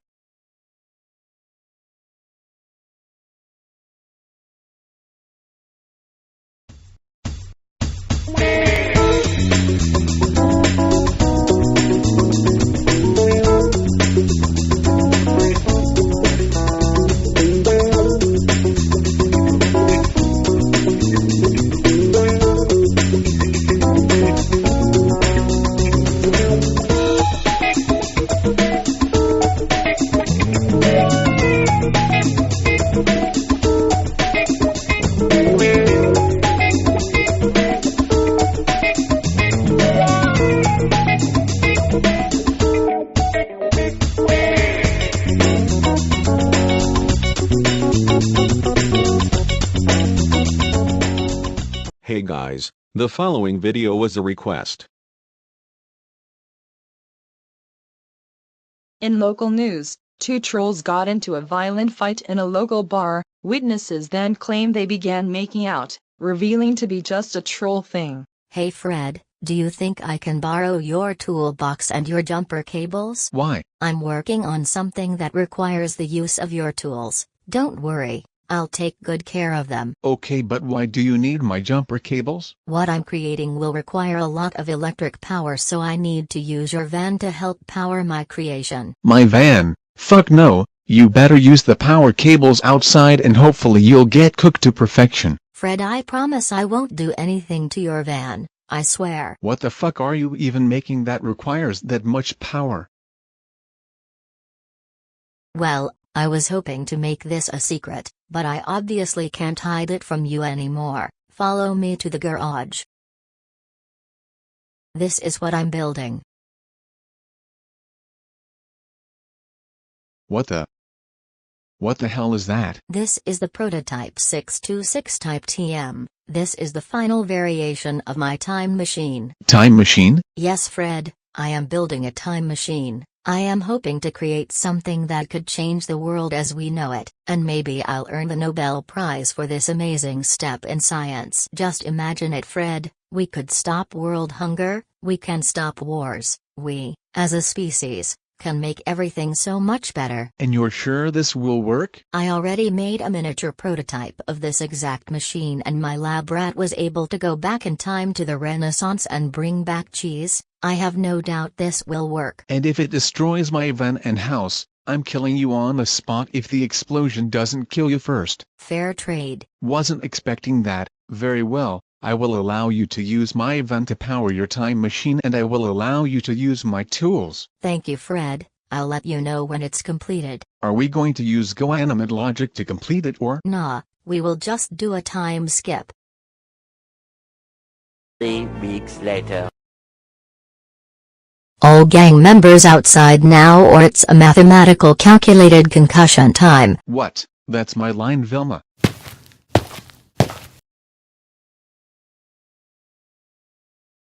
Behold, my dear gang members, Velma's time machine. Patent pending. Oh wow, wow. Velma, this is amazing. I can't believe you built a time machine. So what's the point of this? You guys are aware of the multiverse theory, right? The laws of time traveling. You are aware we can't go back in time to change something since it won't affect our time. Shut up, Scooby. Fuck you guys. Besides, we aren't using it to go back in time, we're using it to go to the future. About how far did the requester want us to go retro? He wanted you guys to go 30 years into the future, but I think I'd rather do 20 years so we're not meeting old versions of you. Alright, anyways, we are only going to go 20 years into the future. I can't wait to see if I become the supreme overlord of the planet. Well, I hope my future isn't as violent as Fred's. I hope I'm the #1 influencer and beauty in the world. And hopefully I'm someone really important to a whole bunch of people. And I can't wait to see if this newfound discovery will make me the top most respected scientist in the world. I'll probably be dead, so what is there to hope for? Way to kill the vibe, Scooby. Anyways, there's enough room for 4 of us, so everyone go ahead and hop in. Wait, 4? Velma, there's 5 of us. Why did you only make enough room for 4 of us? Oh, because I wasn't planning on bringing Daphne. What? Daphne, I need you to listen to me carefully. After what happened in the past, I can't trust you to behave when we get to the future. While there's a chance going to the future will not affect our past, I can't risk you destroying the space-time continuum. Oh, but you're not worried about Fred possibly destroying everything if his future self isn't who he wants to be? Daphne, most of the time when Fred goes into full rage mode, it's because you did something that made him go off the rails. Besides, you get the whole house to yourself. So just stay put and we will be back soon. I will not be excluded again. GRRRRRR.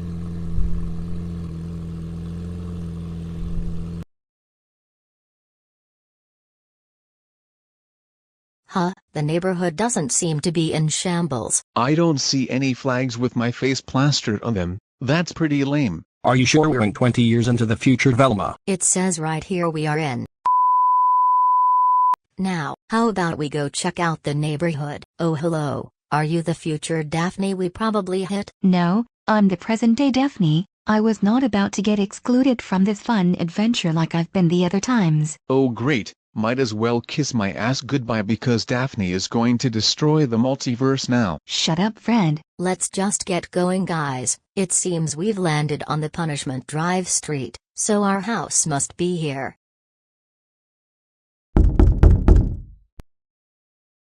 Velma, well had I known you were coming over, I would have tidied up a bit. Say, where's your cyborg head attachment? My what? Oh, and you brought friends, I'm always happy to meet. Wait, Velma, what did you do? Is that me? That can't be me. He looks normal. Well, you see Fred, where? Oh, I go by Frederick. Oh sorry, you see Frederick, we're actually from the past, and we just wanted to see what life would be like 20 years from our time. Well, it's amazing knowing even the past version of Velma is still so intelligent that she managed to build a time machine. Won't you guys come in? Where's the rest of the gang? We all split up about 15 years ago. Velma was the first to go, Scooby passed away, Shaggy, sort of just disappeared, and Daphne. Well, I had to kick her out because she was harassing my family. Family, does that mean we met someone and had a baby? Did we teach our little baby the power of the concussion beast? Oh my, I haven't heard that name in so long. When I first met my partner, I did everything I could to better myself for them. I went to AA, got anger management therapy, and made myself a better person. I haven't been the notorious concussion beast in 15 years. Fred? I'm not entirely sure how to process that. Trust me, if you told me that I was capable of change, I wouldn't believe you. Anyways, my family is currently out with my in-laws, so I'm sorry you won't be able to meet them. Wait, you said I disappeared. How did I disappear? I'm not sure. When Scooby passed, the future you went into your room and you sort of disappeared without a trace. The police couldn't find you. No one could. Zoinks, that's scary to think about. Shaggy, promise me you won't take your own life if I die. Why are you just assuming I committed suicide? So where's Daphne then? Daphne? Well, I don't think I should say. Why? Did something happen to her after you kicked her out? Even with being a better person, you always find a way to make me miserable. For your information, she kept screaming at my partner and daughter for ruining her TikToks. I told her if she ever verbally abused my family again, I was going to break my foot off in her ass. I lost my patience with her and told her she had to leave. I gave her $500 to find a decent hotel until she figured out her own plan, and well, she surely made her own plan. Oh my god, she's a mukbang channel? Gang, look at this. Hello my lovelies, today, we have $200 worth of McDonald's, we have Big Macs and McNuggets, we even have 8 McChicken sandwiches. Donate to my cause and I'll eat 20 large bowls of spicy ramen noodles. That is disgusting. Huh, I would have expected that I would have become that kind of person. Why on earth would I become a food channel? Well, I mean whatever makes her happy. Anyways, did you guys need anything? No, we just wanted to see Go City 20 years in the future. Is there anywhere you can recommend we go? You could see what Caillou is up to. Life without parole in a maximum security prison? No, he got married. Perhaps you could go see what he's up to. Last I heard he's busy helping his parents with expanding the man cave. Huh, he actually got married. I wonder who married him.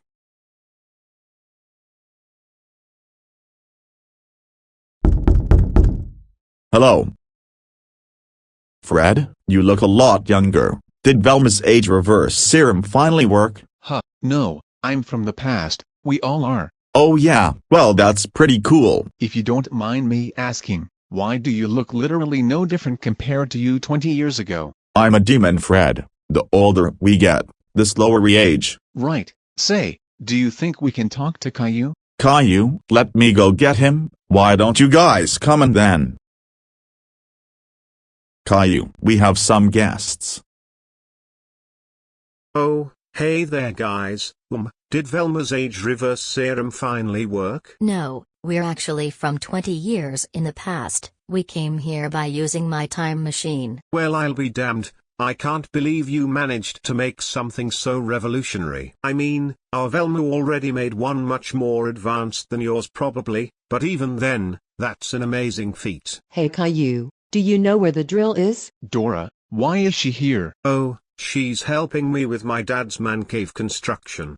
Wait, are you two married? Nah, we've just stayed super close all these years. I actually married Gina. She's home right now with our son Jake. I honestly can't believe how they got together, but somehow they did. But hey, they're happy, that's all that really matters to me. So now that we've met future me, future Boris, future Caillou and future Dora, who do we visit now? Perhaps we will go meet my future self, then maybe we should head back to our time. Maybe she made a machine where we can convert water into food. Of course that's the only thing on your mind, let's just go.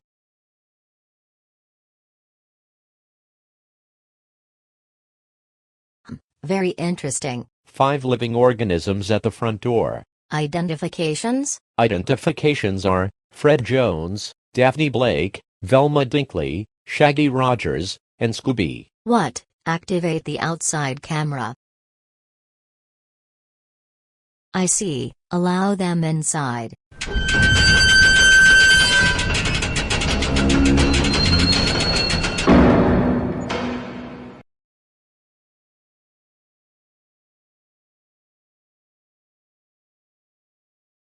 It was about fucking time you let us in.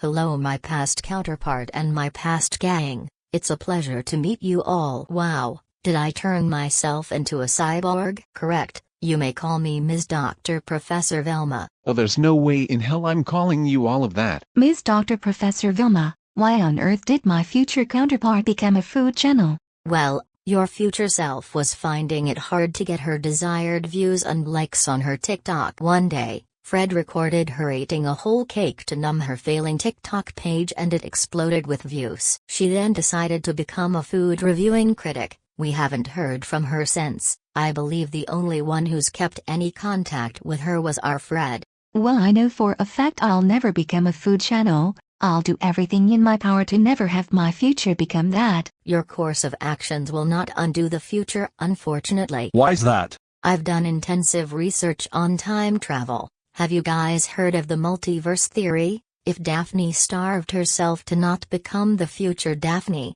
it wouldn't matter. This future would not be affected. It would also be the same if we went back into time. It would not affect our future but simply create a new future timeline. I tried telling you guys but no, ignore the actual sane one here. Hey, so do you know what happened to me, Ms. Dr. Professor Velma? Oh, he is no longer with us unfortunately. Zoinks, I died. Oh no, you smoked too much of that good kush one day and you ascended to a higher plane of existence, or that's what I believe. Right, well do you think we can borrow some of your electric powers to power my time machine so we can head home? Sure. You go ahead and travel back to your time machine. I'll get my robot henchman to get everything ready for travel. Oh, robot henchman. Yes? Oh no, the fuck you didn't. You did not turn my best friend into your mindless slave. What are you talking about? Scooby left in his will that he wanted to be cryogenically frozen and only wanted to be released when the ability to be turned into a robot was possible. Wait, you have a will? I'm a talking dog. Of course I do. What could you possibly have to even consider being an AWIL? Wouldn't you like to know, Blondie? What did you just call me? Can you two just shut up? Let's just move on to the next scene. I guess this is goodbye my future counterpart. It is. I wish you guys the best of luck with your timeline's future. Hey, wait. Oh, it's the future me. What did you want? I was just making sure our timelines. Daphne didn't show up. Why? Apparently someone contacted her and now she's coming here. What? Who contacted this timelines? Daphne? Well, it's not fair we got to meet everyone else's future counterparts, so I wanted to meet mine. Are you insane? You don't seem to understand what you've done. Look, I don't care about her choices to be a food channel, I just want to meet her. Oh my god, what's even the problem? Well. If it isn't my old gang, and it seems the past gang is here too. Oh wow, I remember when I looked that beautiful. What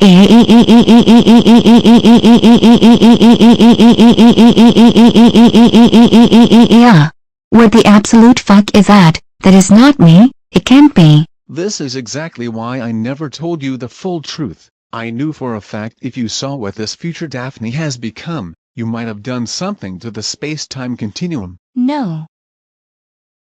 You will stop your food eating habits now. I refuse to believe you allowed yourself to become this ugly monstrosity. Excuse me, I am beautiful and so much better than you. I've gained millions of subscribers and tens of millions of views. I've literally become so much more than you'll ever be. You take that back, you crazy bitch.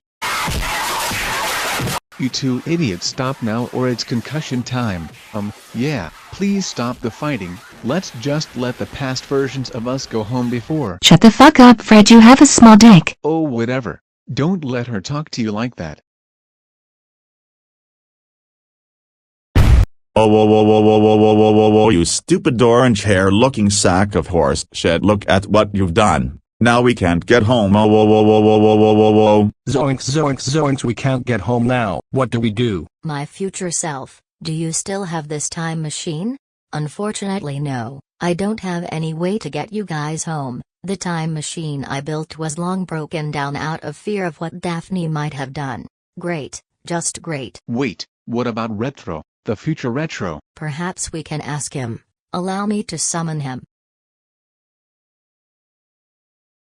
Damn it, how many times do I have to tell you guys to stop doing this? Why don't you look any different? And who is that? Because I'm the creator of this universe and I said so. And this is the requester of this video. He just needed to do something first. LOL, even in the future both Daphnes are still narcissistic and annoying. No sponge in the world could beat your ability of self-absorption. The real heroes are the people that constantly tolerate you on a daily basis. It's no wonder you're all alone now. You live a life that's all about you. I hope you enjoy feeding your ego yourself. I have better things to do. Damn, he roasted you guys. Shut up, Fred. So what's the issue? The Daphnes destroyed our only way home. Is there any way you could possibly get us back to our time? Without using my creator's Go-Animate logic powers, I don't really know how to get you guys back, and using my powers just seems super lazy. Sorry guys. Well, great. Thanks a lot, you stupid pieces of crap. You've doomed us all.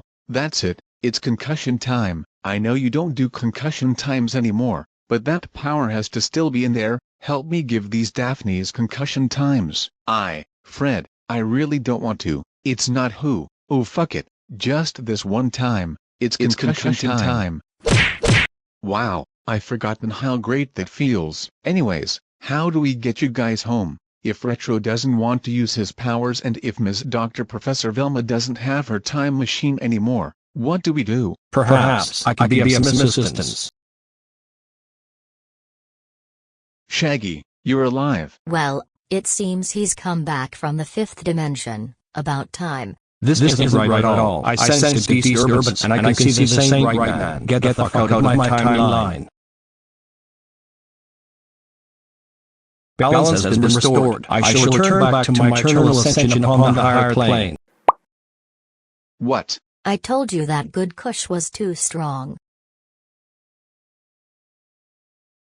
So did anyone catch what the fuck just happened? It would seem what Ms. Dr. Professor Velma stated was true. The future Shaggy seemed to have smoked some good shit and ascended into the 5th dimension. And it seems that Shaggy had complete control over his Ultra Instinct powers, so he sent us back in time. Zoinks man, that's crazy. I think that means weed will be legalized in Go City in the future. That's cool. The future version of you literally just appeared out of nowhere, with the appearance and a voice of a god. Sent us back into time. And the only thing you took out of that was that weed got legalized. Yeah! Wow, alright. Whatever, I'm going to get a beer and get wasted so I can forget all of the shit that just happened. You know what, Fred? Let me get one too. I need to forget everything that happened as well.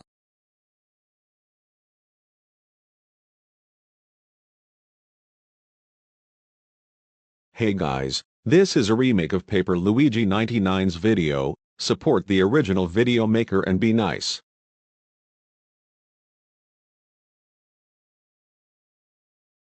Alright class, before you go there's one more thing I want to talk about. As you know, tomorrow is the final day of school but also the day of the final exam. This exam will test you on your ability to solve math problems, history knowledge, science knowledge. And finally, the last question will be a simple short answer of what you plan on doing for the summer. The last question will simply be extra credit. It is not required to be answered but I highly encourage you guys to answer it the best you can. Dora, I've told you multiple times to keep your phone away. Were you even paying attention to what I was talking about? I don't know, something about a penal exam? What? No, for God's sake Dora, I said you have a final exam tomorrow. Oh, I guess it was a good thing I wasn't listening then. Well, you better listen up now because you all need to heed my words carefully. This exam is the most important exam for your overall grade. This exam alone is worth 30% of your final grade. Some of you may pass just fine if you don't do well on the exam, but for one of you, you will need a perfect 100% to even scrape by with a passing grade. So I want you all to study and get a good night's rest. Because I certainly don't want to see one of you get held back because one more year with said person will make me reconsider my career as a teacher. Please, we all know you're talking about me, and besides, the No Child Left Behind Act of 2001 will easily save me even if I do fail, so I might not even try because who cares? Dora, you understand that real-world events do not apply to this universe? And even if it did, I don't think you would want your parents to know you purposely bombed a final exam. Who knows what they might do? All I'm asking is for you to just study for maybe 2 hours and that's it. Fine, I'll study for the exam, more or less because I don't want to feel my parents' wrath. Good. There's the bell. I'll see you all tomorrow.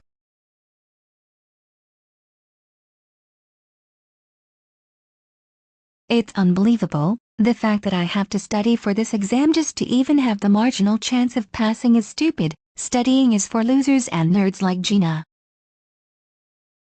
Oh, wait just a minute, perhaps I don't need to study for this test after all. If I can somehow just copy Gina's answers, I know for a fact I can pass with flying colors. However, simply just looking at her exam isn't going to be an option, because that little snitch will no doubt snitch on me to Mrs. Christina and I'll get an automatic 0. Perhaps Caillou has a solution.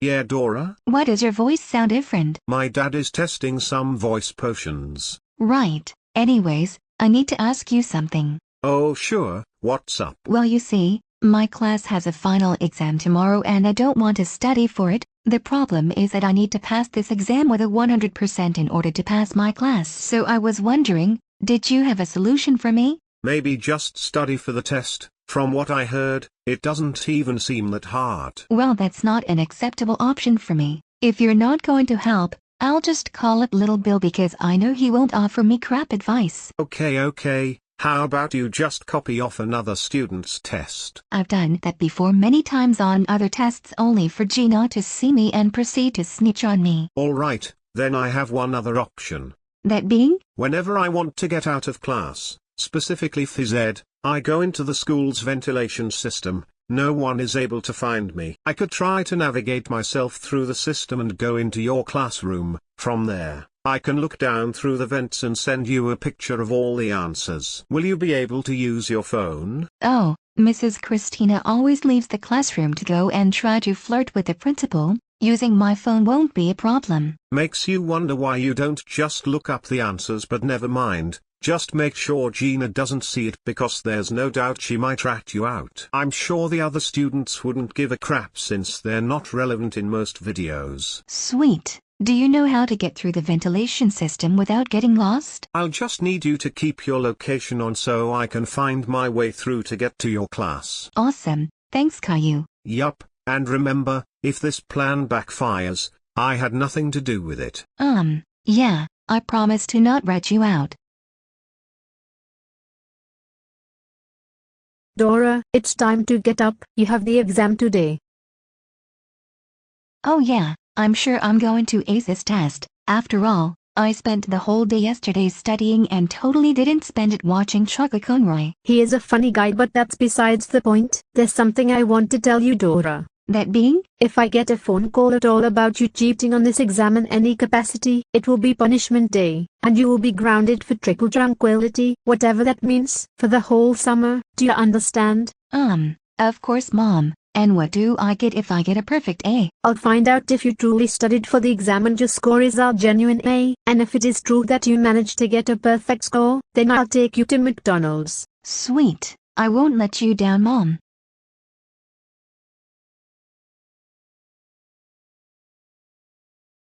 Wow, Dora, you're actually on time for once. Yup, I'm ready to take this exam. I spent the whole day yesterday studying. We'll see about that. Take a seat. Okay class, the exam will be multiple choice with 15 multiple choice questions, 5-word questions, and the short answer question on the back. Be sure to write your name at the top and the date. You have 45 minutes. You may turn over your paper when you're ready. Now if you'll excuse me, I'm going to go ask the principal a real quick question. Alright, Caillou should be climbing through the ventilation system right about now. I'll just pretend I'm working until I get the text.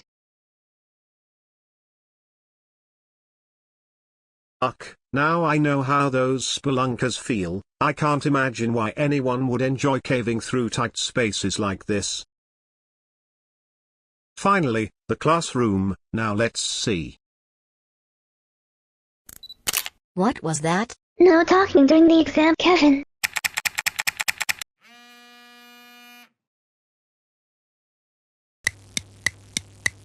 Alright students, go ahead and leave your exam on your desk. You're all dismissed for the summer. Your exams and your grade card will be mailed to your house.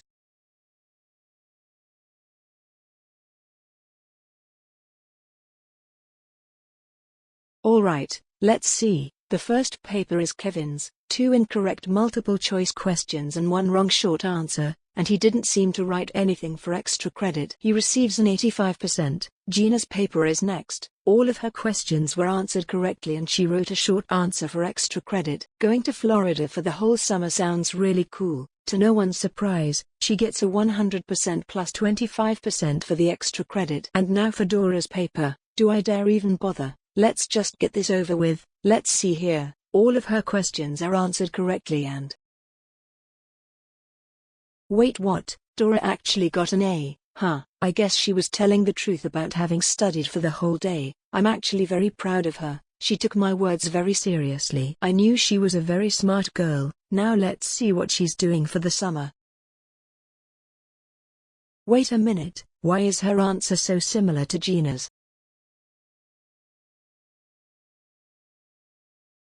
No, not similar, they're the exact same. How can this be? If Dora was cheating, Gina would have told me, and I know for a fact Gina wouldn't have given Dora her exam to copy. And I highly doubt Gina would have copied off Dora. I have to tell the principal about this, he might know. Mr. Darkus? Amy, for the last time, I already have a girlfriend. Stop trying to make advances onto me. No, it's not about that. I have something I need you to see. Oh, what is it? I was grading my students' final exam and I saw something that caught my eye. For extra credit, I asked my students to write a short answer of what they'll be doing over the summer. While reading Gina's and Dora's papers, I've noticed that their short answers are the exact same. Take a look for yourself. Let's see then. Oh my God, they're the exact same, word for word. Well then, this is very odd. Do you believe it was Gina or Dora that cheated? I genuinely don't know. If it was Dora, Gina would have told me, but I don't believe Gina would do something like this. Dora claimed she had studied very hard for this test, so for all I know, she could be telling the truth. I don't recall Gina talking about going to Florida at all, so I'm not sure who was genuine and who wasn't. Well, perhaps we can look at the cameras. I beg your pardon? The safety of my students is my #1 priority. Therefore, I had security cameras installed all over the building. That even includes your classroom. So you saw me drinking from my flask and gambling on the school's computer? No, I did not. Oh, ignore what I said then. Anyways, let's play back the tape and see for ourselves then.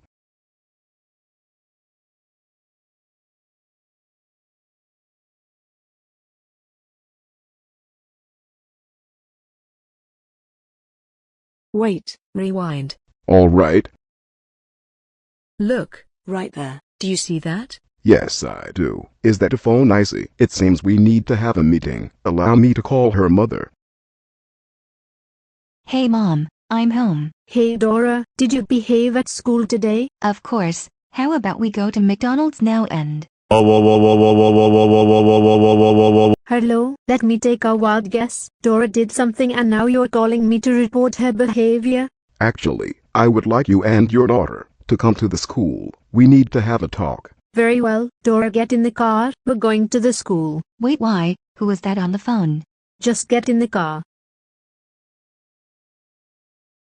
Thank you for joining us, Mrs. Marquez. The reason we contacted you is because of Dora's exam. She cheated. I knew she spent the whole day watching Chugga Connery. That guy is funny, and yes, we believe she cheated. While I was grading the papers, Dora's exam was a perfect score. Really? Then what's the problem? I'm sure she cheated. That would have been the first thing you would have told me. We unfortunately don't have any hard evidence of her cheating, but the reason we suspect a cheating problem is the short answer on the back. The short answer was to be a simple extra credit question the student had the option to answer. The question asked what they might do over the summer, and I believe you should see it for yourself. They're exactly the same, word for word. Well, Mrs. Christina and Mr. Darkus, I can assure you that we ain't going anywhere this summer. That's what I figured, but the only problem is that if Dora had truly cheated off of Gina's exam, Gina would have told me, but she didn't. Well, I'm sure there's no way Gina willingly gave Dora the answers then. That's not like her at all. And that brings us to what piece of evidence we have. You see, I installed security cameras inside the classrooms, and we caught your daughter with her phone out. Oh, really? Now, Dora, I'll make you a deal. If you just tell us exactly what you did, I will not punish you severely. But if you refuse to discuss anything with us, then I will have to go to Plan B. Maybe I made up that crap about going to Florida so I could just get extra credit. Maybe Gina doesn't have anything to do this summer, so she copied my answers so she can make it sound like she has something cool in her life, when we all know that little snitch has nothing going on. Very well then, have it your way. I appreciate you being a test subject for me, Caillou. These new weapons I got will surely let me know if they'll inflict as much torture onto you when your next punishment day comes. I mean, I really didn't have a choice in the situation, but honestly, the faster we get this over with, the faster I can get back to watching YouTube. We should totally begin with this sick-ass lightsaber I just found off the street. Who dares to interrupt my torture session? Hello, Giovanni, I'm busy with something. Are you actually serious? Jesus fucking Christ, fine. We're going to the school. Wait, why? If I had done something, they would have told you by now. Exactly. Giovanni wanted you and I to go to the school because of something Dora did. Oh great, fine, let's go. Thank you for joining me, Caillou. I need to ask you something, and I know for a fact you'll tell me the truth. What is it? It seems your friend here has possibly cheated on her test, and the only evidence we have is that she had her phone out. Do you know anything about that?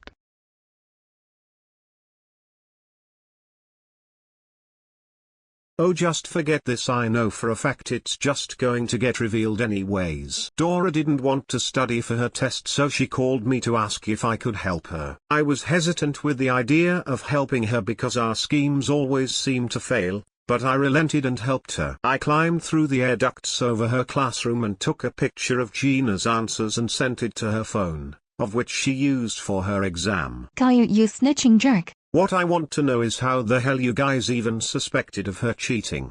Her short answer on the back was the exact same as Gina's. Dora, what the hell? You would have gotten away with this if you had actually read what that short answer was about. Did you seriously just copy down the answers without bothering to look? Reading is for losers and nerds. Caillou, while I don't condone you helping your friend with cheating, this doesn't really constitute a punishment day. But you're grounded for a week, more or less, because you're right, Dora would have gotten away with it had she actually used her brain. No matter, because of the apparent cheating, Dora is going to receive an F on her exam. Not that it matters, since this is the Go-Animate universe, where real-life logic and consequences don't apply, and Dora will remain in second grade until the end of time. Because trying to let anyone advance in life is clearly a forbidden taboo, and it's not like in the next video they'll just be right back in second grade. I wouldn't say there won't be consequences, Giovanni. Dora, did you remember what I said would happen if you cheated on your final exam? Retro, I thought you wouldn't do punishment days. Nah, screw what the fanboys say. It's their fault for clicking on a video they'll know will make them angry. Their hate comments put me in the algorithm. Have it. Ooh, let me help. Caillou, I guess you won't be my test subject. Dora will replace you. Oh, alright, but what about my voice? I'm sure it'll wear off in the next video. Fine, let's go to your house and Boris.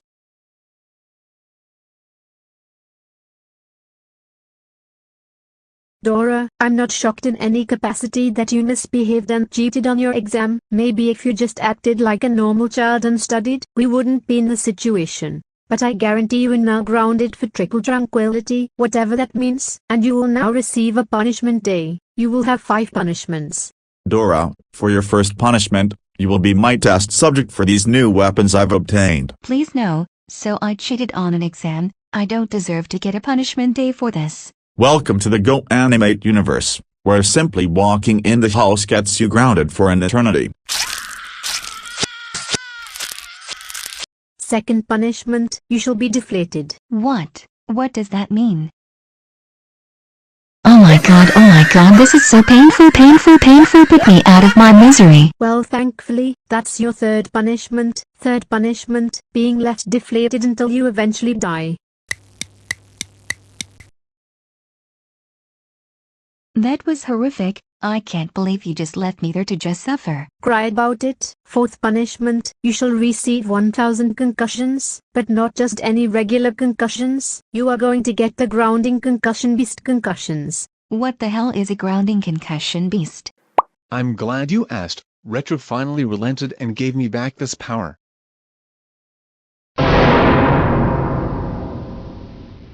It's concussion time. Oh my god.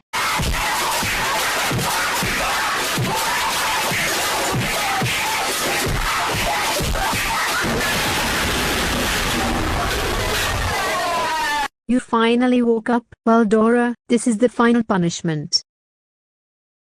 I'm not entirely sure what to do, since most of these punishment days have the same exact punishments and are overdone to hell and back. Then how about we just end it here then? Nah, now let's see. Oh, I know exactly what to do.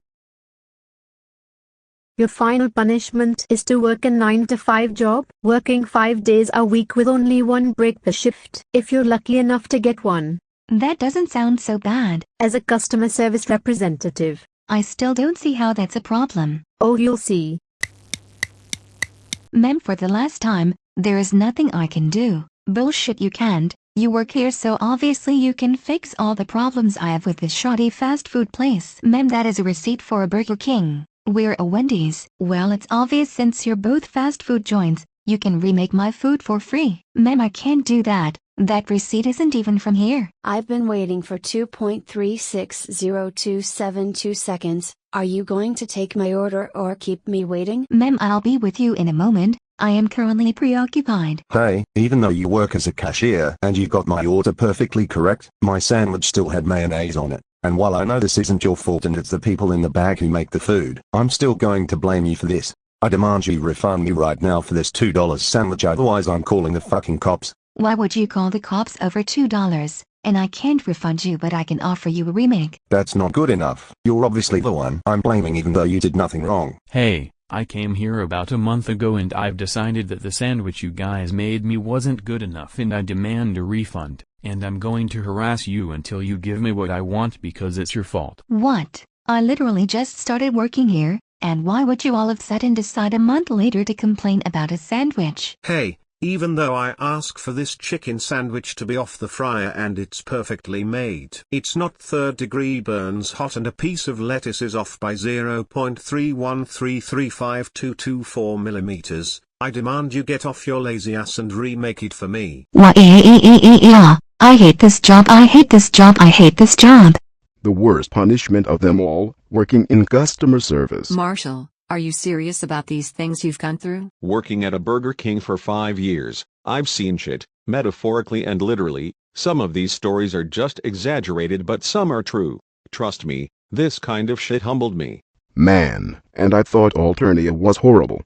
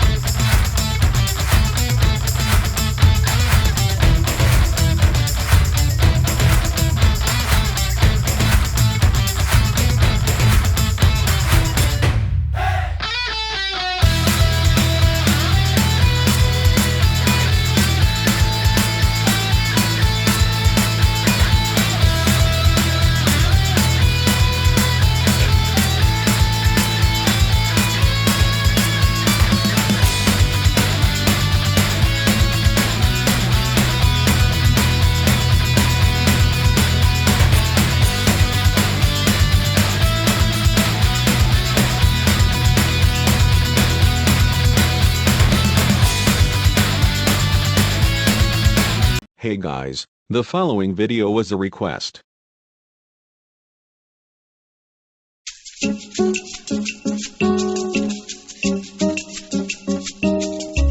Let's see, all the bills are paid, the mystery machine got its repairs, and I have a nice stock of the finest beer and steak. Now then, what should I do now? Maybe I'll go grill some steak. Where are the other idiots? They went on a hunt to find your money you won from Wheel of Fortune. Wait, does that imply my ending is the canon ending? Retro just decided to make all 3 endings canon and he's going to use whatever ending that would best support the video he makes. Anyways, Daphne is pissed that you hid the money, so she dragged Shaggy and Velma out of the house to go look for it. And you're not with them because? I'm a dog. What could I possibly use your money for? Chew toys? But to answer your question, the newest episode of Jeopardy is on and I wasn't about to miss it just so I can walk myself into getting a concussion time. You watch TV? What else did you expect? Were you expecting to walk in on me chewing on my balls? Shut up, Scooby. Just answer the question. Yes, Fred, I watch TV. It's something that helps pass the time. It's either this or terrorize that cat outside that I'm convinced is plotting something. Scooby, you're literally a giant compared to that innocent cat, so leave it alone. Anyways, what the fuck is Jeopardy? How am I not surprised you don't know what Jeopardy is? All you watch is Ice Road Truckers and literally nothing else. Well, except that one time I caught you watching Trapgape. I thought the house was empty. Don't bring that up. Answer my question or I'm sending you straight to PETA to get euthanized. Whatever. Jeopardy is a quiz competition that reverses the traditional question and answer format of other quiz shows. So instead of being given questions, the contestants are given general knowledge clues in the form of answers, and they must identify the person, place, thing, or idea that the clue describes, phrasing each response in the form of a question. That sounds so fucking boring. Let me finish my sentence. The game consists of 3 rounds: Jeopardy, Double Jeopardy, and Final Jeopardy. Contestants have to choose between 6 categories and each category consists of 5 different clues. With each higher value, the hints are much more difficult. During Double Jeopardy, all the values are doubled. Any contestants who end Double Jeopardy with a value less than $1, they don't get to play in Final Jeopardy. Final Jeopardy is when the host gives all the contestants a clue and they wager a value amount and whoever gets the correct answer gets the wagered amount added on. Oh my god, this is just sounding more and more horrible. Why on earth would anyone want to watch a game show that is so goddamn boring? Whatever. What if I told you you're guaranteed to win a minimum of $1,000 even if you lose? Would you still consider going on? I have like a ton of money left over, so why would I want to go onto a boring game show that claims it's for smart people when it sounds like any idiot can be on it? I'd rather save myself the trouble and not make myself look like a complete jackass when I absolutely destroy the other contestants. I have a reputation to uphold, you know. Says the one who destroyed 2 game show sets. You've already made yourself look like a complete jackass. What more damage could you possibly do when being on the set? Literally a majority of the population on this dirtball of a planet has the IQ of a walnut, so it's not like you're going to impress anyone. I refuse to waste my time on a stupid game show meant for nerds and losers, especially when I might not even get a reasonable amount of money. Oh, I get it now. You're a giant chicken. Say that again. You're a giant scared little chicken, Fred, afraid of being surrounded by smarter people than you? That's honestly pathetic. Alright, you know what, you quadrupedal looking motherfucker. I'll go on to Jeopardy and I'll prove to you that literally anyone can be on that stupid game show. Where is Retro? He might know how to get on.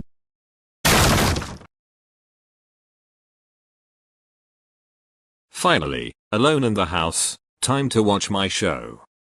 We now return to World's Sluttiest Dogs on Fox. Are you sure about not making you the real canon version of you? I think this version of me is just fine. This version is much more friendly. Oh, I'll get that. Oh, hello Fred Human, what brings you here? Where is? Okay, first of all, you don't need to keep calling me Fred Human. Just call me Fred. No. Secondly, I need to speak to Retro. Well, come on in, I suppose. Darlings, we have another guest. Fred, we're sort of in the middle of a very serious character discussion. This better be important. How do I get onto Jeopardy? Oh, This'll be interesting to hear. What's so fucking funny? Fred, how do I say this? I'm not sure how to. You see, Fred, I don't think. What? Spit it out. Fred, there is no way you can be on Jeopardy. And why's that? You're stupid as hell. Hear me out first. Jeopardy is usually for people who have quick reaction times and have a high intelligence, like I say around 130 and up. You're not really fit for Jeopardy. As your friend, I recommend for you to just not bother, lest you embarrass yourself. I demand you get me on or else. Or else what? I control your every action, dumb ass. Wait, that's a great idea, Retro. You control everything within our universe. Can't you make me like super smart or something for the sake of the video? That would not make much sense. For the sake of a singular video, you've gained the intelligence of Velma just so you can play on Jeopardy. That's kind of dumb, don't you think? Then how about you just duplicate Velma's intelligence into my head? You can do that, can't you? What are you even trying to prove here, Fred? Scooby called me a chicken for not wanting to waste my time with the game show. Oh, the angry man thing is being intimidated by a harmless pup. That's adorable. Shut the fuck up. Retro, I demand you do it right now. God. Fine. Let's go back to your place just to get this over with.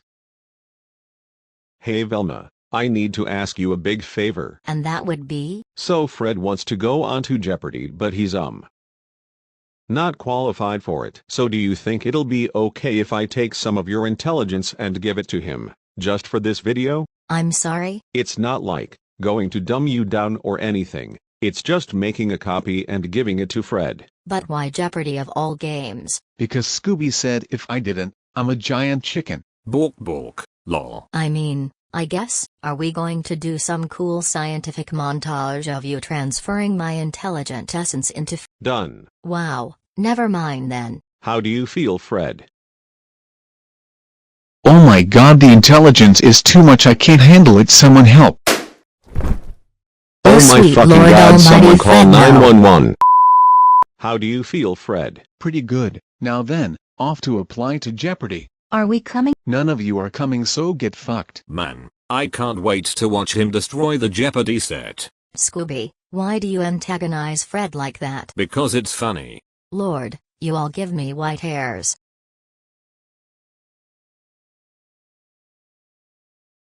Ugh, finally, I wonder who the other. Retro? Decided by majority vote and highest poll votes. Whatever, let's just do this.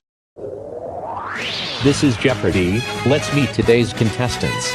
A brewery worker from Go City, Nevada, Fred Jones. A baseball coach from Go City, Nevada, Cole Marquez. And finally, a financial advisor apparently also from Go City, Nevada, Dora Sanderson. And now, here is the host of Jeopardy, Alex Trebek. Thank you, Johnny Gilbert. Hello ladies and gentlemen, and welcome once again to Jeopardy! And it seems we have the notorious concussion beast on our set. I hope you all brought your helmets. Just playing around, Fred. Here we go. Let's play. Today's categories for today's first round are February Datebook, Trees, Black Entertainment Television, BET, Women Authors, Nanook's World, and It's a Dog's Life with dog in quotation marks. Alright Fred, start us off please. Let's take It's a Dog's Life for 100. Aerial combat between planes. Cole? What's a dog fight? You got it. February for 100. February 4th, 1929. Carrying mail from Miami to Belize. This famed aviator inaugurates air mail service to Central America. Fred? Who is Lindbergh? Yes. February Datebook for 200. February 10th, 1846. This religious group begins its exodus to the American West. Fred? Who are the Mormons? That's correct. We've finished Double Jeopardy. Doris in the lead by an astounding $7,300. Fred trailing behind in second by $3,300. And Cole in third with $2,200. Here comes Final Jeopardy! The category is U.S. Presidents, a very good subject. We're going to take a short commercial break before the final round. See you then. U.S. Presidents, that seems easy enough, but even with betting everything, I won't get enough to beat Doris. Maybe I'll just bet everything and hope she screws up. Well crap, I don't know anything about the US president, and even if I did, he wouldn't be able to beat Doris regardless. Well, I should just bet nothing then, that's why I can have those $1,000, it's not much but more than I had before. US presidents, even if both contestants bet everything, I will win overall. Perhaps I'll just play it safe and only bet $1,000. Even if I lose, I'll still be in the lead. We're dealing with U.S. presidents for our final Jeopardy today, and here's the clue. 2 of 3 presidents who took their oaths of office in New York State. Go for it, players. You have 30 seconds.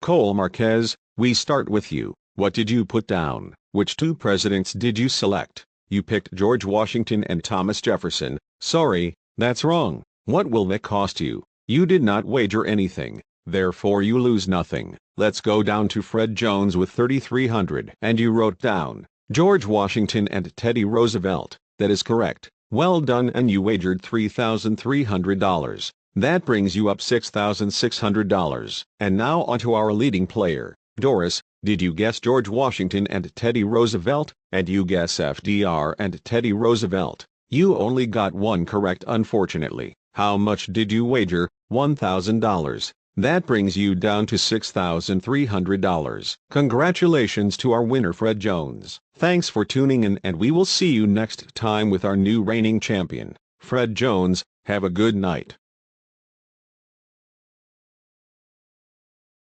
I think it's impressive Fred was able to win 5 consecutive times and we managed to immaculate over $100,000. Makes me wonder why he decided to retire after the fact. Who knows and who cares? Say, did anyone find out what he was doing? Not sure, but he's been out of our hair, so I wouldn't worry about it.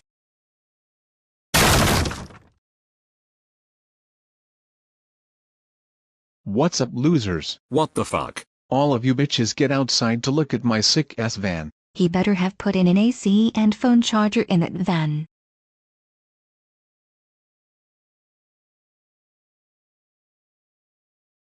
Behold, the concussion machine, my newly modified van. I used all my Jeopardy money for you, Uncle Eddie. The old girl is finally what you wanted. Anyways, this van is now a fully modified racing van. You spent $100,000 on renovating your van instead of just, buying a new one? It's my money. I'll spend it however I damn well please. Dumbass. Wait, I'm sorry, but did you say racing van? Yup, I'm going to go into the street racing scene. I've heard the money you can make is insane. Fred, that's a horrible idea. Not only is street racing illegal, it's a very dangerous activity that has the possibility of killing other drivers or even pedestrians. Are you sure you want to take that risk? Velma, why are you even asking Fred that? We all know for a fact Fred gives zero shits about the possibility of killing someone. And I'm sure the police won't care either, because Boris focuses all the police power into arresting the troublemaking kids that terrorize this city. Makes all the genuine criminals seem like bullies in comparison when you think about it. You're right, Scooby. Alright, Fred, have fun with your Fast and the Furious bullcrap. I'm going inside, and when we get a phone call from you inside a cell, don't expect us to bail you out. Do you think I can tag along? Shaggy? Yup, we're going racing in an hour. I know I'm going to kick ass because nothing can beat the concussion machine. Breaking news. A 17-vehicle pileup has been reported. Witnesses claim they saw 2 vehicles racing about 9 blocks from the scene of the pileup. Our correspondent James is live at the scene of the accident. Thank you, Kate. As you can see, first responders and officers are at the scene of the massive accident that took place. Officers claim they're on the lookout for one of the drivers who was driving this van, which seems to have no scratches. We believe this van belongs to none other than Fred Jones, also known as the Concussion Beast himself. Our chief Boris Anderson is currently on the search for him. Officials claim 5 lives were killed during this horrible incident. 8 others have been injured, with the street racing driver being in critical condition. Officials identified the victims as Shaggy Rogers, Caillou Anderson, Rosie Anderson, Doris Anderson, and Giovanni Darkus. My whole family is gone, just like that. I want everyone to look for Fred and send in tips so I can give him the deadliest and most brutal punishment that has ever been seen on a Go-Animate video. I want retribution for my family. You heard it here, folks. Please call the non-emergency number to send in tips or information on the whereabouts of Mr. Jones. When we come back from commercials, we will talk about the local bar getting set on fire. I can assure you it was someone who hates us and totally not me trying to commit insurance fraud. I can't believe my best friend is dead. Maybe if I ask Retro, he can bring him back. I'm sorry I couldn't protect you, Shaggy. I should have talked you out of joining him. Maybe I should have called the cops the second Fred told us he was going street racing. This is just horrific. I can't imagine the pain Boris is going through. Oh my god, where's my phone? Fred, what are you doing? I'm getting the hell out of here. That's what I'm doing. What? Fred, you straight up murdered 5 innocent lives and injured 9. You can't just expect to just leave like that. Yes, I can. Watch me. Fred, you know you can't outrun Boris. You killed his whole family. It's not him I'm afraid of. It's Fred, can you come outside? I would love to have a little chat with you. Just a lovely innocent talk. Oh hell no. You guys didn't see me. Hello, Maeve. How are? Where is Fred? I haven't seen him since the accident. I've checked the bars, the restaurants, and even the local nightclub, and I haven't found him. Maeve, I don't mean to be that person, but don't you think you're overreacting? Just a bit? He killed my Moirail. If you spent 6 years building a relationship with someone and some reckless person took them away from you forever, you would want to see the life fade from their eyes, wouldn't you? Maeve, I understand you're upset right now, but you shouldn't let your emotions control your actions. Killing Fred won't bring back Giovanni, now will it? It will bring me great joy knowing my Moirail's killer is dead. Well, I'm sorry. I don't know where he is, unfortunately. That's fine. I will hunt him down for as long as I have to. I will spend every second of my life searching for him. After all, I have all the time in the world now, seeing how the troll I took care of is gone. Oh boy.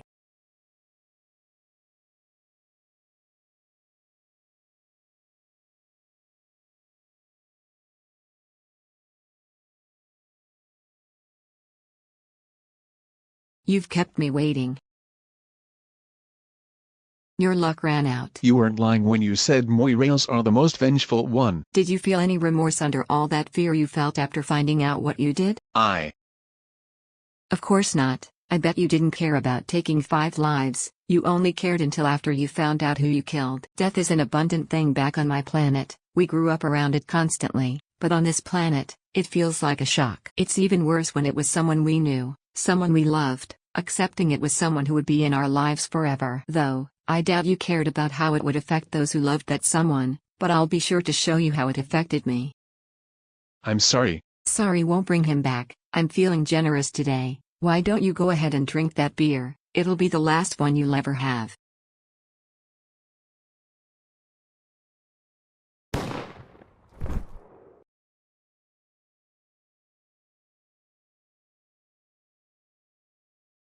We've finished Double Jeopardy. Doris in the lead by an astounding $7,300, Fred trailing behind in second by $3,300, and Cole in third with $2,200. Here comes Final Jeopardy. The category is U.S. Presidents, a very good subject. We're going to take a short commercial break before the final round. See you then. U.S. Presidents, that seems easy enough, but even with betting everything, I won't get enough to beat Doris.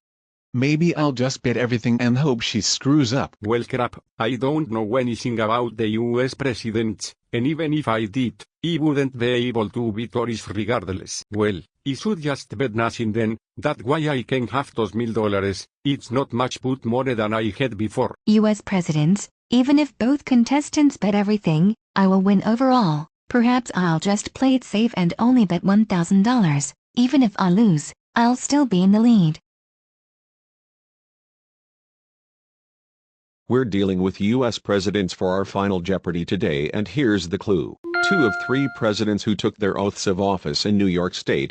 Go for it, players. You have 30 seconds.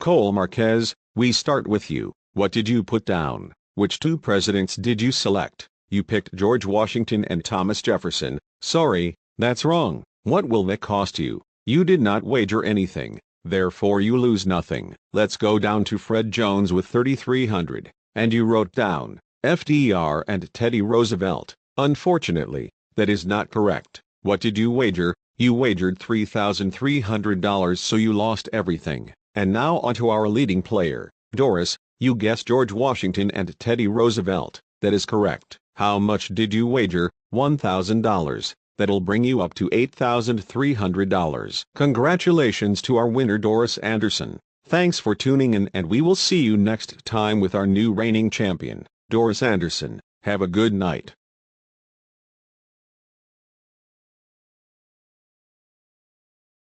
Hey Dad, we haven't seen you since this morning. Is everything okay? Caillou, your mother just served me divorce papers. What? What do you mean? Ever since she was reigning champion on Jeopardy for a month straight, she accumulated enough money to be on her own. She's divorcing me so she can live the single life while being filthy rich. I don't understand, after all we've been through.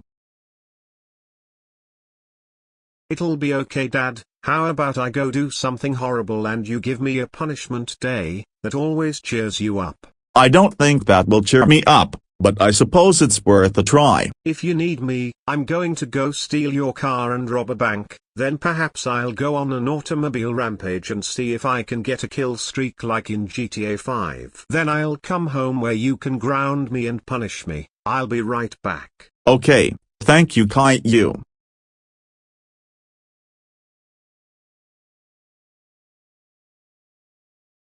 We finished Double Jeopardy. Doris in the lead by an astounding $7,300, Fred trailing behind in second by $3,300, and Cole in third with $2,200. Here comes Final Jeopardy. The category is U.S. Presidents, a very good subject. We're going to take a short commercial break before the final round. See you then. U.S. Presidents, huh, that seems easy enough, but even with betting everything, I won't get enough to beat Doris. Maybe I'll just bet everything and hope she screws up. Well crap, I don't know anything about the US presidents, and even if I did, I wouldn't be able to beat Doris regardless. Well, I should just bet nothing then, that's why I can have those $1,000, it's not much but more than I had before. U.S. Presidents, even if both contestants bet everything, I will win overall. Maybe I'll flex on them and bet everything. We're dealing with U.S. presidents for our Final Jeopardy today, and here's the clue. 2 of 3 presidents who took their oaths of office in New York State. Go for it, players. You have 30 seconds.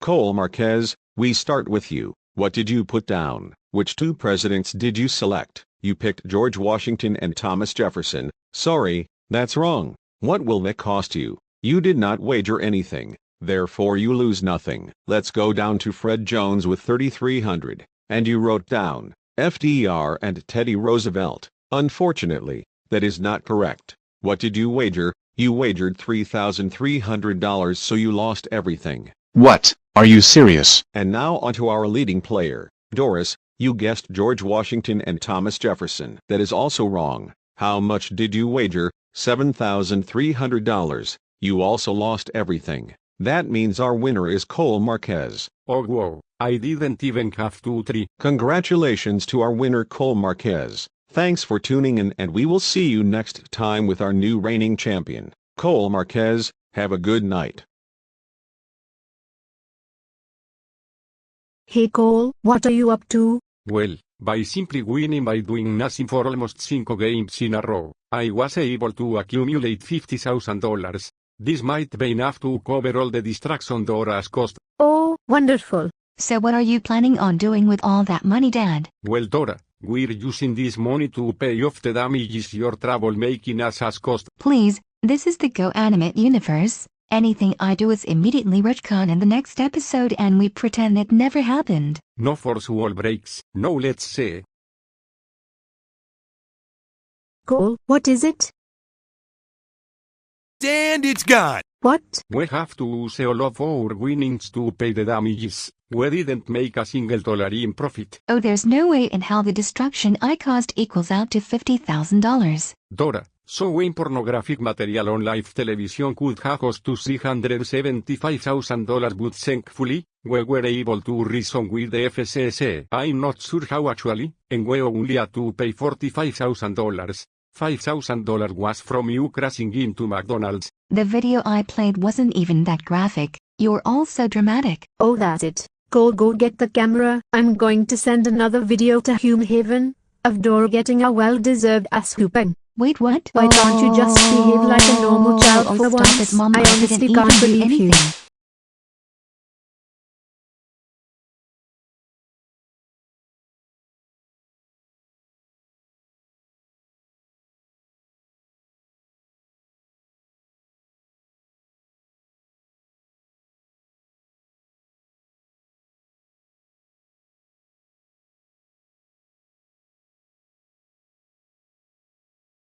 That's weird. I don't remember building this room.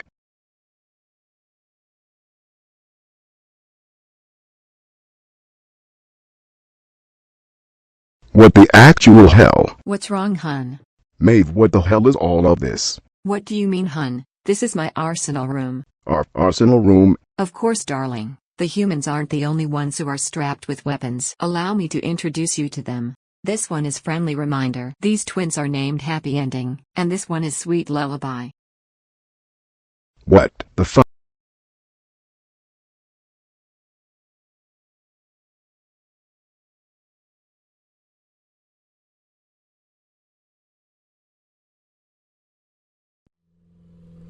Maeve. Yes? I'm really curious, why on Alternia did you become a school counselor? I mean, you could have opened your own tea shop. You could have opened your own shop to sell your little embroidery patches, or just not work and chill at home, because I'm the breadwinner. So, why a school counselor? It was the only job I could find. I guess that's fair. Han, did you really have to abandon the behavior card system? The old one was much better. We are not executing children for simply having bad behavior, nor are we expelling any of them. And the fact some cards gave children the option to graduate, hell no. How will they become functioning adults if they get to just leave school forever? I still prefer the old one. Well, I'm the principal. I make the rules. Does the Huffy Pup enjoy his big boy job? Not out in public. Hush yourself. I'll be in my office. Works every time.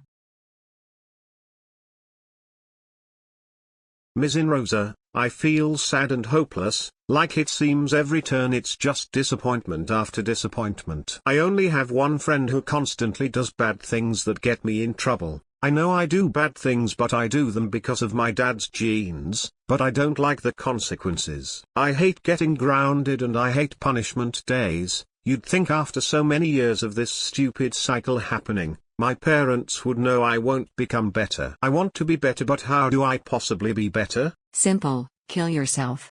What? It's clear to me you can't handle what life has to offer you. If you can't expect to handle the consequences of your actions, I believe simply killing yourself is the way to solve it. Ms. Rosa, are you sure you're supposed to tell students that? What's the principal going to do? Fire me? If you don't want my advice, then perhaps you should hire a professional therapist. I don't get paid to deal with your woes. Yeah, I'm going back to class.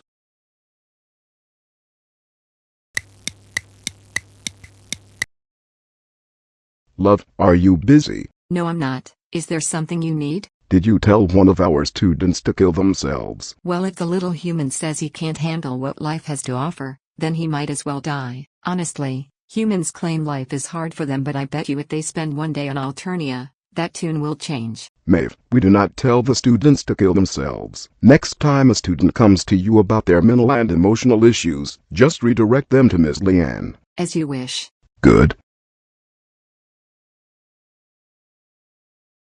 I don't know, Miss Rosa. It seems no matter what I do, Dora always thinks I am trying to one-up her. For example, we were answering Mrs. Christina's question on math. It was a simple 1, 2, what's 9 plus 10? Dora answered with 21. I'm guessing it's a meme.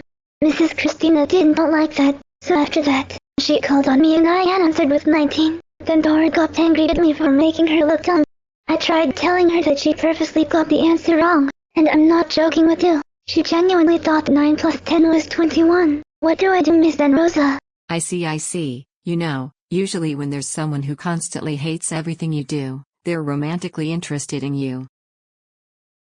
No, I'm sure it's platonic hate, and besides, I'm sure she's not into girls. Ah, well in that case, perhaps you should just execute her. I'm a pacifist. Sometimes we need to sacrifice our own beliefs to sustain a more comfortable life. I think I'll just ask Miss Leanne for advice. Thanks. I mean, all right, deal with the destructive child then. Maeve, I've gotten word about what you've told young Miss Delgado. Is simply telling her the truth a problem? Humans, especially these young ones, do not understand our romantic quadrants. I would recommend you don't discuss such a thing with them. Their parents can do that for them, and I've already told you to not tell the kids to kill themselves, or one another. Are you telling me how to do my Your job? Yes, I am. A school counselor is supposed to encourage the students, and help them achieve, and they can even help with preventing youth suicide. You're doing none of them. You can blame the Boris human for hiring me. That explains how you got the job. Just please try to be more encouraging. I know you don't like children, but for God's sake, fake it. And if I don't? Then you better start applying for another job. You wouldn't fire me, would you? You're so mean. Okay, I'll be more encouraging. Thank you.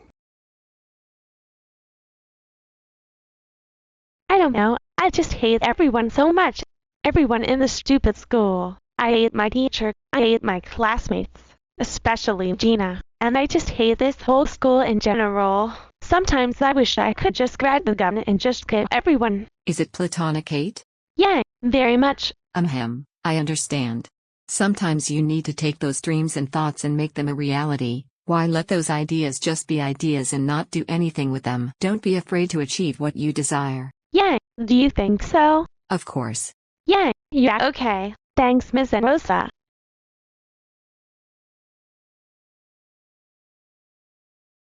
She seems happy. I've simply done what you wanted and encouraged her to achieve her dream. See, I knew you could do it. I'm very proud of you. Thank you, hun. Anyways, what brings you here? I've been thinking about it and I want to tell you I'm sorry for how I spoke to you. Oh, don't worry about it. You're just doing your job. You're just trying to make the school better for everyone. I'm glad you understand. Thank you.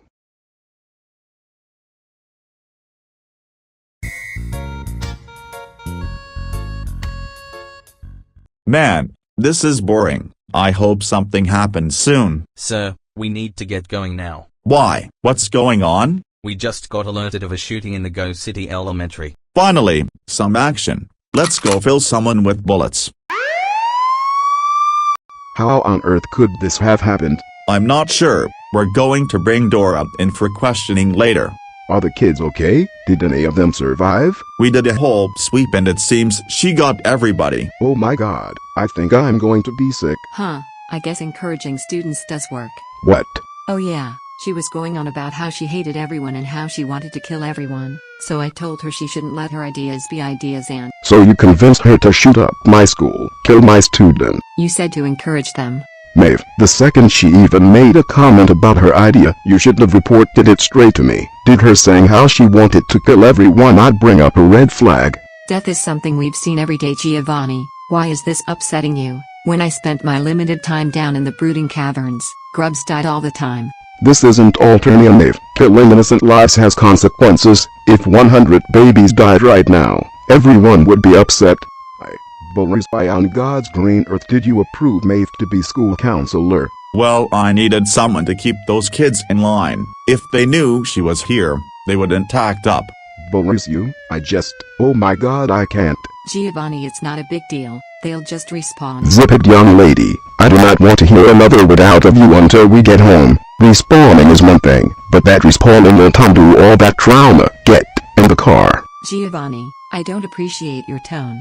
It's my job to protect you, but also keep you in line, and this whole ordeal happened because you are incorporating Alternian culture into Earthian society. I don't care how you feel about my tone or attitude, you will do as I say, and get in the damn car. As you wish. Not only do I have multiple families to inform, I have to get everything cleaned up, the time, the money. Boris, what do I do? Well, I can't tell you exactly what to do. You should just go home. There's nothing else you can do. We will get everything sorted out. We will tell the families, and I will give Dora a 5-day-long torture session for killing my children. Right. I'll be going home then.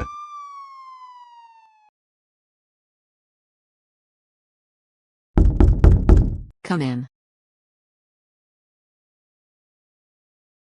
Can we talk? We can. We haven't been on this planet for long. The mindset of Alternia culture is still fresh in our heads, and it's drastically different compared to culture here on Earth. And I understand it's hard to learn the ways of a new culture, and I had no right to speak to you the way I did about it. I can give every excuse in the book for why I did, but not one will excuse what I said. I'm sorry, Maeve. I don't believe you need to be. Maybe you were right about firing me. No, I'm not doing that. I will not fire you over still holding on to our culture. It will take time for us to be more indulgent in Earthian culture, and learn what's right, and what's wrong. For now, Boris has told me we don't have to report to the school for a few weeks, maybe a couple of months, whenever he feels comfortable opening it back up. What should we do then? I've taken a week off from all the stress I've been dealing with. That means we get a whole week to be alone? Yeah, what did you want to do? Bring me some tea and maybe I'll forgive you. Hey, all right.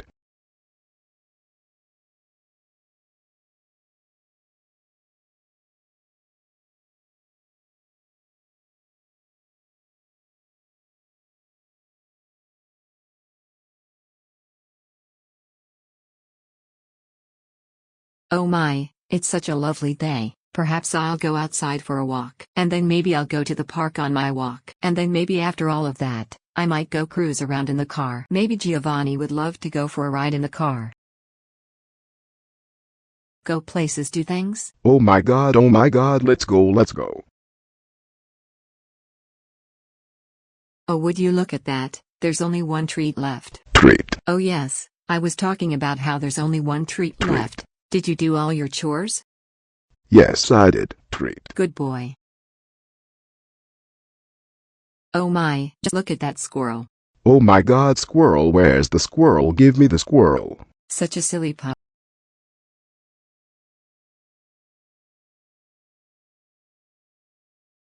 This is the life. I got my beer, I have the TV to myself, and the gang is being quiet for once. Nothing can ruin this. I spoke too soon. Jinkies, what was that? Knowing my luck, it's either Caillou or Dora messing up my stuff again. Let's go check it out.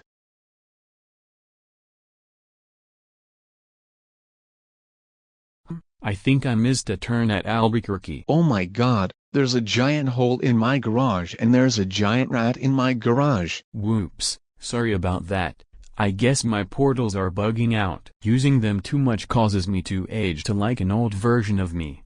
I guess I need to take a break before I turn old. I don't give a shit about what the hell you got going on. You broke my property and therefore, it's concussion time. No, wait Fred. Velma, don't interrupt me, otherwise you'll get a taste of the concussion beast. But Fred, doesn't that bear look familiar? I'm actually a raccoon yokai hybrid. I don't know what that is and I don't give a crap. Fred, Remember when we went into the future and met Future Retro and that guy he was with? Oh, you're the one who roasted both Daphnes. I don't know what you're talking about, but if you said I roasted Daphne, that must be me then. Well, fine. I guess I won't give you a concussion then, but I expect payment for the damages. Sure, I'm thankful you guys won't attack me. I tell you, the last house I fell into didn't end up so well. Why? What happened? Well, where on earth am I? Hey, who are you, and what are you doing here? Oh, sorry, I was trying to get home, but I think my powers are getting used too much and Han, what's going? Oh, my sweet sufferer, is that a giant rat? Giovanni, hold it down so I can shoot it. No, wait, Maeve. Oh shit.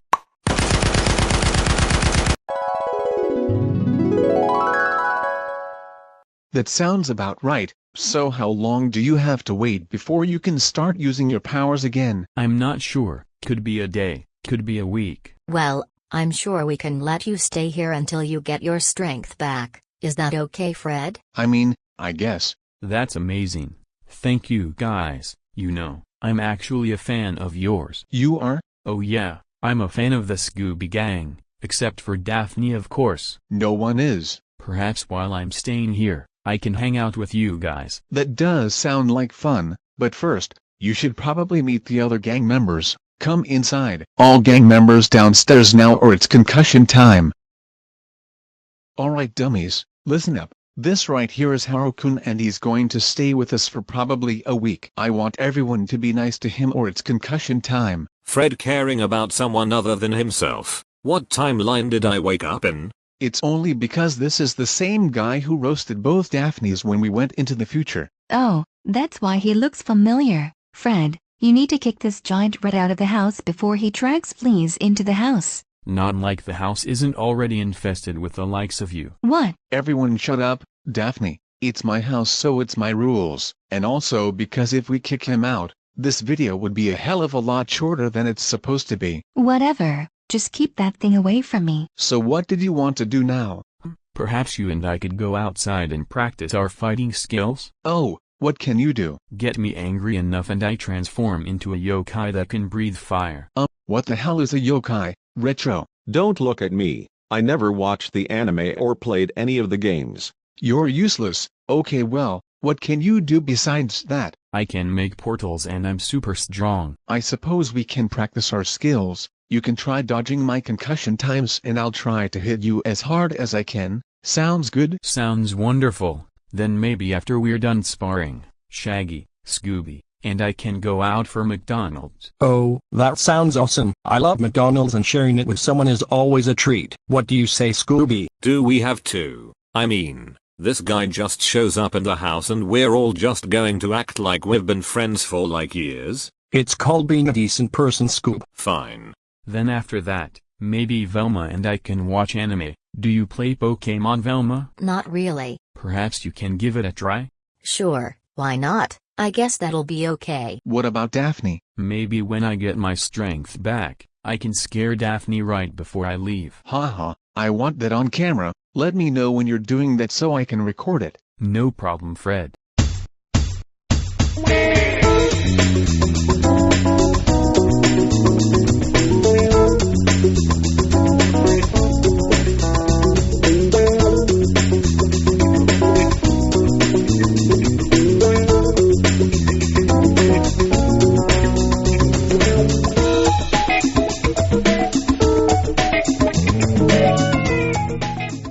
Well, this has been a fun week, Haru-kun. It's sad to see you go. I mean, I don't really care. Shut up, Scooby. Anyways, are your powers strong enough for you to get home? They should be. I appreciate you guys letting me hang out with you. Of course, feel free to come back anytime soon. Retro, shouldn't something else happen? This video seems a little short, don't you think? I couldn't really come up with something honestly. I don't know anything about yokai, nor do I really know what his monster form looks like. And you couldn't think of something? Not really. It's not because I didn't want to, it's just I genuinely didn't know what to do. Probably because the request was cringe. Scooby, that is not nice. The requester won the challenge, so therefore, I'm holding to that promise. Whatever, I'm going outside. So this is it? Pretty much. Sorry, requester. Right, well goodbye. Okay, but what about the Pokemon he said was with him, shifting in this monster form? What about turning into his grandpa form? Again, I didn't know what to do. I'm usually able to stretch video ideas, but in this scenario, I wasn't entirely sure what to do. I'm very disappointed in you. Whatever, if you need me, I'm going to go edit this video.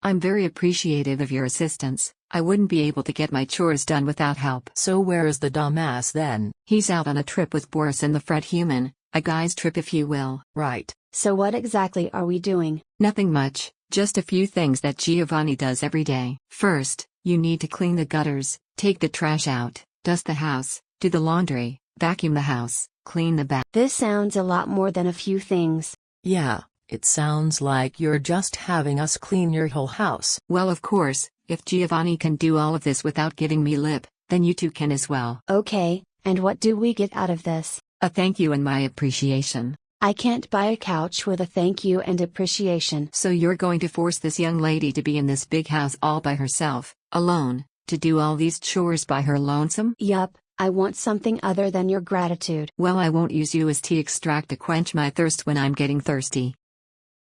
You heard her, Zezula. Let's do this list. Oh joy.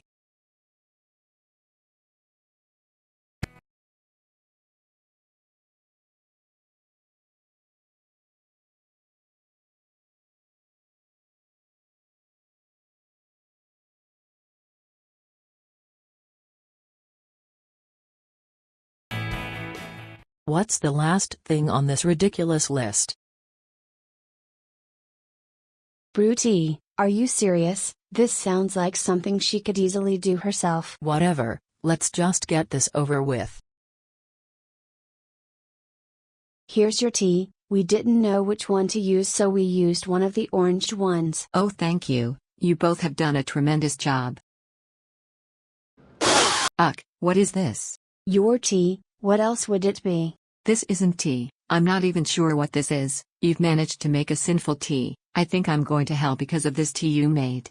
Oh, it can't be that bad. You somehow made me hot leaf juice and you also managed to clot the blood. Hot leaf juice? Isn't all tea just hot leaf juice?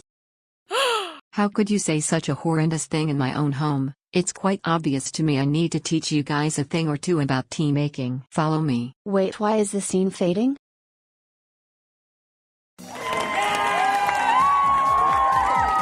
What the hell? Where did this kitchen set come from? Hello darlings, I'm your host Maven Rosa. Today I'm going to show you how to properly prepare blood-infused tea for your own rainbow drinker friend. We start with the first item, a kettle. Of course, you always need this to prepare tea. Next, you'll need a flavor of tea. I personally prefer Earl Grey, but some have their own preferences. Now, what you need now is a sacrifice. What? Oh, I'm just kidding. You will need donated blood from a close friend. This way, you know your blood is safe. Now everything is very simple. You boil the water and add in your tea bags. After the water fully absorbs the tea bag, pour the concoction into a teacup. Now this is the most important part. You add a bit of the donated blood you have and mix it in, so it doesn't clot in the heated beverage. And there you are, blood-infused tea.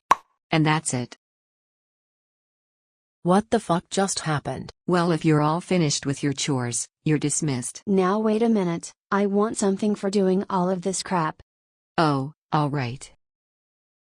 Are you serious? It was supposed to be a little gift for Giovanni for when he finished his chores, but I don't think he'll mind. Yeah, I really don't want this.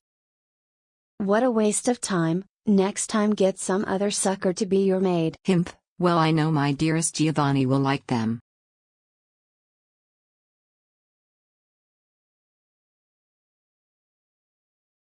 In local news, it seems Ghost City underwent a massive overhaul in design overnight. Our creator, Retro, refused an interview. What do you... Can't you read the sign? It says Jade Bloods will be shot on sight. Yes, that's what I came over to talk to you about. What's the deal? Well, obviously you're a menace to society like Caillou and Dora, and you clearly have no morals when it comes to shooting someone. So this sign here is a clear warning to you that if I see you on my property for whatever reason, I'll shoot you on sight. And really, I don't care about the consequences. I'm not afraid of Giovanni and I'll fight him. Why are you laughing? Oh, Fred Human, do you honestly think a death threat on that sign will stop me? What? Perhaps I should invite myself into your home when you least expect it. You look away for 1 second and boom, there I am. You crazy bitch, Oh, hold on, I'm getting a notification in my backyard. Notification? Well, ever since we had the talk about your quadrant system crap and that weird guy showed up out the window, I was adamant on getting those security cameras. Now let's see.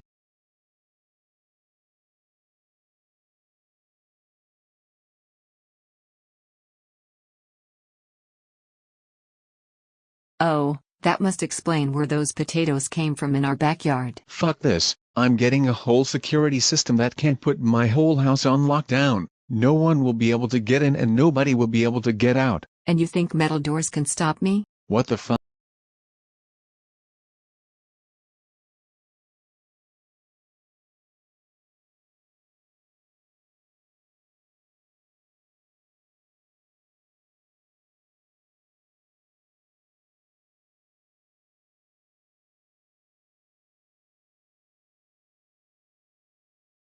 Can you hurry this up? I have an appointment in an hour. Look, you said Maeve demanded we spend one day with one another so we can stop being at each other's throats. I just need 5 more minutes and I'll be done. Why do you even need a safety deposit box? What earthly possessions could you possibly have?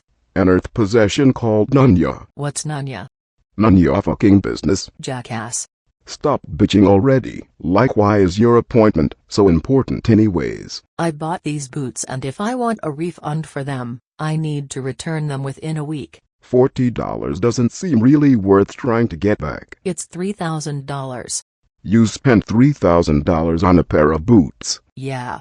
That's the most idiotic thing I've ever heard. You're a fucking idiot. Drop dead asshole. I am returning it anyway. There's no way your job as a bartender pays enough to afford that kind of purchase. Where did you even get that kind of money? None of your fucking business. That's where, God, you know I was thinking today was going to be nice but you ruined it. Oh, I ruined it. Yeah, you, the one time I splurged on myself and you just had to go and make me feel like a fool.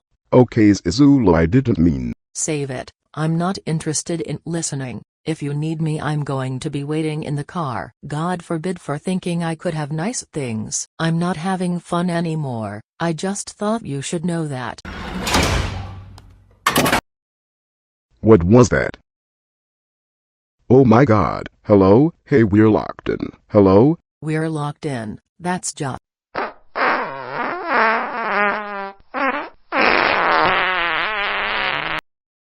Did you just fart? I fart when I get scared. Oh my God, it smells so bad. I think I'm going to vomit. It's not so bad. Stop being dramatic. Hey, somebody, we're trapped in here. Giovanni, just stop it. You're wasting your breath. Seems these human vault doors close automatically at the end of the work day. It won't open until tomorrow. Well, there's got to be a way to get out of here. Think of something. How should I fucking know? How about you use that supposed 130 IQ you claim to have and get us out? Yeah, let me just use my brain power to open the door. Open sesame. Wow, look at what happened. I'm smart, but I'm not fucking Troll Houdini. Great, we're locked in here until tomorrow and the only thing I ate was a fruit bowl Alkiza didn't finish. And what's worse is that you smell awful. I sweat. Troll sweat Zazula. Thanks for making me even more self-conscious. It's not my fault it's hot in here. It's making me sick and I think I'm about to vomit. Stop being such a little bitch. I don't know what you want me to do about it. The best thing I can do is take my shirt off. If I wanted to see tits Giovanni, I would stare at myself in the mirror. Well, that's the only solution. I'd rather shoot myself. Well, too bad. There's no gun in here. There's a gun in your safety deposit box, isn't there?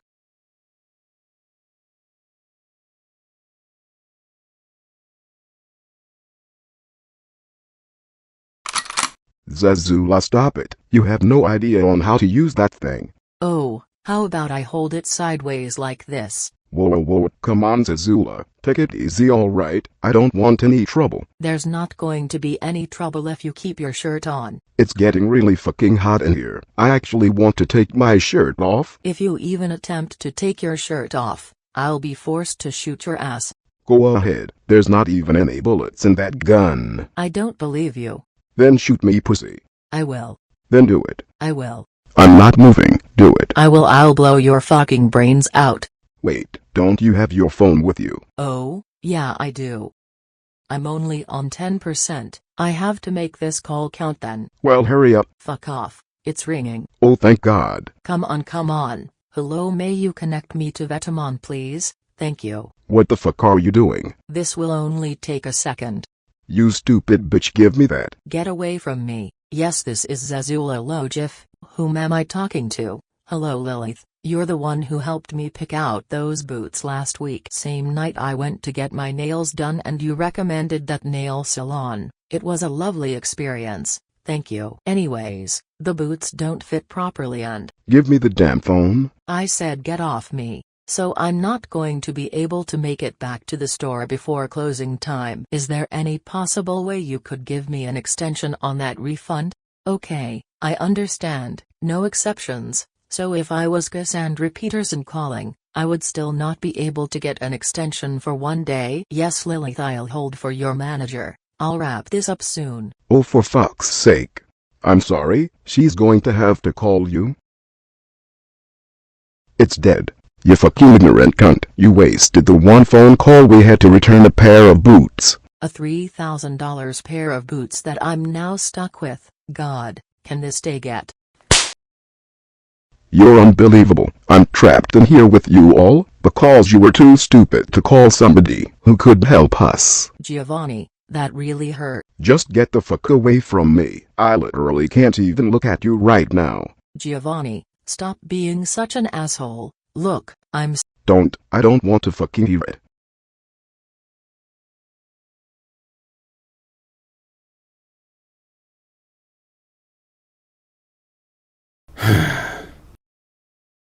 I'm sorry, that was unacceptable. I never should have laid my hands on you. Just fuck off. I'm really sorry, I'm just frustrated right now, and I had no reason to take it out on you. Us being stuck in here isn't your fault. You don't have to forgive me, I just wanted you to know that I'm sorry. Hey, I know something that'll cheer you up. Is knowing I like wine the only fucking thing you know about me? Well, there's nothing else here I could use to cheer you up. Take it, or leave it. Ugh, it smells like rotten eggs. Are you sure this is any good? Possibly. Blech. Haha, what even is this? 600-year-old wine, back on Alternia, from where I grew up. Where did you even get it? Me, along with my group, purged an old town. We found a whole basement full of this old age wine. And you actually kept this one for almost 80 years? Yeah, I had it in my X for a while. When we came here, I put it in my safety deposit box. I was going to save it, but whatever. Save it for what? That's not important. Whatever. On the plus side, it's helping me relax about our situation. Yeah, I guess. Giovanni, I just realized something. What? Tomorrow's Sunday. Fuck. Giovanni. Him. When you said you've had this for 80 years, is that the same 80 years you've been alone? Yeah. Did you meet anyone exciting? No, I mostly kept to myself. Tried to keep myself under the radar. I felt no reason to interact with anyone until I got to the camp. But even then, I kept to myself. Yeah, that explains a lot. What do you mean by that? What I mean is that your social skills are shit. So I'm not good with interacting with others. So what? Your social skills make you insufferable to be around. What the fuck are you talking about? I'm not as bad as I used to be. Giovanni, cut the crap. Through the few months we've been on this planet, Your social skills have not gotten any better. Your social skills are so fucking terrible you needed 3 different people to help you with one date. What the hell? Why are you talking about it? I'm just saying how I see it. In my eyes, you are the most ignorant, unpleasant, negatively temperamental asshole I've had the misfortune to know. Well, you know what? Why don't you just go to fucking hell, Zizula? Jesus, calm down. I wasn't trying to start anything. Let's just forget about it and just... No, we're not just going to forget about it. How fucking dare you say all that about me? For the 6 fucking years we've known each other, we've never done anything together at all. The few times we do anything is with other people. This is the first time in fucking years we've been alone. And even now, you're still holding this idea of me in your head. Now Giovanni, you're being dramatic. Well, I guess since we're being honest with one another, how about you take all that jewelry and makeup off? It makes you look like a whore. Never mind, now you're just being a fucking dick. You might as well get used to it. The things the others say behind your back is so much worse. Are you trying to hurt me? Because you're hurting my feelings. I'm just saying how I see it. Oh, so that's what we're doing. I can play that game too.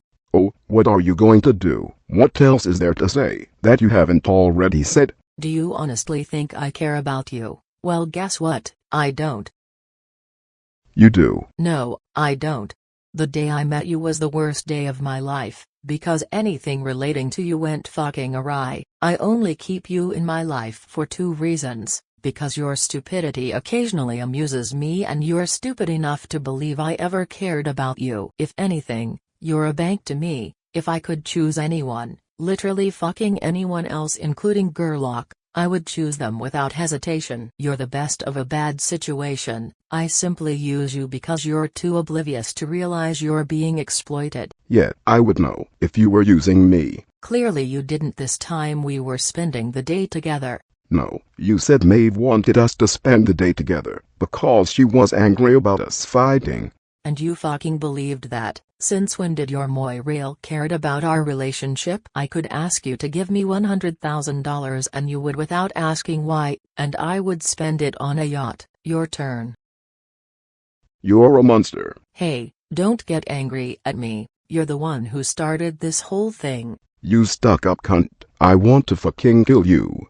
Oh really? It's so convenient that you have a gun in your safety deposit box. There you go, Giovanni. You want to kill me with that. But wait, you said there aren't any bullets in the gun. Yeah, there are.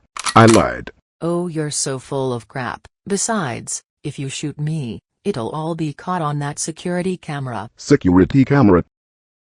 Oh my god, maybe someone can see us. Hey, somebody help. No one's out there, Giovanni. They would have come in by now. I can't spend another second in this fucking vault. Well, here, I'll save you and myself from this torment and shoot you in the head, except there's no bullets in.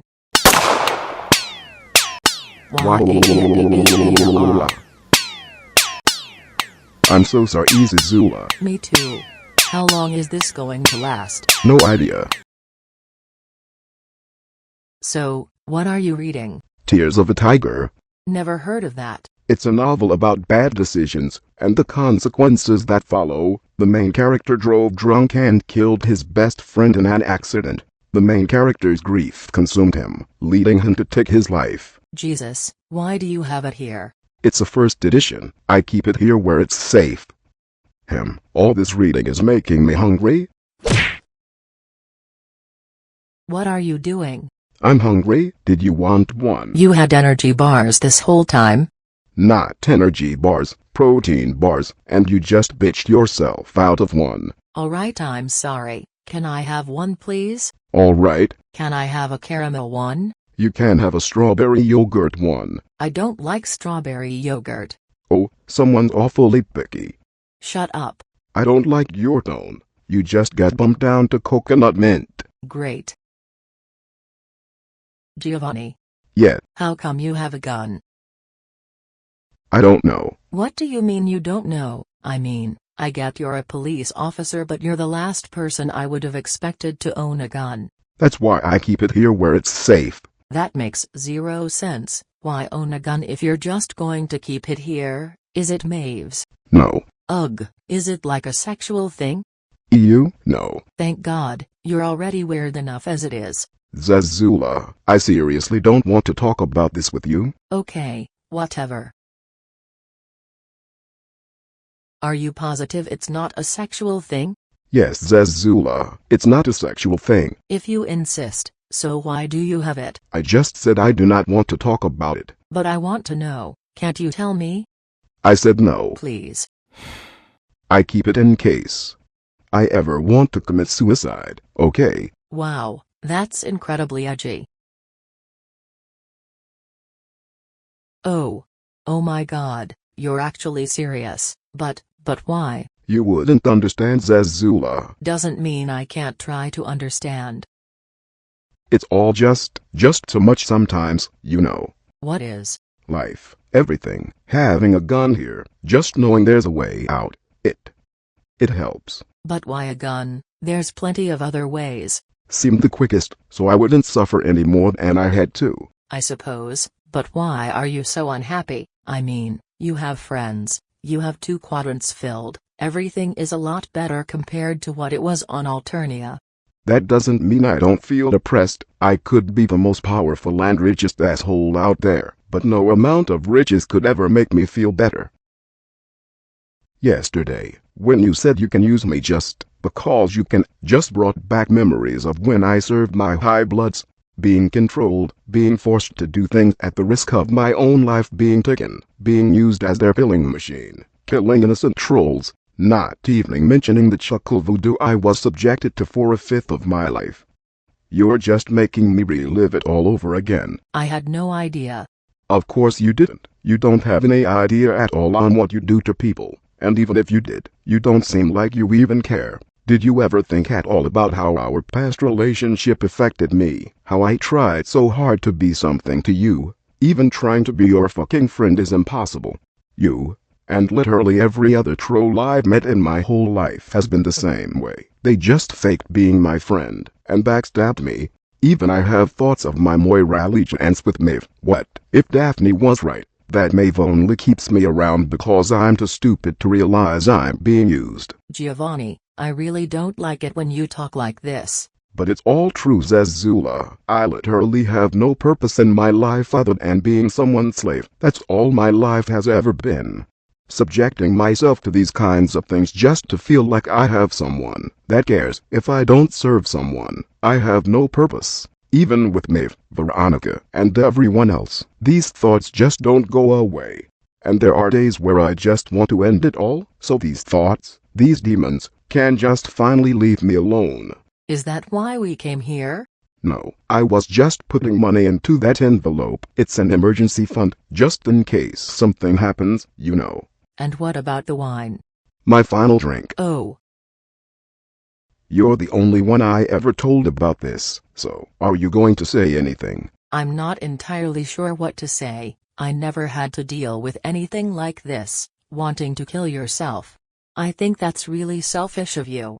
How is that selfish? How would Maeve feel about this? If you're saying how I'm the only one you've told about this, I can't imagine how it would affect her. Knowing you're this depressed that you would have suicidal thoughts and she had no idea, it would. Who knows what it could do to her? She would feel like she failed you. And what about Veronica, your human friends? What about me? What about you? You've made it pretty clear that I'm nothing more than just an afterthought, that you wished we'd never met, that I'm the best of a bad situation.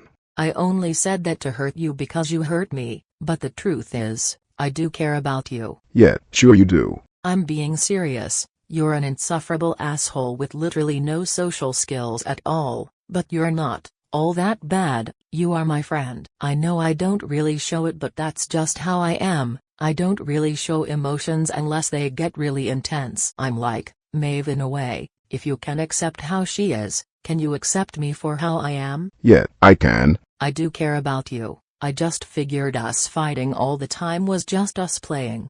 The humans don't think so. Fuck what they think. If I hear one of them say we need to fuck again, I'm killing someone. Should I tell them we already tried that, and it didn't really help? My life is none of their business, so I'd rather you not. Fair enough. But anyway, I care about you too, Zazula. I've always cared. Even after everything, you've always meant something to me. Honestly, I care very deeply for you. Possibly even deeper than that. I love you, not like red quadrant love, but like I love you, as one loves another person, whom one simply cannot do without. I'm not that deep in how I feel about you, Giovanni, but, thanks.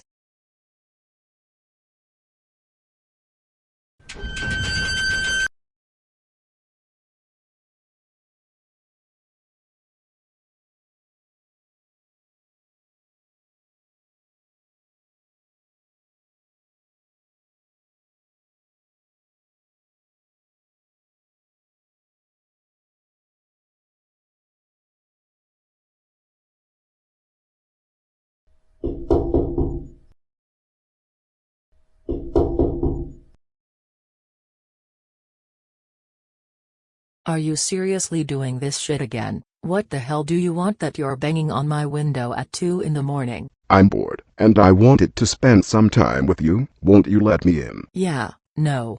Why not? Alkiza isn't home right now. Just saw her at the gas station trying to get money out of the clerk. Don't you want to spend time with me and ruin your sheets? First of all, asshole, I'm not ruining my sheets again. 2. What makes you think climbing to my window will convince me to sleep with you? And 3. Even if I wanted to, tonight isn't a good night. You could just tell me you're not interested instead of lying to me. I'm not lying. Zazula, who's at the window? Oh, what's up, loser? Haha.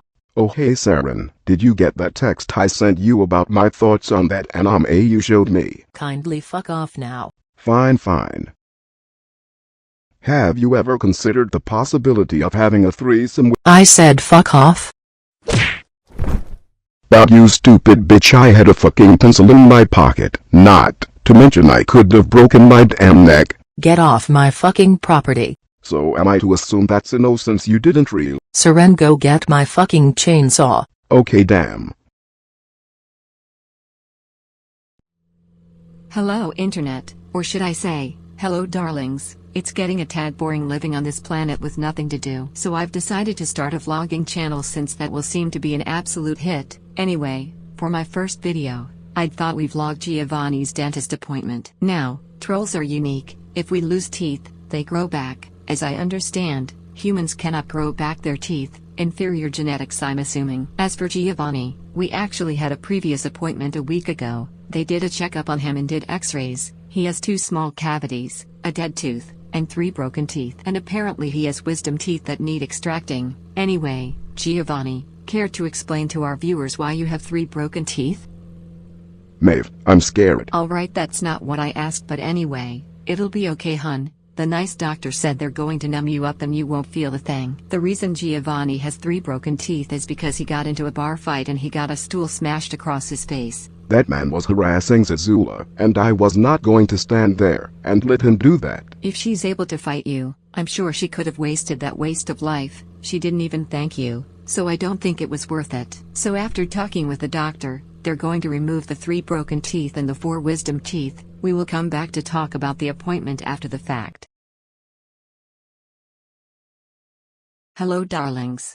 So that could have gone better. We went inside the lobby and got the paperwork done. They brought him in the back to prepare for the surgery. About 15 minutes into it, I heard Giovanni screaming in a scuffle. I ran back and Giovanni was threatening them with his scythe. Apparently Giovanni has an irrational fear of needles that he neglected to tell me. So, after calming him down, we decided to put him under for the surgery, which required a needle injection. It took almost an hour just to get him to relax and get the injection. He eventually fell asleep and they were able to finally give him the numbing injection too. They were so patient with us. I can't thank them enough. Giovanni woke up from his surgery and he's still out of it. The doctor insisted we give him his medication as soon as he wakes up so he isn't in pain after the fact. These are supposed to be really strong so Giovanni will be comfortable. I'm so exhausted right now. I'm going home and after I put Giovanni to bed, I'm going to— Sweet sufferer almighty Giovanni, what the fuck? The government came and took my baby. A flailing monkey has its world rocked by trees. Wow. What? My mouth hurts, and I'm hungry. Is the numbing injection already wearing off? I feel funny. Is this real life? Why are there two of you? Is this going to be forever? Where is that lady and his pain medication? Why, Maeve, I'm hungry. I know, Giovanni, but the doctor said you can't eat solids for at least 4 days, maybe even a week. No, Giovanni, please stop crying. Why are you even crying? I can't eat food. I'm going to starve. No, you're not. You can eat chicken broth. You like chicken broth, don't you? And applesauce. We have applesauce at home. Apple broth. Close enough. Prescription for Giovanni Dark. What took you so long? I have a starving teal back here. Here's your prescription, ma'am. Okay, hun, we're going to go home, get you some ice packs, and we will see if you're able to eat anything, okay? Chicken sauce? Yes, chicken sauce. It took me 2 hours, just to get him to fall asleep. Darlings, I can't tell you how exhausted I am. I love this oaf, but I legit want to suffocate him right now. It'll be fine. After 24 hours, we can begin the process of rinsing his mouth out with the salt water. But we don't have to worry about it for a few more hours. I just want him to just stay asleep for a few hours so I can. I heard from Fred you're planning on doing a vlogging channel. Now who told you could do such a thing? Last thing I need is competition when I'm trying to become an international social media star. How dare you have the audacity? It took me 2 fucking hours to get him to sleep. You made me waste 2 hours for nothing. Wah, bad noise, wah, my mouth hurts. No, Giovanni, it's okay. Please stop crying, hun. You haven't answered my question. I'll flirt with you later, Daphne. I'm kind of in the middle of something right now. Hush hush. Did you want an ice pack, hun? I can find you an ice pack. Ice pack? Yes, it'll help ease the swelling. I promise. Only that big baby to cry by himself. I didn't act like that when I got my 2 wisdom teeth removed. It was a lot more than just 2 teeth, Daphne. Not to mention the new teeth growing in the empty sockets must hurt too. Now get the hell out of my house or make yourself useful and go get the ice packs out of the freezer. Well, he needs to man up and stop being a baby because I'm sure he's being dramatic. Wah.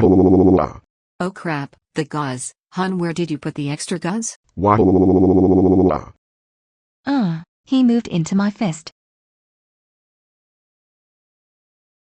Hello darlings, last update for this video. It took, I don't even know how long, for him to calm down and fall back asleep. As for the bleeding, it finally stopped. He thankfully had the gauze in his pocket. The unfortunate part of all of this, the only way I got him to calm down was to let him cuddle me, and darlings, I've never been more uncomfortable in my life than now. Not only do I have to pee, I'm not a cuddle person, but he wouldn't calm down. Daphne banging the door open must have reminded him of a bad memory and he was just so freaked out. Hugging him was calming him down, then he sort of just fell on top of me, and well, here we are. At this point, I'm willing to take being crushed to death and smothered in his foulness if it means he stays quiet for just 5 minutes. And you're probably wondering about Daphne.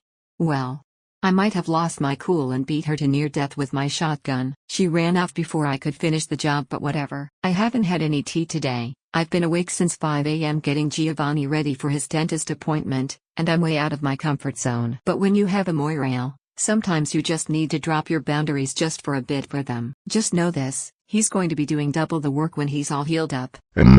That was a wicked bad high.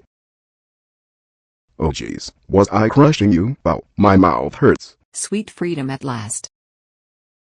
I'm never taking indoor plumbing for granted again. Maeve.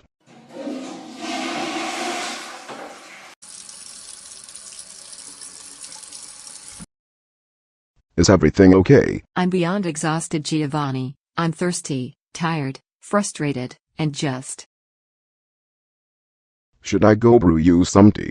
No, the doctor said you needed to rest. It's almost 8 right now. Go take your pain meds and go to sleep. I am sorry I was being a big pain in the ass. I was just so out of it. I was confused and scared, and I wasn't completely sure what was going on. Oh, don't even worry about it, hun. I could have easily dumped you on Veronica, but I didn't. We can talk about this in the morning. Go ahead and head off to bed. Can we continue cuddling after the fact, please? Giovanni, you know how I feel about. Fine. But I'm being the big spoon. I'll be in the kitchen, and you're keeping your shirt on.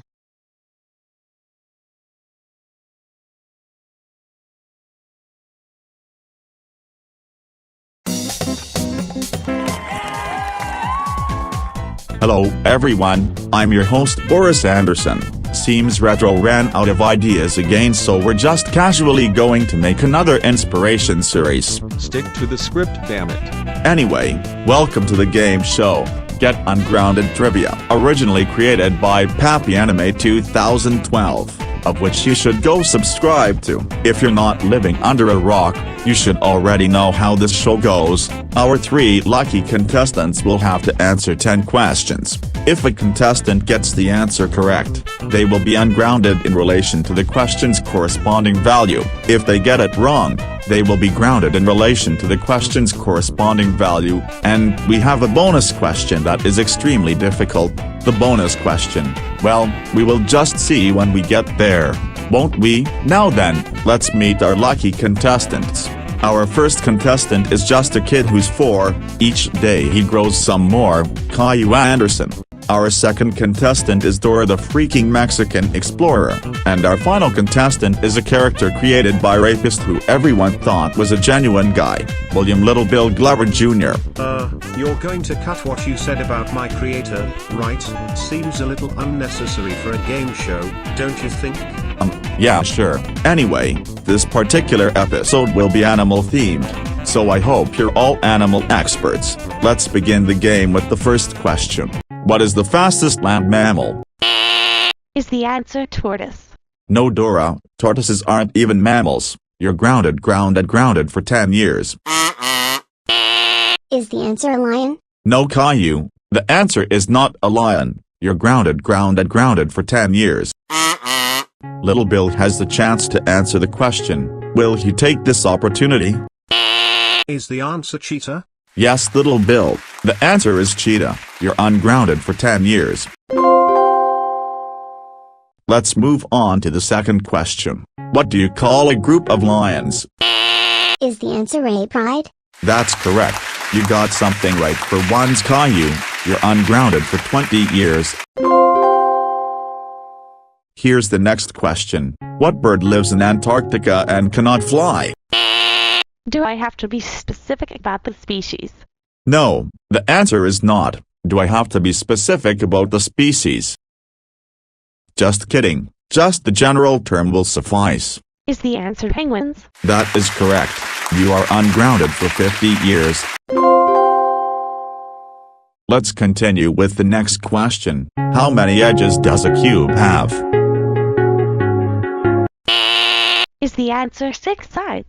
Dora, you idiot. I said edges, not sides. You're grounded for 100 years. This question is still up for grabs if the other 2 contestants want to take a knack for it. Is the answer 12 edges? That is correct. A cube does indeed have 12 edges. You are ungrounded for 200 years. We've managed to make it through 5 questions. We're going to take a quick commercial break, and when we come back, we will start with our 6th question. See you then. Hey losers, it's me, Fred the Concussion Beast Jones. Did you want to learn how to be a beast like me and give concussions to those annoying influencers hogging up the line at your local Starbucks? Well, join my dojo, Concussion Dojo. Here, I will personally teach you the ways of the Concussion Beast. Join my dojo now or it's concussion time. Fred and Concussion Enterprises isn't responsible for the actions of students who are enrolled or have graduated Concussion Dojo. Call now to join at the low price of $5,000 and get a bonus Fred Jones minifigure if you pay shipping and handling. Are you a broke-ass bitch who can't afford to feed yourself? If so, call right now to get your own personal potato troll. Once activated, the troll will dance and cease from existence, leaving a single potato behind. Now you'll never have to worry about feeding yourself.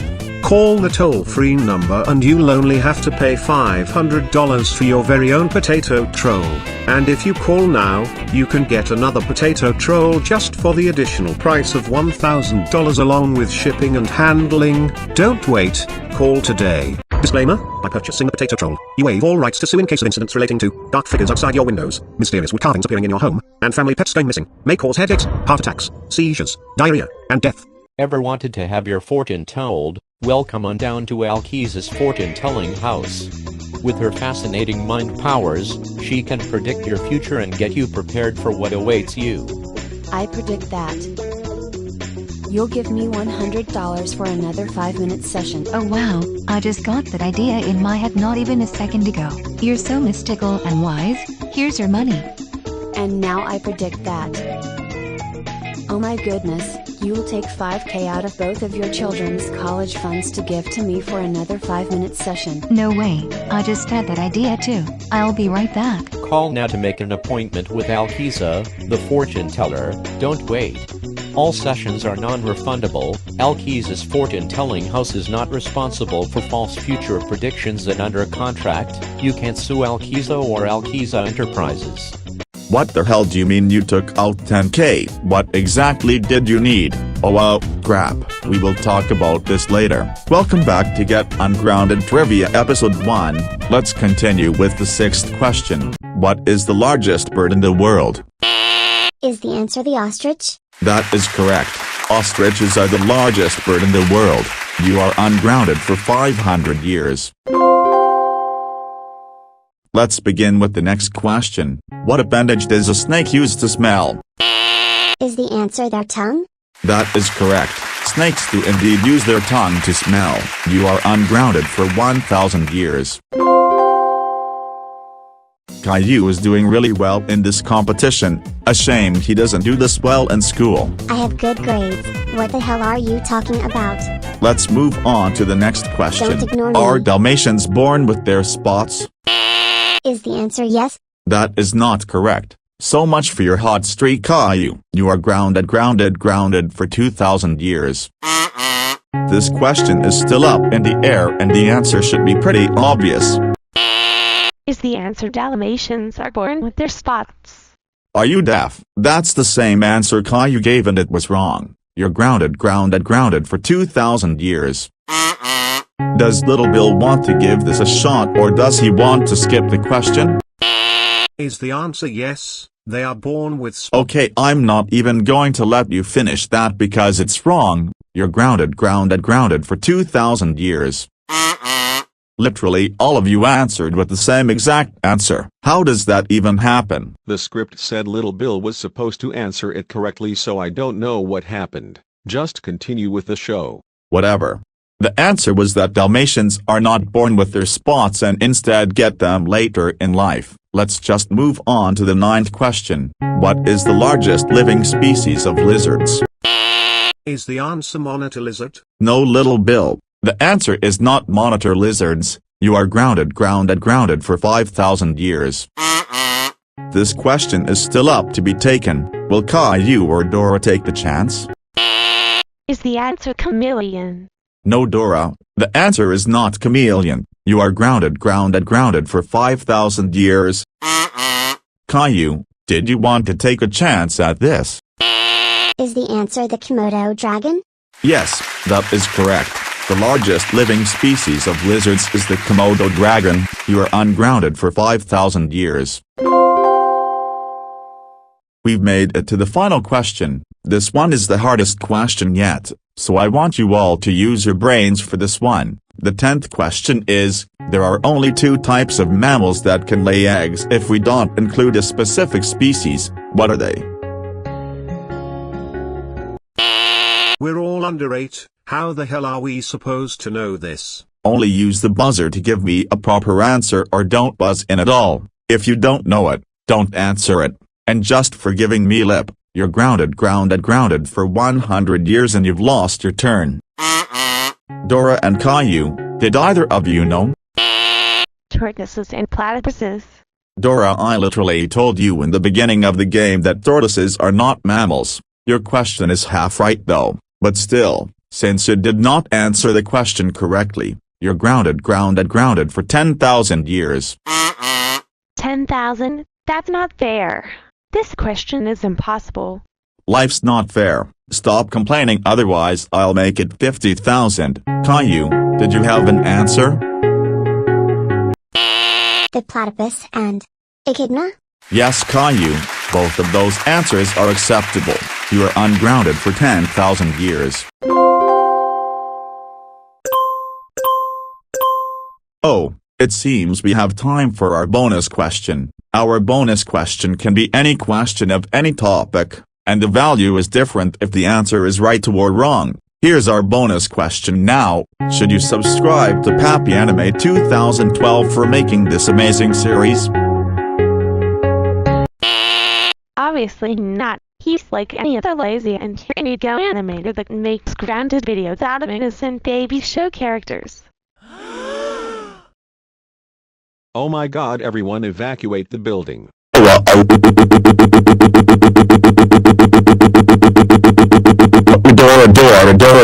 Dora. How dare you say you shouldn't subscribe to Pappy Anime 2012? That is it, for getting the question wrong. You will not be grounded. Oh? I won't. Nope, because grounding you will not undo your sinful mouth. Instead, you will be executed. 360 no scope. Does anyone else want to answer the question? And here's a hint, the answer isn't no.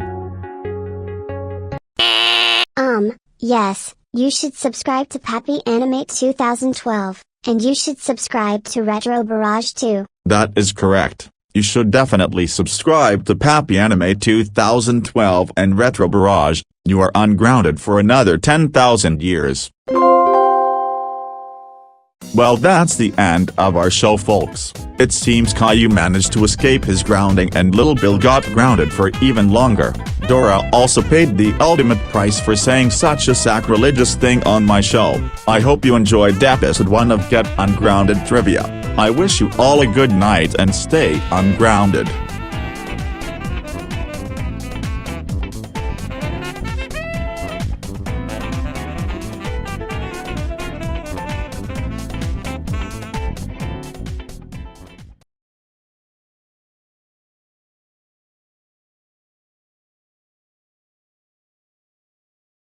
All of my efforts to locate Fred's money have been a complete bust. Where could he have hidden it? I don't think I will ever see that money, but honestly, $1 million and he would rather keep it hidden forever? If I had $1 million, I would leave this joke of a gang and live the life as a celebrity. I didn't think I had to do this, but I have no choice. To whom am I speaking to? Hi, Dad. Well, after all this time, you finally decided to call your father. Have you finally come to your senses and realize your mother and I were correct? I told you, trying to convert Fred to be strict was a waste of time. I haven't given up on that. I was wondering if you could, Daphne, where did we go wrong? Your older sisters have successful high-profile careers and yet, here you are, with your social media career. Why couldn't you have given young Ladderton a chance? Dad, he's in prison. Oh right. Never mind then, what did you want then? I told you I can't get that crazed psychopathic monster incarcerated, he's too powerful. I was wondering if you could give me a small loan of $1 million? Excuse me? You see, I want to live the life I used to live. Daphne, you've finally understood the importance of spending lots of money, show off to the low-life peasants they call the working class. But I believe you've forgotten the deal we made. I told you when you were 18, if you left to be with that low-life Fred Jones, I would disown you. You're lucky I am even humoring this conversation. Daddy, please, I hate it here so much. He's been a drunk psycho ever since Uncle Eddie died. Velma and Shaggy don't seem to care about him and his crimes. And what's worse, he's friends with those ugly gray aliens. Please, Daddy, help me, please. Whoa, dry your tears, Daphne. There is no reason to cry. Oh, alright. I can't lend you $1 million, but I can give you $1,000. I hope it can help you leave that pathetic gang, and I expect you to use that money to make something of yourself. No more mystery solving or any of that TikTok nonsense. Oh, thank you, Dad. I promise, I will use the money responsibly. I hope you will. I'd like to buy $1,000 worth of scratch-offs, please. Are you sure? Yup. If you insist. Dozens of tickets and I haven't won a single thing. I can't believe this. How do I explain this to my parents? Oh, I forgot this scratch-off. Well, maybe I'll win something to buy some food. No way. I just won $1 million. Holy shit, oh my god. Jesus, Daphne, I can't hear my Fortnite over your screaming. What are you even yelling about? Kiss my taint for eyes. I just won $1 million fucking dollars. I'm taking my winnings and leaving this stupid gang. Oh hey Daphne, did you want to share this McDonald's? Fuck your McDonald's, you future my 600-pound life contestant. I'm a freaking millionaire and I don't eat peasant food. Eat this.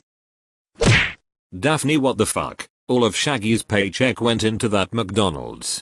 Drop dead already, you ugly quadrupedal mud. Go get hit by a car. Wow. Daphne, if you don't shut the hell up, it's concussion. Shut the fuck up, you. What the fuck did you just call me? You heard me. I won $1 million and it's not fake. Not a fake ticket that you and Vilma gave me. It's a real winning lottery ticket. This is for 6 years of hell, you son of a bitch. It's a beautiful concussion time. Bye, you wanna be Sherlock Holmes losers. I'm leaving and I'm never coming back. Ugh, my head. What the hell was that about? Did she say she won $1 million? It would seem so. Not sure where she got it from, since you don't have a bank account anymore. Well, since she's gone, I can say this. I do have one, just at a different bank. Oh cool, but I'm sure I heard she wasn't coming back either.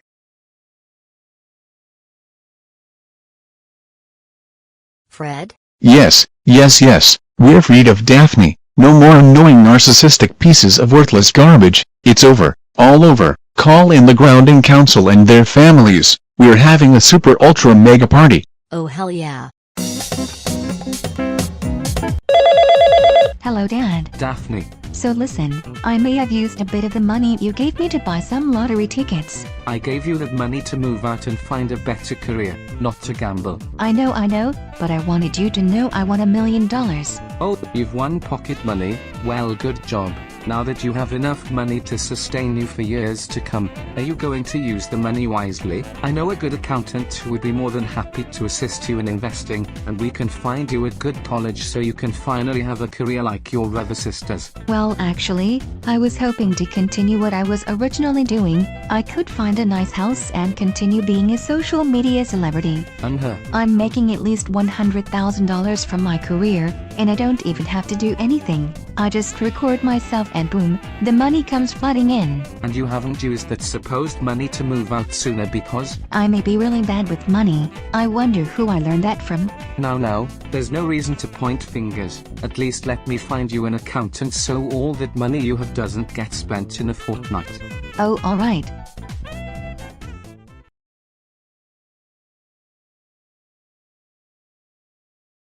It's kind of quiet. A little too quiet.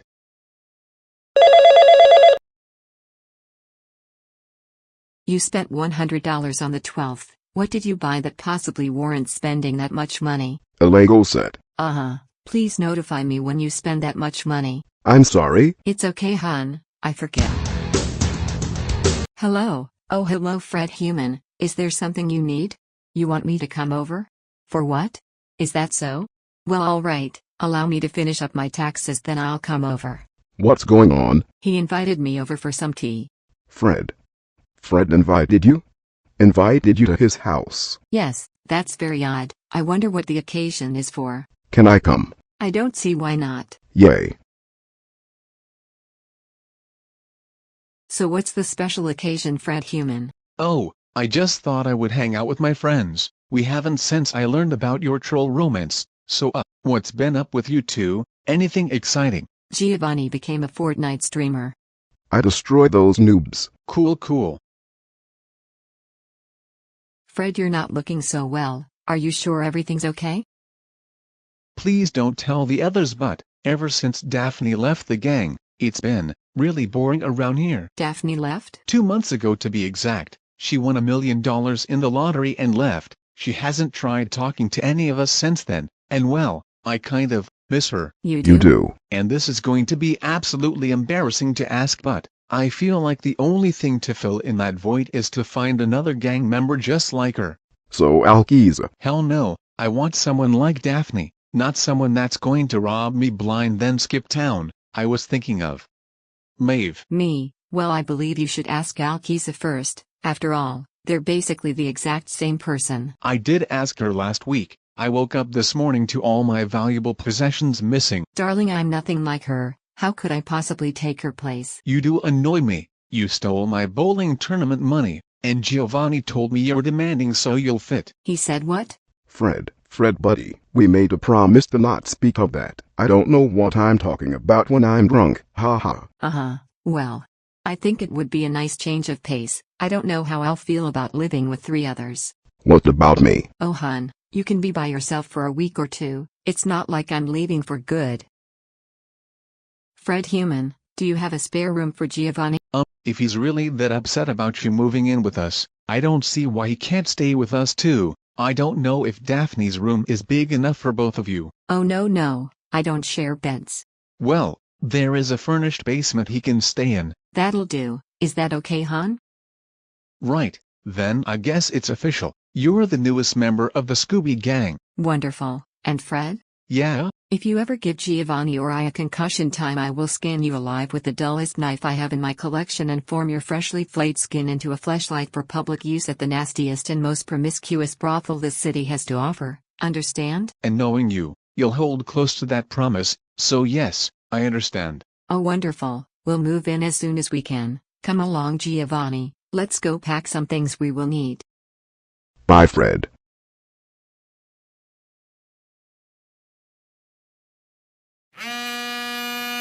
Millionaire Daphne Blake, to whom am I speaking to? Hey Daphne. Ugh, you, what do you want? We were wondering if you were ever coming back. Come back, why would I ever want to return home to a toxic household? I can't be seen living with the poor. Daphne, cut it out, it's not the Scooby gang without danger-prone Daphne.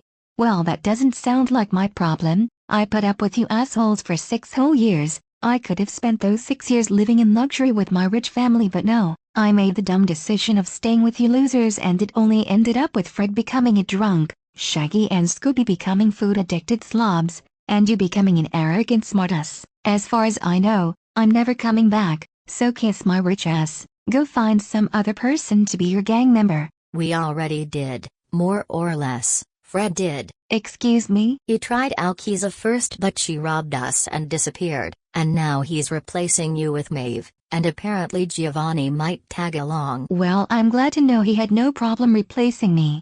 He didn't replace you, Daphne, he filled the void. Believe it or not, he actually misses you. Probably misses giving me a concussion time and smashing my stuff. Well, the only way I'm returning is if something happens that will require me to come crawling back to you assholes. So kiss my taint.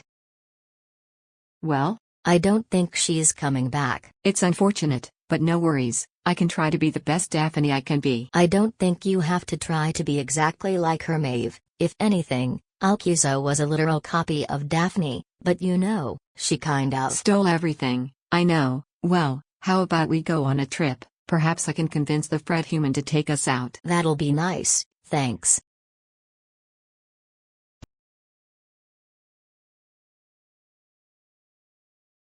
What's up, Concussion Army? Fred Jones back at it again with another video. So I'm at the bar right now with my friend Boris, and well, the bartender and her ex are currently fighting again. Like this happens every time he comes to the bar. It's like he purposely comes just to piss her off. But the thing is that she doesn't seem to hate it. I mean, she hates it alright, but she kind of enjoys it, if that makes any sense. Honestly, troll romance is so confusing. They act like they're black partners while simultaneously denying they're in a relationship. Boris, how would you describe it?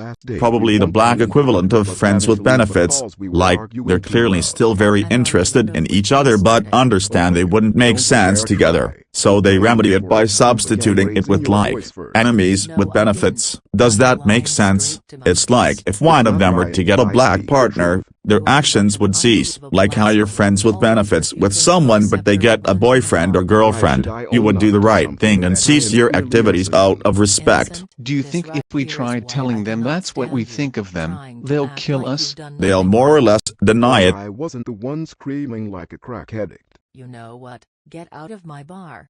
Fuck you. I'm a paying customer, and I have every right to be here. The only way you're dragging me out is if you jump over this counter and drag me out yourself. Fine. What the fuck? LOL, this is perfect content. Jesus Christ, I swear, one of these days, one of them is going to kill the other. Nah, they had a perfect opportunity to kill each other on multiple occasions, but they usually back out at the last minute. Then that doesn't look pleasant. Oh my god, I genuinely think I can't post that on YouTube. If you two need money for a hotel, I'll pay for it. Get fucked, Boris. Pay your fucking tab. I already told you, I'll get you next week. Whatever, Giovanni, get the fuck out of my bar. Fine. Are we still going out Saturday? I'll think about it. She said she'll think about it. Are you sure you two aren't like dating or something and you're just hiding it? I can guarantee you we're not, and even if we were, it wouldn't be any of your business, so how about you, Mom? Have you been recording us? Why were you recording us, you freak? YouTube clout? Give me that fucking camera. Oops, gotta go. Oh, whatever. I'm in no mood to deal with that. I'll never understand your troll romance crap. You think after 6 years of watching you two just go at it, you would obviously understand you two miss one another and— Pay your tab and get out. Tick, whatever.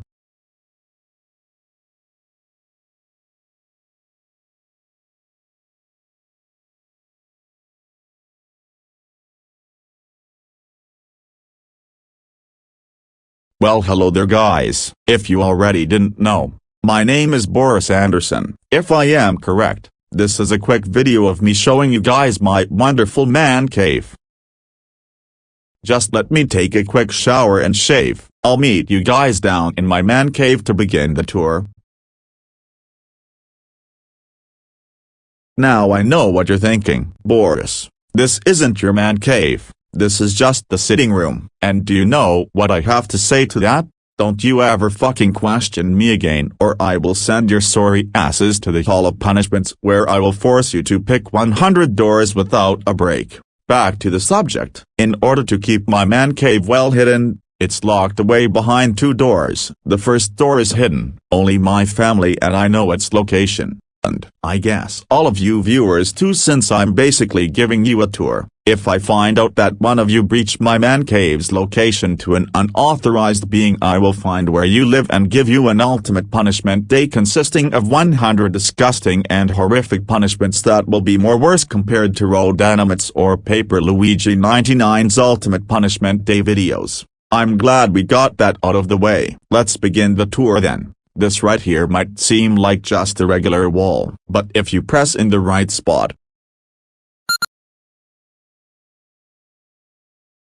this right here is the entrance to the beginning of my man cave. Follow me if you would.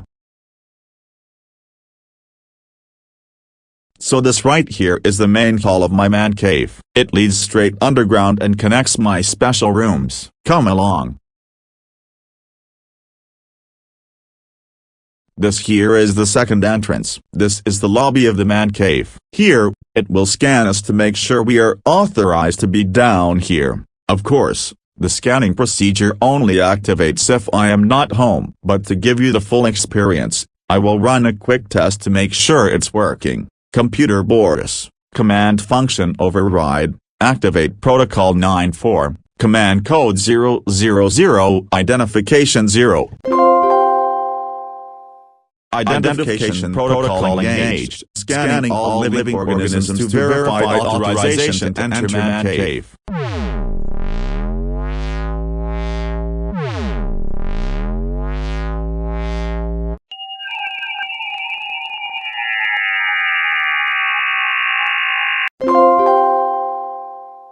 Scanning completed. Please confirm your identity. Good morning, Computer Boris. I am Boris John Anderson.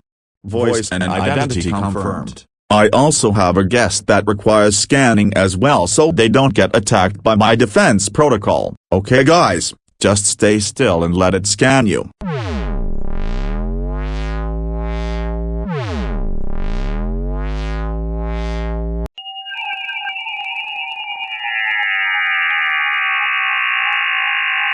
Scanning completed. Please confirm your identity.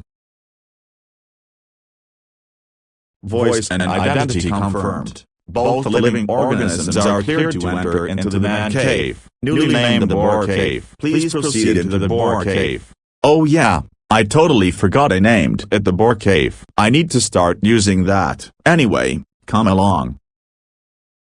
Here is the hall that splits off into 3 different rooms. My hall of weapons, the entrance to the true man cave, and my torture chamber. Let's check out my hull of weapons real quick.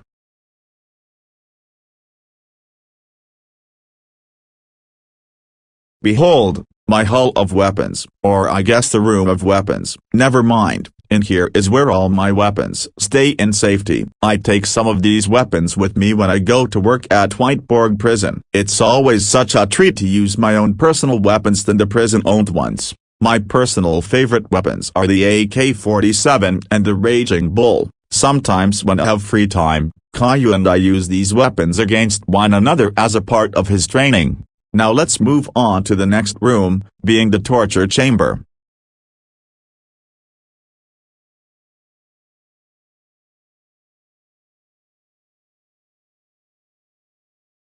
Here, we have a torture room. I've been seeking the one who has portal powers. I actually have my latest victim in my main man cave, of whom I need to interrogate. Anyway, in this room is where I torture my victims, hence the name. I'm usually in here using Caillou or his friend as test runs for my new weapons. I would use Rosie, but last time I tried, it didn't work out so well. Okay Rosie, since Caillou is currently sick with the flu, I will have to use you as my test subject for my new... Never again. Let's just check out my main cave. And this here is my communications man cave. This is where I usually stay in. Let it be to designing new expansions for my man cave. Or keeping different universal counterparts of his son, locked in a dark cave while demanding for the location of a portal user. Like we fucking know where such a thing exists. Keep your mouth shut, Isaac Anderson Animations. Caillou, you're interrupting my man cave tour. How about you suck my motherfucking dick and let me out? Even my own dad wouldn't just lock me away for days without some sort of food. Never mind, sounds like something he'd do. As I was saying, this is where I have my main communications, blueprints for room expansions, or to interrogate universal counterparts for a portal user. Or it's simply just a place for me to unwind after a hard day at work. Well, I think that's it for the tour of my man cave. I hope you enjoyed the tour. Now I will have to teach this Caillou some discipline because clearly his father didn't. I hope you guys have a good day.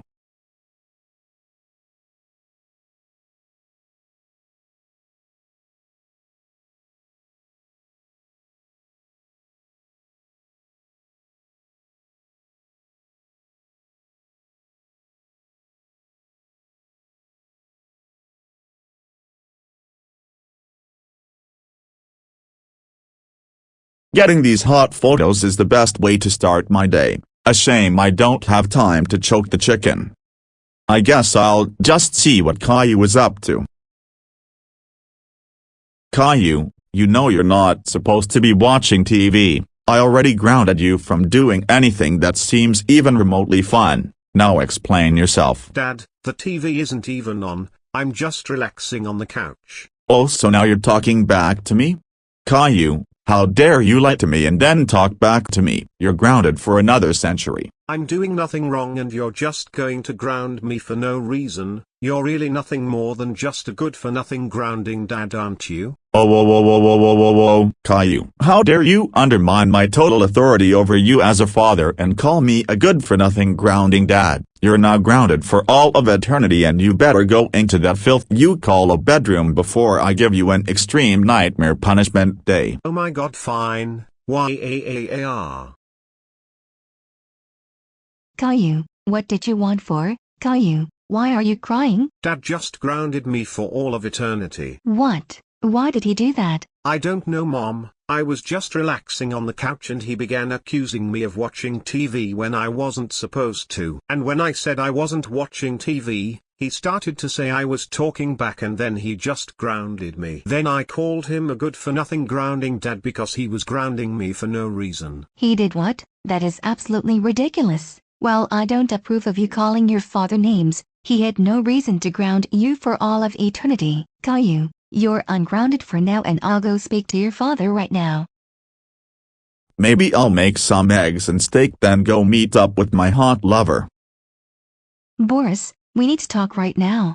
Oh hey honey, I was just making some breakfast. Oh, don't you pull that hey honey crap with me. I just found out what she did to Caillou. Boris, why would you ground Caillou for absolutely no reason? It wasn't absolutely for no reason. He called me a good-for-nothing grounding dad, and therefore I asserted my authority and grounded him for that. Right before that, you were grounding him for what exactly? For just relaxing in the living room? I bet he was watching TV when he wasn't supposed to and turned it off right as I got downstairs. I grounded him for disobeying his grounding, lying to me, arguing with me, and insulting me. Boris, that TV doesn't even work. Don't you remember we were replacing that TV with a new one? I'm not debating this any longer. You go upstairs right now and apologize to your son. I will do nothing of the sort. I did nothing wrong, and the fact you're making it sound like I did is bullshit. Boris, this has been a thing with you ever since Caillou was born. You've been grounding him for no reason, or you'll find any reason to ground him. Like just last week, you grounded him for bumping into you. But that's a good thing, Doris. Being grounded will teach him to be more cautious of his surroundings. Are you completely stupid or what? That's not how you raise a child. I've never met anyone who resorts to grounding in the means of raising their kid. I feel so bad for that poor kid because of all the crap he's put up with for 4 years. Doris, by grounding him for his misdeeds, even the smallest of them, it shows him authority and it makes him respect me. He doesn't respect you, Boris. He's terrified of you. Your so-called top-tier parenting skills is not how you should raise a child. You're more of a crazed dictator mad with power than a loving father. Doris, how dare you question my parenting skills and go against my grounding? How about I ground you 6 feet under? Oh, so now you're threatening me? I've had it. I put up with this crap for too long, and I'm mad that I allowed this madness to happen to my children. I'm taking the kids and I'm divorcing your ass. Like hell you are. Get off me. You can get out of my house, but I'm keeping the kids. If I dare see you on my property, I will fucking kill you right in front of the kids. We will just see after I take your ass to court. Get the hell out of my house. Mommy? Caillou and Rosie, get the fuck down here right now. What happened? Where's Mom? Your bitch of a mom is divorcing me and she thinks she can take you guys. Not on my watch. When we go to court, you will tell them you want to stay with me. But I don't want to. I want to be with Mom. Caillou, you will obey me or I will beat you until you're unrecognizable. You will tell them you want to stay with me and how your mom is an abusive drunk. But Dad. That's it.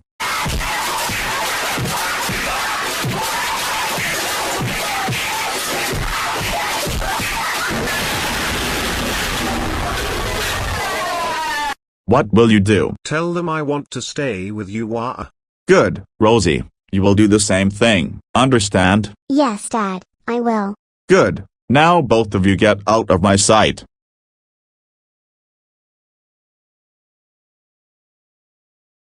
This court is now in session. In the matter of Russell versus Anderson, please step forward.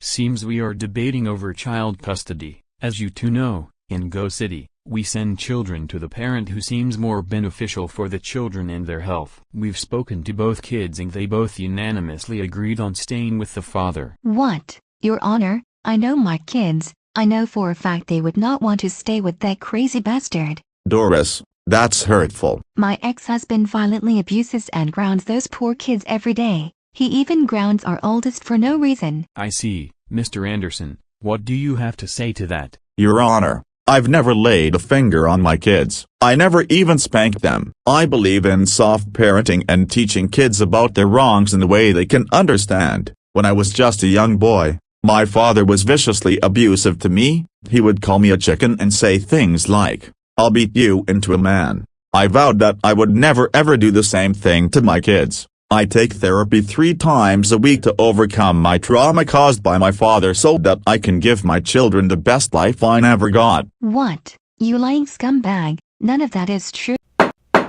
Order in the court, Ms. Russell. Another outburst like that again and I'll hold you in contempt of court. Yes, Your Honor. Your Honor, while it's not my decision, I believe it's much more beneficial for my children to stay with me. Miss Russell left the house and she's living in a motel. I want my kids in my house where it's much safer than a motel. I don't want my kids to go through that drastic of a change. Ms. Russell, is this true? Your Honor, I don't have much in my savings, a motel was all I could afford, but I promise I will have enough money to rent a house for my kids. But I don't know how long that might be, but Your Honor, you can't leave my kids with him. This day might be the last I'll ever see them if you grant him full custody. He threatened to kill me in front of them if I dared to step foot on the property. Mr. Anderson, is that true? Your Honor, I believe she may have misheard what I said.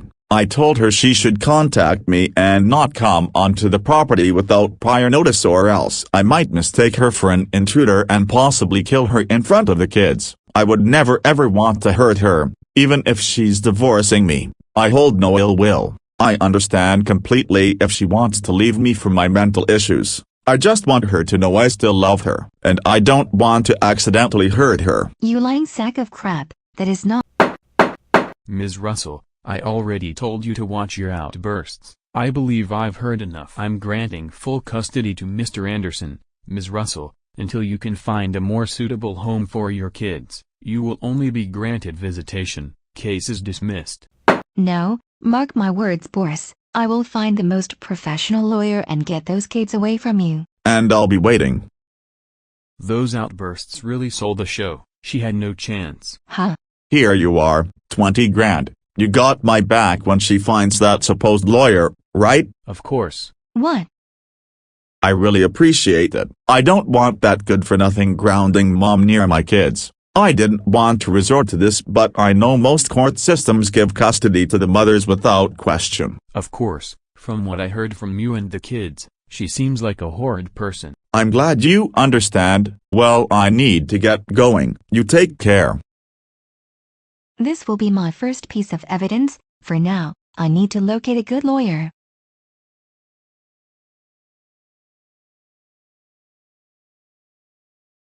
She'll be here any moment. Hey Boris, I'm here. Why did you call me? Oh, Anne, I'm glad you're here. As you know, I've divorced my ex-wife and got custody of the kids. Yeah, I've heard, and it's amazing we were able to keep our relationship from her. But now that she's gone, what did you want to do now? Simple. Anne Martin, will you marry me? Oh my God, yes, I will. I can't believe this is finally happening. I love you so much, Boris. And I love you too, Anne. What's going on? All I hear is loud shouting. Same here. What's with all the yelling? Well, listen up, you little brats. With that skank gone and out of my hair, you both obviously need a mother figure in your life. So I've decided to marry my hot lover. Wait, you're going to marry my teacher? Yeah, I am. Do you have a problem with that?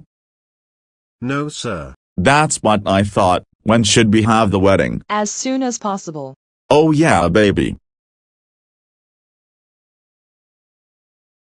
I can't believe Dad is going to marry that woman. She's just as evil as he is. Yeah, I just wish we could be with Mommy. Maybe we should plan an escape. Escape and run back to Mommy. That sounds like a good idea, but how will we do that? We can't escape while they're here. They'll no doubt hunt us down and punish us. We'll have to do it when the time is right. Okay, let's create a plan of what we should do. Okay. I have no doubt in my mind he forced Caillou and Rosie to say that they wanted to stay with him. You have to help me get my kids back. The only piece of evidence I have is that video I took of him bribing the judge. Yes, this piece of evidence is quite damning, but unfortunately, we need more than just what he said she said. Is there any way you can get more evidence of Boris being the abusive parent? I do have access to the house's security system. There's cameras hidden everywhere in the house. It was something Boris and I agreed on when we first got the house. That might do the trick. Our state is a one-party consent state. If Caillou or Rosie knows they're being recorded, any evidence you obtain isn't full legal boundaries.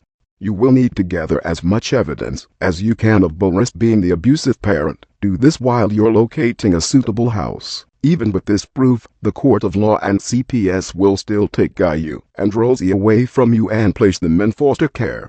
You must prove that you're fit to be the sole caregiver. Of course, I can do that. Thank you so much, Mr. Darkus. I would love to take you as my lawyer, but I can't afford that. Well, you know what? I've told myself that I should take at least 10 pro bono cases every year. Some people aren't as fortunate as others, and I understand that. Luckily for you, you're my 10th client. Would you really? Of course, ma'am. In cases involving children, I will always take that case for free. I want you to gather evidence and get yourself a good home. Nothing fancy, just a suitable home for 2 kids and an adult. And a cat. And a cat. I will keep in contact with you. I want you to send me every piece of evidence you can get. And if I'm not available, my beloved secretary will hold it for you. Thank you so much, Mr. Darkus. I'll go and gather the evidence now. A word of caution. You cannot let Boris know what you're doing. If he finds out, that avenue of solid evidence is gone.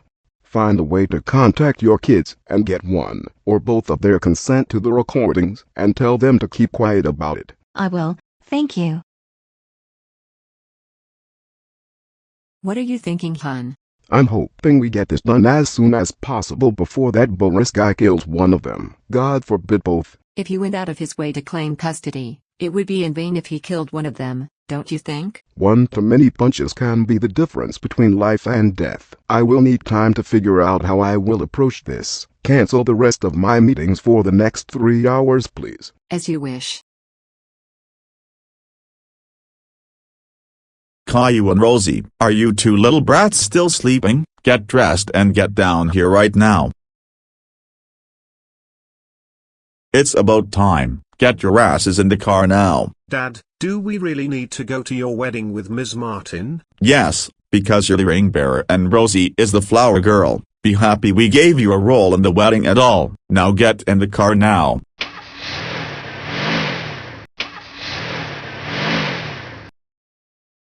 I'm excited for this wedding to start. I mean, I get she's your friend, but she could have married literally anyone else. That guy makes me feel so uneasy. I'm starting to think they lied to us since they've had us sit here for the last hour. They probably were, and I really don't want to be here. Shall we sneak off to Chuck E. Cheese's? Nah, that's such an overused concept. How about we just sneak out and try to escape to Mom? Sounds good. And there goes Caillou and Rosie, like always. Should we tell Anne and Boris? And get Boris in a foul mood. Let's just not get ourselves involved. All right, if you insist. Here we go. This wedding between 2 child abusers is starting now. Can't wait for this shitfest to start. Welcome, loved ones. We are gathered here today to join Boris and Anne in holy matrimony. Sometimes I wonder if becoming deacon of the church was such a good idea. Anyways, let's just cut to the chase and get this over with. Boris, do you take Anne Martin to be your lawfully wedded wife, to live together in matrimony, to love her, comfort her, honor and keep her, in sickness and in health, in sorrow and in joy, to have and to hold, from this day forward, as long as your Go-Animate lives shall exist? I do. Good for you. And do you, Anne, take Boris Anderson to be your lawfully wedded husband, to live together in matrimony, to love him, comfort him, honor and keep him, in sickness and in health, in sorrow and in joy, to have and to hold, from this day forward as long as your Go-Animate lives shall exist? I do. Then by the power vested in me, I now pronounce you, husband and wife. You may kiss the bride. There you are, you're both now legally married. Now please get out of my church. That was a wonderful wedding, Boris. I agree. This one was so much better than the wedding with my ex. Wait, where's Caillou and Rosie? I bet those spoiled brats stitched our wedding. Come on, let's go check that dump of a restaurant Caillou likes and bring them back home. Let's go. I got everything packed, Rosie. Do you have our escape plans? Yeah, I got them right here. Let's get. Caillou and Rosie, where the hell are you two? Oh crap, hide everything. If they see this, we're screwed. There you 2 brats are. How dare you leave the wedding? I demand an explanation right now. Well, we didn't even want to go to it in the first place, and we're not happy you married my teacher like 2 months later. Like, why on earth did you marry her so suddenly? Well, for the last 4 years, while I was married to Doris, I was dating Anne. What? You were cheating on Mom this whole time? Yup, ever since Caillou was born, my love for your piss-poor excuse of her mom died. She wanted to keep you while I didn't want a child. The only thorn that's keeping me from having the perfect life is you 2 brats. And guess what? For leaving our wedding, You're both grounded for 10 years, and now it's punishment day. First punishment, we will pour a Carolina Reaper sauce into your eyes and mouth. Ow, ow, ow, ow, ow, ow, ow, ow. Dad, I need milk, this burns so much. You should have thought about the consequences before you left the wedding. Second punishment, we will beat you both with the cat of 9 tails. What is that? It's a whip that originated from Britain. It has 9 ends that have rusted barbs on the end of each of the 9 whips, so prepare yourselves for intense pain. For your third punishment, we will grab you by your hair. Oh, we will grab you by your legs and throw you into your nasty bedrooms. That'll teach them.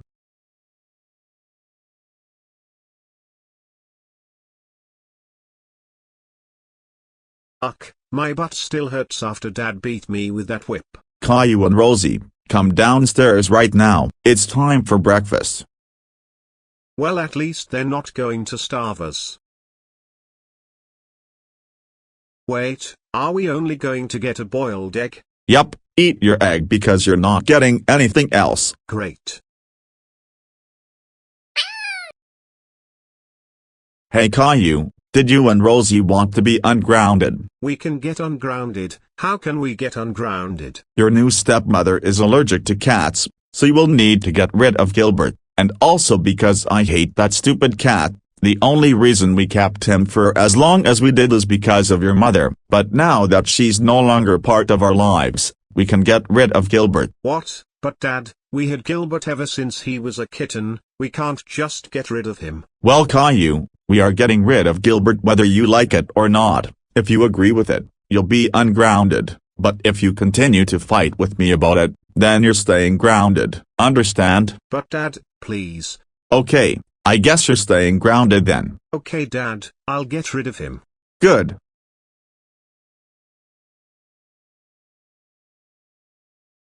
Excuse me, ma'am. Hello sir, how may I help you? We are surrendering this cat. We can no longer provide and give him all the proper needs a cat requires. Okay sir, I'll just need you to sign some forms confirming you are surrendering the cat. I'll be right back. Dad please, isn't there another way we can keep Gilbert? Caillou, I already told you that we can't provide for Gilbert anymore. Money is tight and we can't afford to buy cat food, litter, or even toys. What? No you didn't, you said that. Be quiet or I won't unground you. Fine. Here's the form sir, just sign your name and the date and we will take the cat from you. Alright, here you are. Thank you sir, you and your son have a good day.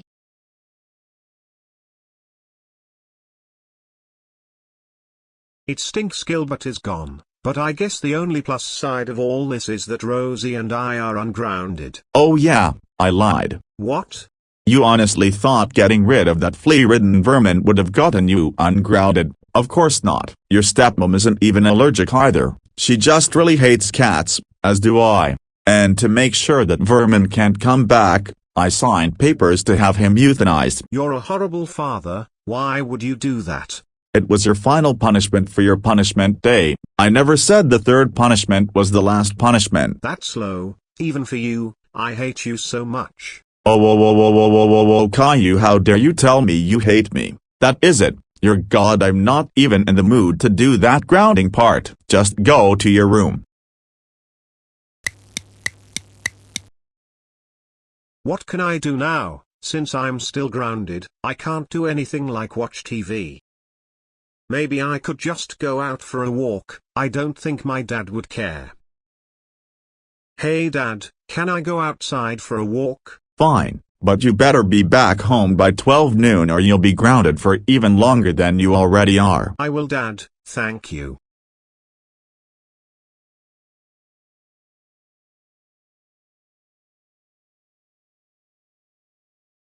Ha, that kid over there, he looks so much like me. Excuse me? Yeah, how can I? Whoa, you look exactly like me. What's your name? My name is Caillou, what about you? I'm Caillou. Are you like my doppelganger? I'm not sure, but it's really weird how our names are so similar and we look almost identical. Almost like the creator who made you was incredibly lazy and just swapped the colors of our clothing and shoes. Yeah, you're right. He's too identical. That'll do. Now I look like a rip-off of Solitaire Joker's Caillou, excluding the swaggy music that plays whenever I talk. Because I'm not going through the effort of putting the instrumental version of that song in every time you talk only for YouTube to tell me I can't use it. And this way, you look slightly different. Sounds like you're being lazy. Whoops, look at the time. Goodbye. Right, Caillou, would you like to come hang out with me? Sounds funky fresh.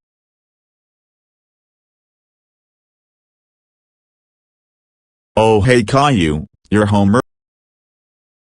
Oh my god, there's no way, there is no way there's two of you. Yeah, it's really weird how there's a doppelganger of me, his name is Caillou. How? I got rid of you. How the hell did you come back? Whoa Dad, what are you talking about? Seems I have no choice but to tell you the truth. You see Caillou, about 7 years ago, when your mother and I were married for a whole year, she told me something that would haunt me for life. I'm pregnant, Boris. I was overcome with fury that I demanded she get rid of the parasite. We couldn't afford to have a child since we had student loans to pay off and mostly because I absolutely hate children. She begged me to keep the parasite known as Caillou. I told her she can carry him to term, but she would need to put him up for adoption. And that's exactly what she did. She carried him to term, had him for about a week, of which she named him Caillou, which is completely stupid. You don't name something you're trying to get rid of. She honestly thought I would give in and tell her she could keep him, but nope, I stayed firm and she eventually gave him up, but now he's back. Dealing with 2 children is already bad enough, but now that there's another one who looks exactly like you just makes me so fucking angry. I demand you send him away from wherever he came from. I really don't want to go back into the foster care system. I've been interviewed with several families who decided they didn't want me. They couldn't handle my coolness. Well, of course, there's no one in the world who would want an ugly bald little brat like you or like Caillou. Now get out of my house. Dad, please let him stay. I already lost Mommy and Gilbert. I don't want to lose this new brother I just learned about. Fine, he can stay here, but because you annoyed me with your begging, you're now grounded for triple your grounding. That even includes you, Caillou. Wow, cool. I wasn't a part of the old family for 5 minutes and I'm already grounded. Home sweet home. Just shut up and go to Caillou's room. I'm sure a bed will spawn in for you because of some weird logic that creators refuse to explain.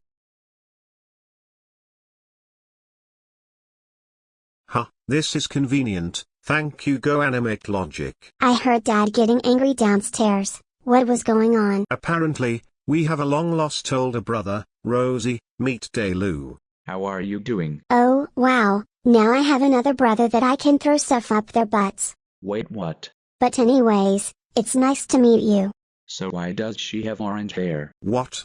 I mean, Dad has reddish brown hair, and I'm sure our mom does too, right?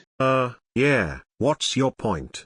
So how does she have orange hair then? I've just assumed our family has a recessive red hair gene. Maybe her hair will darken like Dad's in the future. I wouldn't worry about it. If you insist.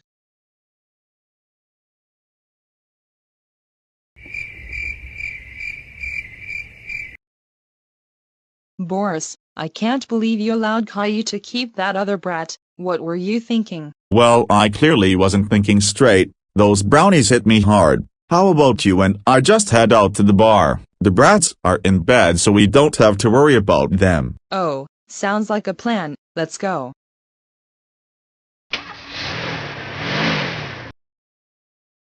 Caillou, they're gone. Why did you want them to leave anyways? Ever since you two caught me up on everything, I want to know how Dad gained custody of you two so easily. I know he forced you guys to go against Mom, but I'm shocked they took your guys' word for it. I'm going to check out their room for anything that could help. Anything. No, I didn't find anything. How is the laptop searching going? I still haven't found anything that could help, just a bunch of disgusting and foul spam emails. And a lot of inappropriate emails between him and them. Hey guys, I found a safe. Oh cool, try to hack into that safe and see if there's anything that can help. I'll continue with the emails. Just a bunch of money, passports, our birth certificates and social security cards and... Oh my god. What? What's wrong? These are adoption papers.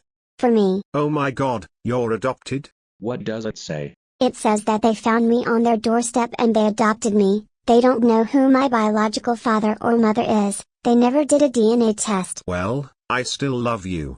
Yes, there's an email between Dad and the judge. Seems Boris bribed the judge to believe him over Mom. We need to bring this to Mom as soon as we can. I'm sure she can use this to help get custody back, if she hasn't given up. Let's go out to the city and find her. But where could Mom be? She could be anywhere in the city. I overheard during their court session that Mom was staying at a motel. We will just need to head there and hope she's still there. Let's get going before Dad and Ann get back.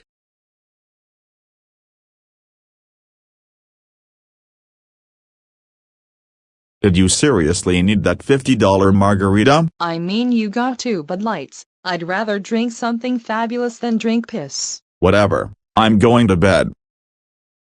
Oh my god. What is it? Those brats are gone. We have to go find them right now. You know, Boris, when I think about it, if you really hate your kids so much, why did you even bother getting custody? Seems kind of redundant, don't you think? It hurts my ex. Her pain is what I thrive for. If she wants to leave me all because she didn't like how I asserted my authority over my children, then she can't have them. Simple as that. Whatever. Let's go find those brats.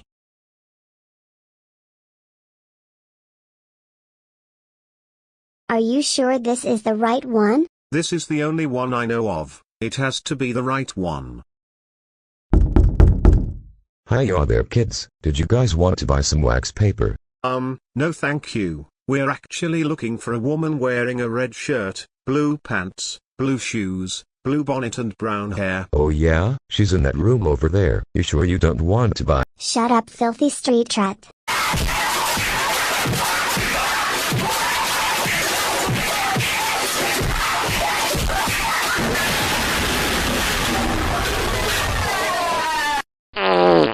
Okay, let's go.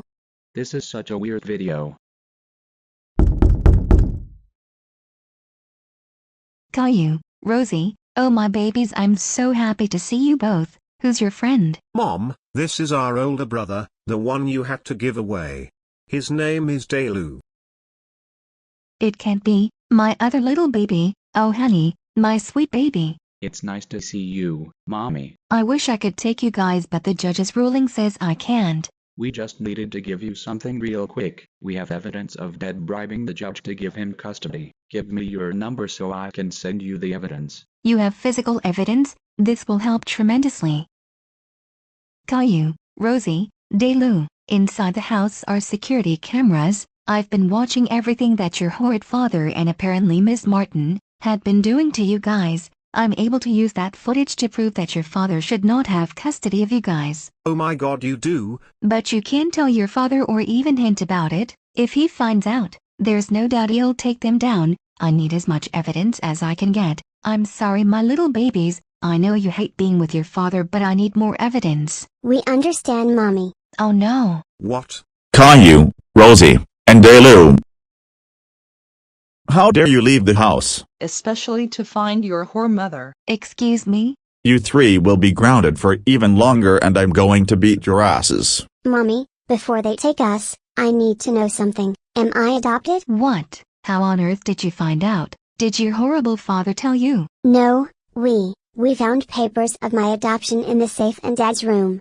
Oh, so you were in my room then? That's enough, Rosie. Unfortunately, it is true. We found you on our doorstep when you were just a baby. We never planned on having 2 kids, but your father seemed perfectly fine with adopting you. I can tell you why I was perfectly okay with it. This way, the kids will know the whole truth. What whole truth? That's it.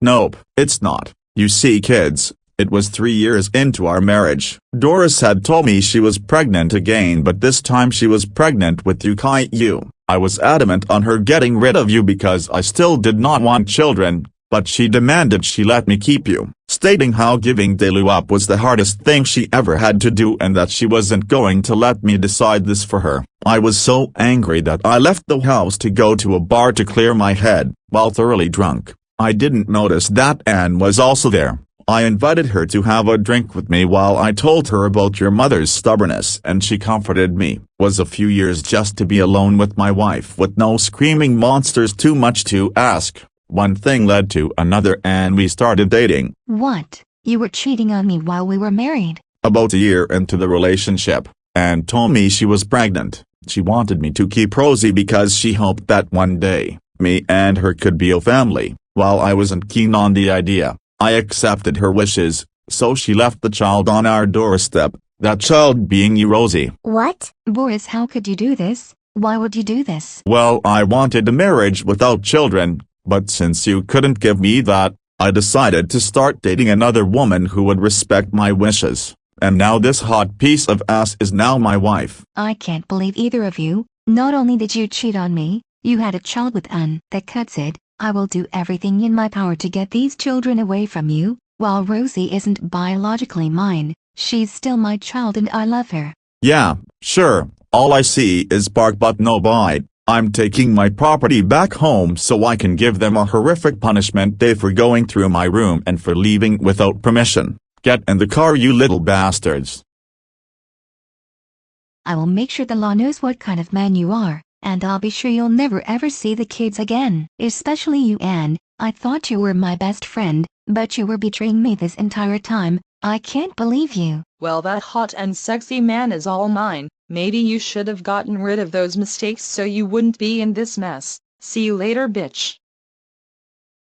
Mr. Darkus will surely love this evidence I've got. I promise my babies, I'll get you away from him soon. I feel so awful about all of this. I never should have started a family with him. I never should have married him. I understand your pain, ma'am. You do? When I was just a young lad, my boyfriend forced me to raise a baby he deemed an heir to his cult. Over time, I grew to love him as you love your orange-haired girl. We both escaped and we live together now. I would put down my life for my son. He's everything to me. I trust you'll get your children back. And if you need me to, I can happily testify on your behalf. You heard all that? Yup, with a witness such as myself, they'll no doubt be on your side. Thank you, sir. How could I ever repay you? Perhaps take me to the hospital. I think that kid of yours broke my sternum. Oh my, sure, no problem.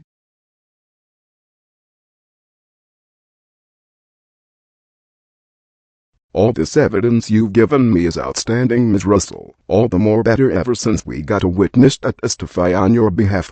But now you're saying there's a third child. Yes, he's my biological son. Boris forced me to give him up when I had him.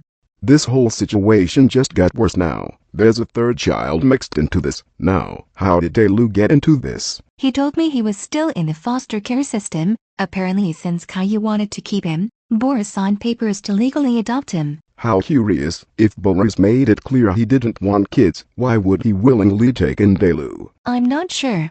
Anyways, how's the house search going? I was able to find a house that has an affordable rent. I just need to save money for a security deposit. That is wonderful news, Ms. Russell. For now, I believe you should take a break. I heard there's a nice humane society downtown. Why don't you go check it out? I think I will. Thank you, Mr. Darkus.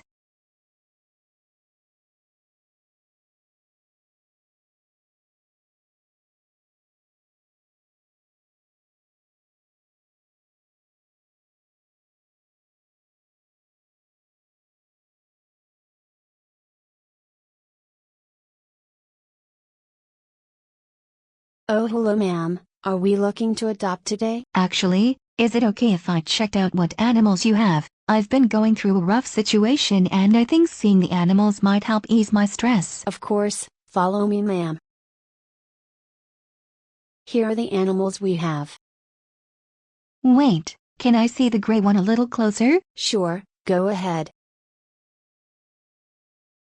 Oh my god, it's Gilbert. Ma'am, why is my son's cat here? Oh, he's your son's cat. An older man with a young boy came in a while ago to surrender the cat. The older man told us right as the young boy left that he wanted the cat put down. What? No, oh my god, don't do that. Why on earth did he tell you guys to do that? I'm not sure actually. He claimed the cat had rabies and needed to be put down immediately. But we did tests and the cat is perfectly fine. We've been keeping him here since. Well, I want to adopt Gilbert right now. Please allow me to adopt him. Of course, ma'am. I'll get you the paperwork to adopt him. And is there any possible way you can give me papers or anything to prove that my ex-husband was purposely trying to have a cat put down for no reason? That has to be a crime. Unfortunately, it's not. Some shelters euthanize perfectly healthy pets just because of overcrowding. But we do have some evidence of this cat having healed bones and wounds. Was your ex-husband abusive towards the cat at all?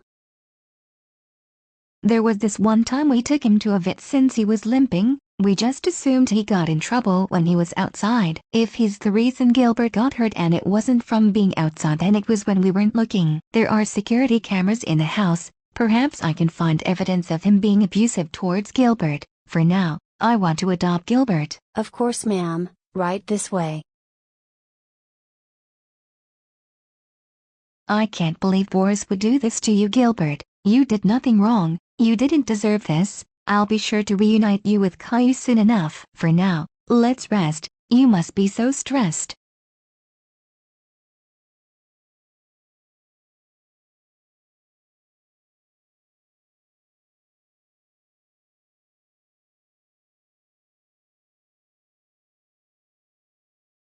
Oh, hey Boris. Hello, Anne. Would you like some cold turkey? And this is the 5th dinner you flaked on me. I demand an explanation now. I'm sorry, babe. It's just, being a teacher is hard. I was stuck at the school and I was preoccupied with grading my students' tests and homework. That's the same excuse you've given me before, and the day before that, and even the day before that. Being a teacher cannot be that hard. Look, babe, I'll make it up to you. How about we go out to dinner tomorrow? Does that sound good? Fine. I guess we can go to that fancy restaurant in town. I'll make reservations for this Saturday. That's great. I'm glad we were able to talk about this. Perhaps when you're done cleaning all this up, I'll meet you upstairs for a bit of love. Whatever you say, Pillow Princess.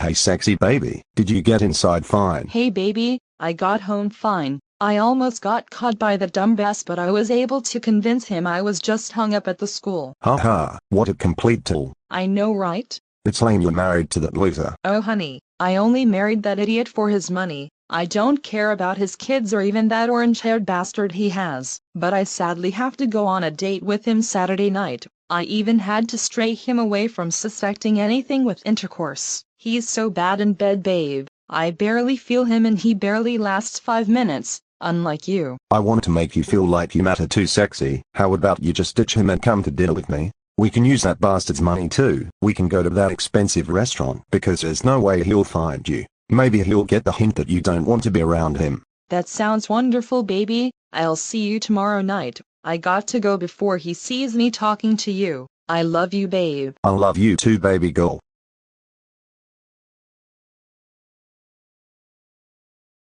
I'm not the greatest cook, but I hope the pancakes I made are good enough. They're better than the food they've given us before, thanks Caillou. No problem, bro. You okay, Rosie? I miss Mommy. I know, Rosie. You remember what she said? She said she's gathering all of the evidence she can to prove Dad is abusive and how he shouldn't have us. I know, but sometimes I think she isn't. Sometimes I think she really isn't coming back for us. Don't let what Dad and Dad tell you otherwise. Mommy will come back for us, I promise. Until then, Caillou and I will take care of you and protect you. Thank you guys. I love you both so much. We love you too, Rosie. How about we go to Chuck E. Cheese's after school? I doubt Ms. Martin or Dad will care. That sounds like fun.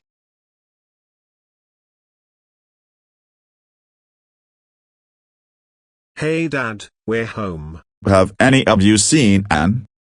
Nope. She sort of left immediately when you went to work. Not sure where though. She didn't come back here. No, And we have reservations at the fancy restaurant at 8, and those reservations weren't cheap. Sorry Dad, we haven't seen her. Maybe she's at the fancy restaurant now. You three go brush your teeth and go straight to bed. I'm going to that fancy restaurant. Bye. Oh babe, I can't believe we stole Boris's reservation. We're going to have such a wonderful time. Damn right, babe. Nothing can ruin this wonderful night, not even you. Hey! Oh crap. What's going on? Who's this douche? It's Mr. Douche to you. Well, I guess the cat's out of the bag. Well, you see, Boris, this is Trevor. He's my boyfriend. Boyfriend? Him and I started dating about 3 years ago. When you asked me to marry you, he told me that I should milk you for all you're worth and win the house when I inevitably divorce you. It seems the plan is ruined now. The truth is, Boris, I never loved you. Even after all those years ago, I only loved you for your money and nothing else. All that money you gave me I saved up to marry my boyfriend. You lying, cheating, money-stealing whore. I can't believe you did this to me. I'll kill you. You're going to have to get through me, punk. Trevor, you'll pay for that, you son of a bitch.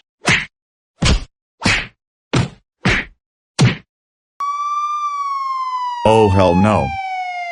Hold it right there, Mom. You're under arrest for disturbing the peace. Well, I hope you useless pigs make yourselves useful and go find the other guy who started this. Watch the tone, man. Put her in the police cruiser while I get information from the witnesses about the other offender. At least get my boyfriend medical assistance.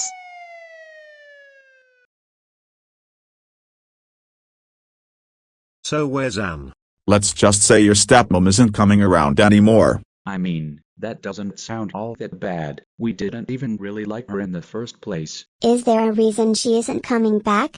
It's because I found out that whore was cheating on me with some wannabe gangster. Oh, you mean Trevor? What? You three knew? Yeah, she gave us $100 about a month ago to get out of the house while she had alone time with him. I mean, hey, we didn't complain. You little brats, why didn't you tell me sooner? If you don't care about us, why should we care about you? That's it. I've absolutely had it with all three of you. It's time for the ultimate punishment day that will end with me killing all three. Boris John Anderson, you're under arrest. Wait, why? We have warrants for you, for disturbing the peace, simple assault upon two people, and we have evidence of you bribing a public official, and verbally and physically abusing your children. Oh yeah, with what proof? We have witnesses, a confession, and video recordings of your abuse. Your ex-wife provided enough evidence of these recordings. What? Oh my god, the security cameras. I forgot all about those stupid things. Yeah, tell it to the judge. Wait, what about those little heathens? Child Protection Services will take them into their care until the trial is completed. Trial for what? Isn't it obvious? To see if you're innocent or guilty of all your actions. Now into the car you go. Hello kids, it's so nice to finally meet you all. Who are you? My name is Giovanni Andre Dawkins. I'm a specialized social worker who also works as an attorney. I cooperated with your mother to get evidence of your father and his abusive treatment of you. I will need to get statements from all three of you of what you're endured. I'm also here to take you to a foster home until the trial is done. Will we get to see Mommy? In due time, kids, in due time. Now come along. This court is now in session. In the matter of Boris versus the people, you all may be seated. May we begin with the opening statement? Yes, Your Honor. Ladies and gentlemen, this criminal trial is in the matter of whether or not Boris John Anderson is guilty. We have evidence of him bribing a public official. We have evidence of him assaulting two citizens with witness testimonies, and video evidence of him abusing his children. I believe every piece of evidence my client has gathered can prove to you, the jury, that this man is guilty and should be put away behind bars.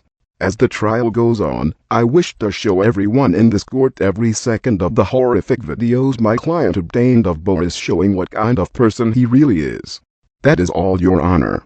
Mr. Richardson, your opening statement. Ahem, ladies and gentlemen of the court, I reviewed the evidence and honestly, Should we believe that the evidence is real? Any person could easily create a recording of my client's supposed actions. The program Go-Animate is what gave us life and it exists in this world. So what are the chances Ms. Russell simply faked these recordings and passed them off as real? And what about the Go-Animate logic that exists in our universe? Perhaps the documents of Boris bribing Judge Joseph George were forged as well. What are the chances Ms. Russell is truly the abusive one here and is the one who paid off Judge Joseph George to testify against Mr. Anderson? I say the chances are high, and I will prove that Ms. Russell and Mr. Darkus simply faked all this evidence to incriminate my client. That's all, Your Honor. Let's continue on then, shall we? Mr. Darkus, do you wish to present your evidence? Before I present my evidence, may we hear the witness testimonies? I believe hearing the witnesses' statements before presenting the evidence will have a bigger impact on the case, Your Honor. If that is so, you may proceed. I call Judge Joseph George to the stand. Joseph, my client has video evidence and email evidence of you taking a bribe from Mr. Anderson to take his side in the civil court case of child custody. Not to mention when I approached you, you immediately gave me a confession, which I have. This is a printed email of his confession of which I want the jury to look at. May you explain to the court what you confessed to me? Well, before the court case began, Mr. Anderson offered me 20 grand to take his side in the case. I had gotten testimonies from both Caillou and Rosie about how they wanted to stay with their father. From what it sounded like, Ms. Russell was the offender, but I understand that that's no longer true. But Mr. George, even if the latter was true, why would you take a bribe? Do you know the consequences of taking a bribe? Up to 4 years of prison time. I needed that money. I needed to pay off my student loans. So you willingly put two kids in danger so you could pay off your loans. Even if you didn't know the danger they were in, you still took a bribe? I have nothing else to say. I admit it. I took the bribe. I'm guilty. I have no other questions. You're dismissed. May I call another witness? Proceed. I call Gerlach Ragnar to the stand. Mr. Ragnar, you gave me a testimony in private of what you witnessed between Boris, and the kids. May you explain what you saw? Of course, these small kids came to my motel room asking for a woman who I found out was their mom. They were talking about how they found their long-lost brother and that the young girl turned out to be an adopted, or more or less, a bastard child, pardon my French. I even heard Boris Anderson say he was going to beat the crap out of the kids, and if you don't believe my words, the recording Ms. Russell has will prove my words. Is there anything else you'd like to add? Despite his threats, he allowed these children as young as 2 years old to leave the house. For having 3 kids, I'd expect him to at least take better care of them or at least hire a babysitter. Not only is he abusive, he's neglectful. Thank you, Mr. Ragnar. You're dismissed. May I call another witness, Your Honor? Proceed. I call Caillou, and Rosie to the stand. Is that acceptable, Your Honor? I believe that is okay. Now, children, you are in a safe place. You may speak the truth without fearing the consequences. If you cannot speak, you don't have to. May you tell the court, the jury, every one of what you witnessed.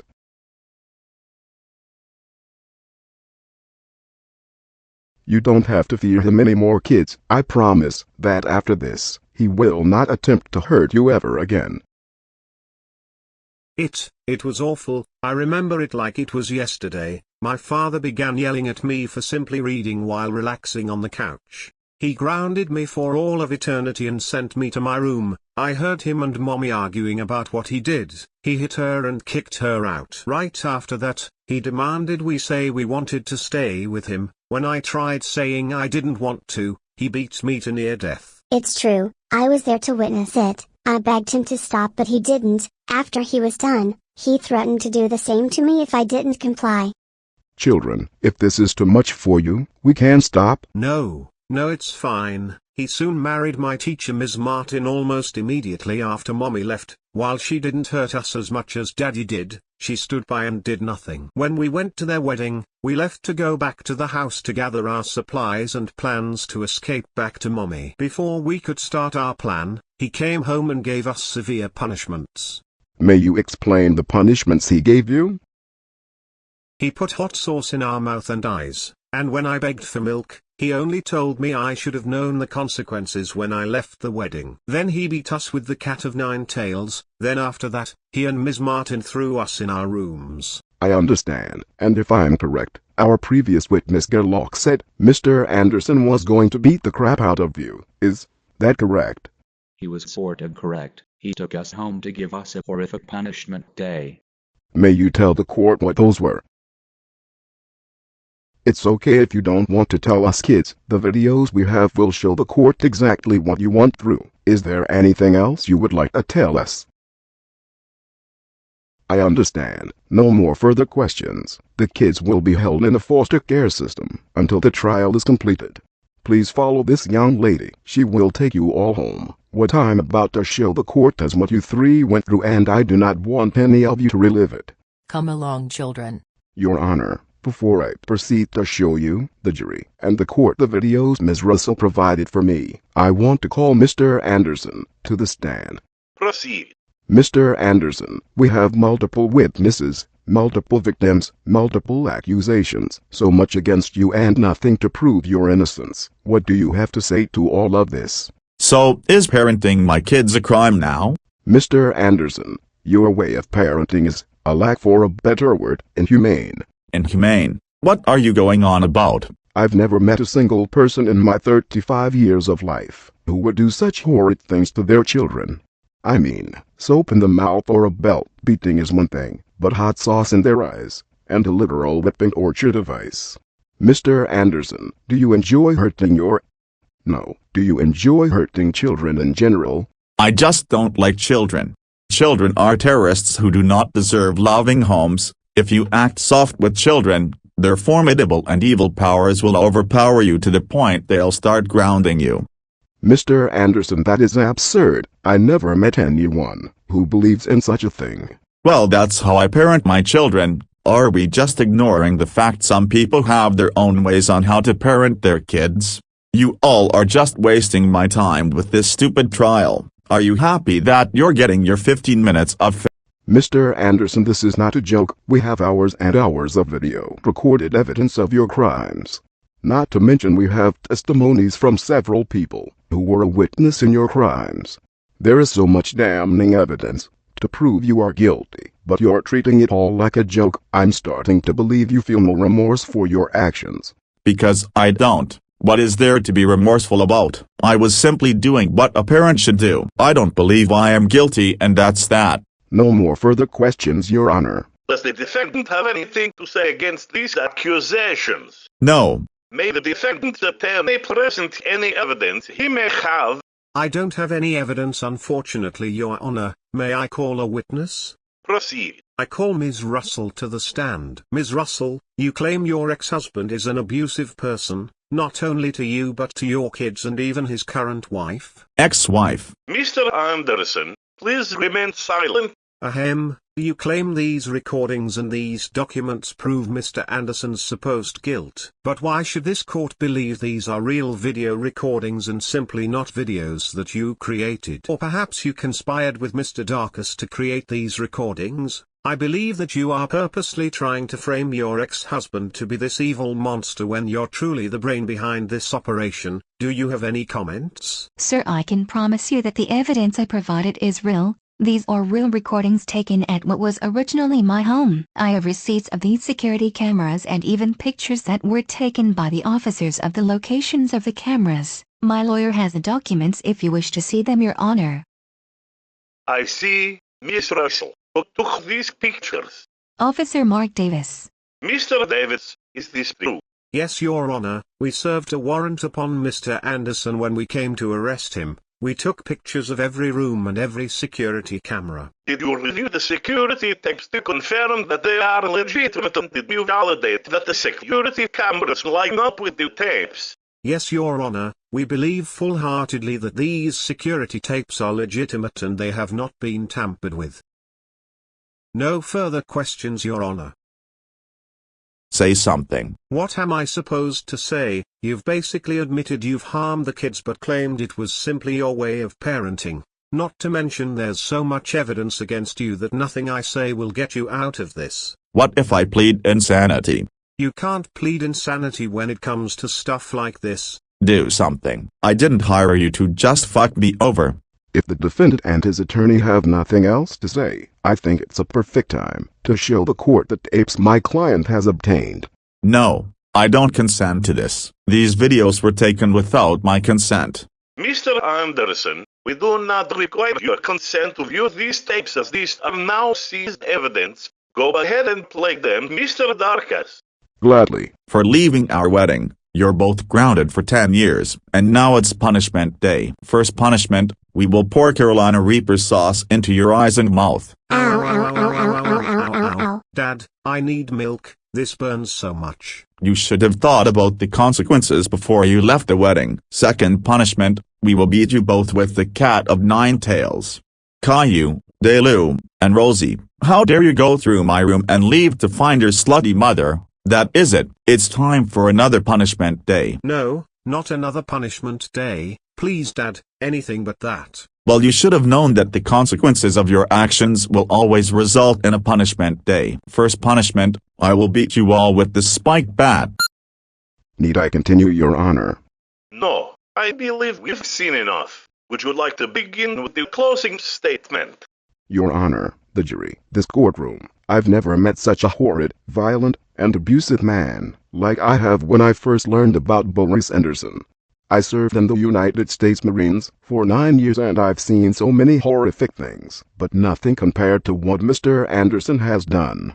When Mr. Anderson claims he was simply disciplining his kids, I knew that was a lie. I went through discipline myself when I served this country.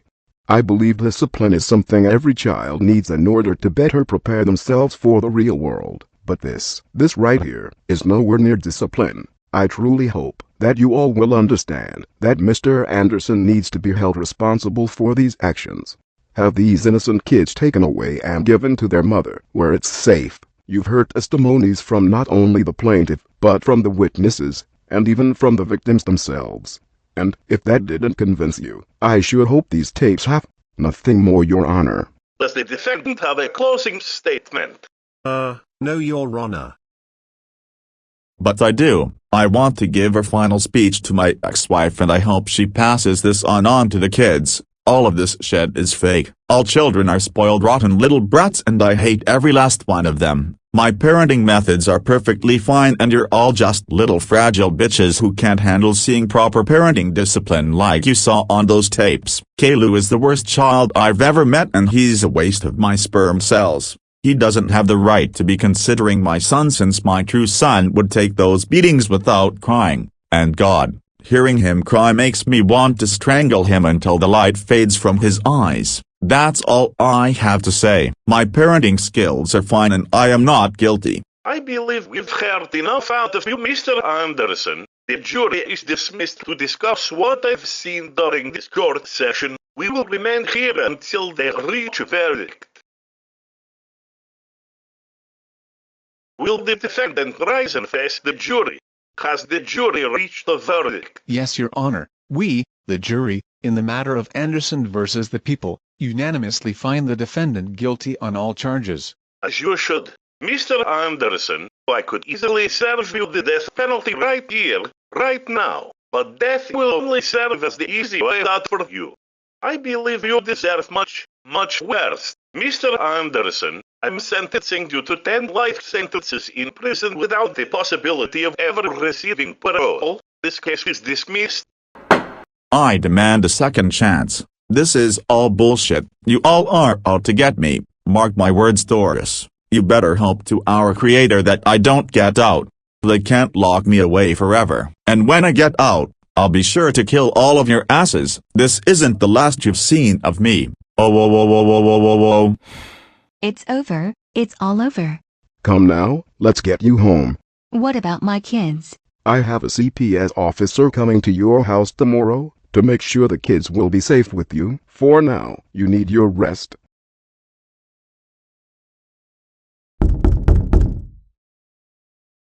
Mr. Darkus? Ms. Russell, I believe these kids are yours.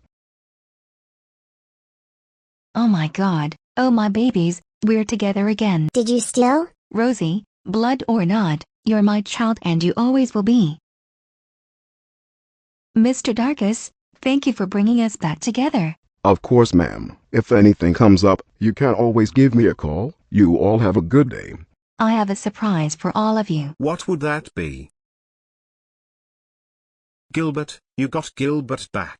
Thank you, Mommy. Of course, honey. I'm glad we're back together again. So, what did you think? I must say, it's a very well-made video. For someone of your age to make something like that is amazing, but, do you see me like that? Of course not. I just figured you were the best candidate to have as a villain. Well, alright, because honestly, that particular Boris was such a wimp. Like his punishments weren't nothing compared to what I do. It was almost like you made him into a more tamed version of me. Anyways, I hope you don't plan on making 24 other versions of yourself for when you make the next part. Of course not. It'll just be me and Daylu. I might put Caillou in there, but I'll have to think about it. About that, are you telling me you want another brother? Hell no. I love Rosie to death, but I don't think I could handle the possibility of a second version of her. Good, because I don't want a third child anyways. Well, let's go make dinner. Okay, Dad.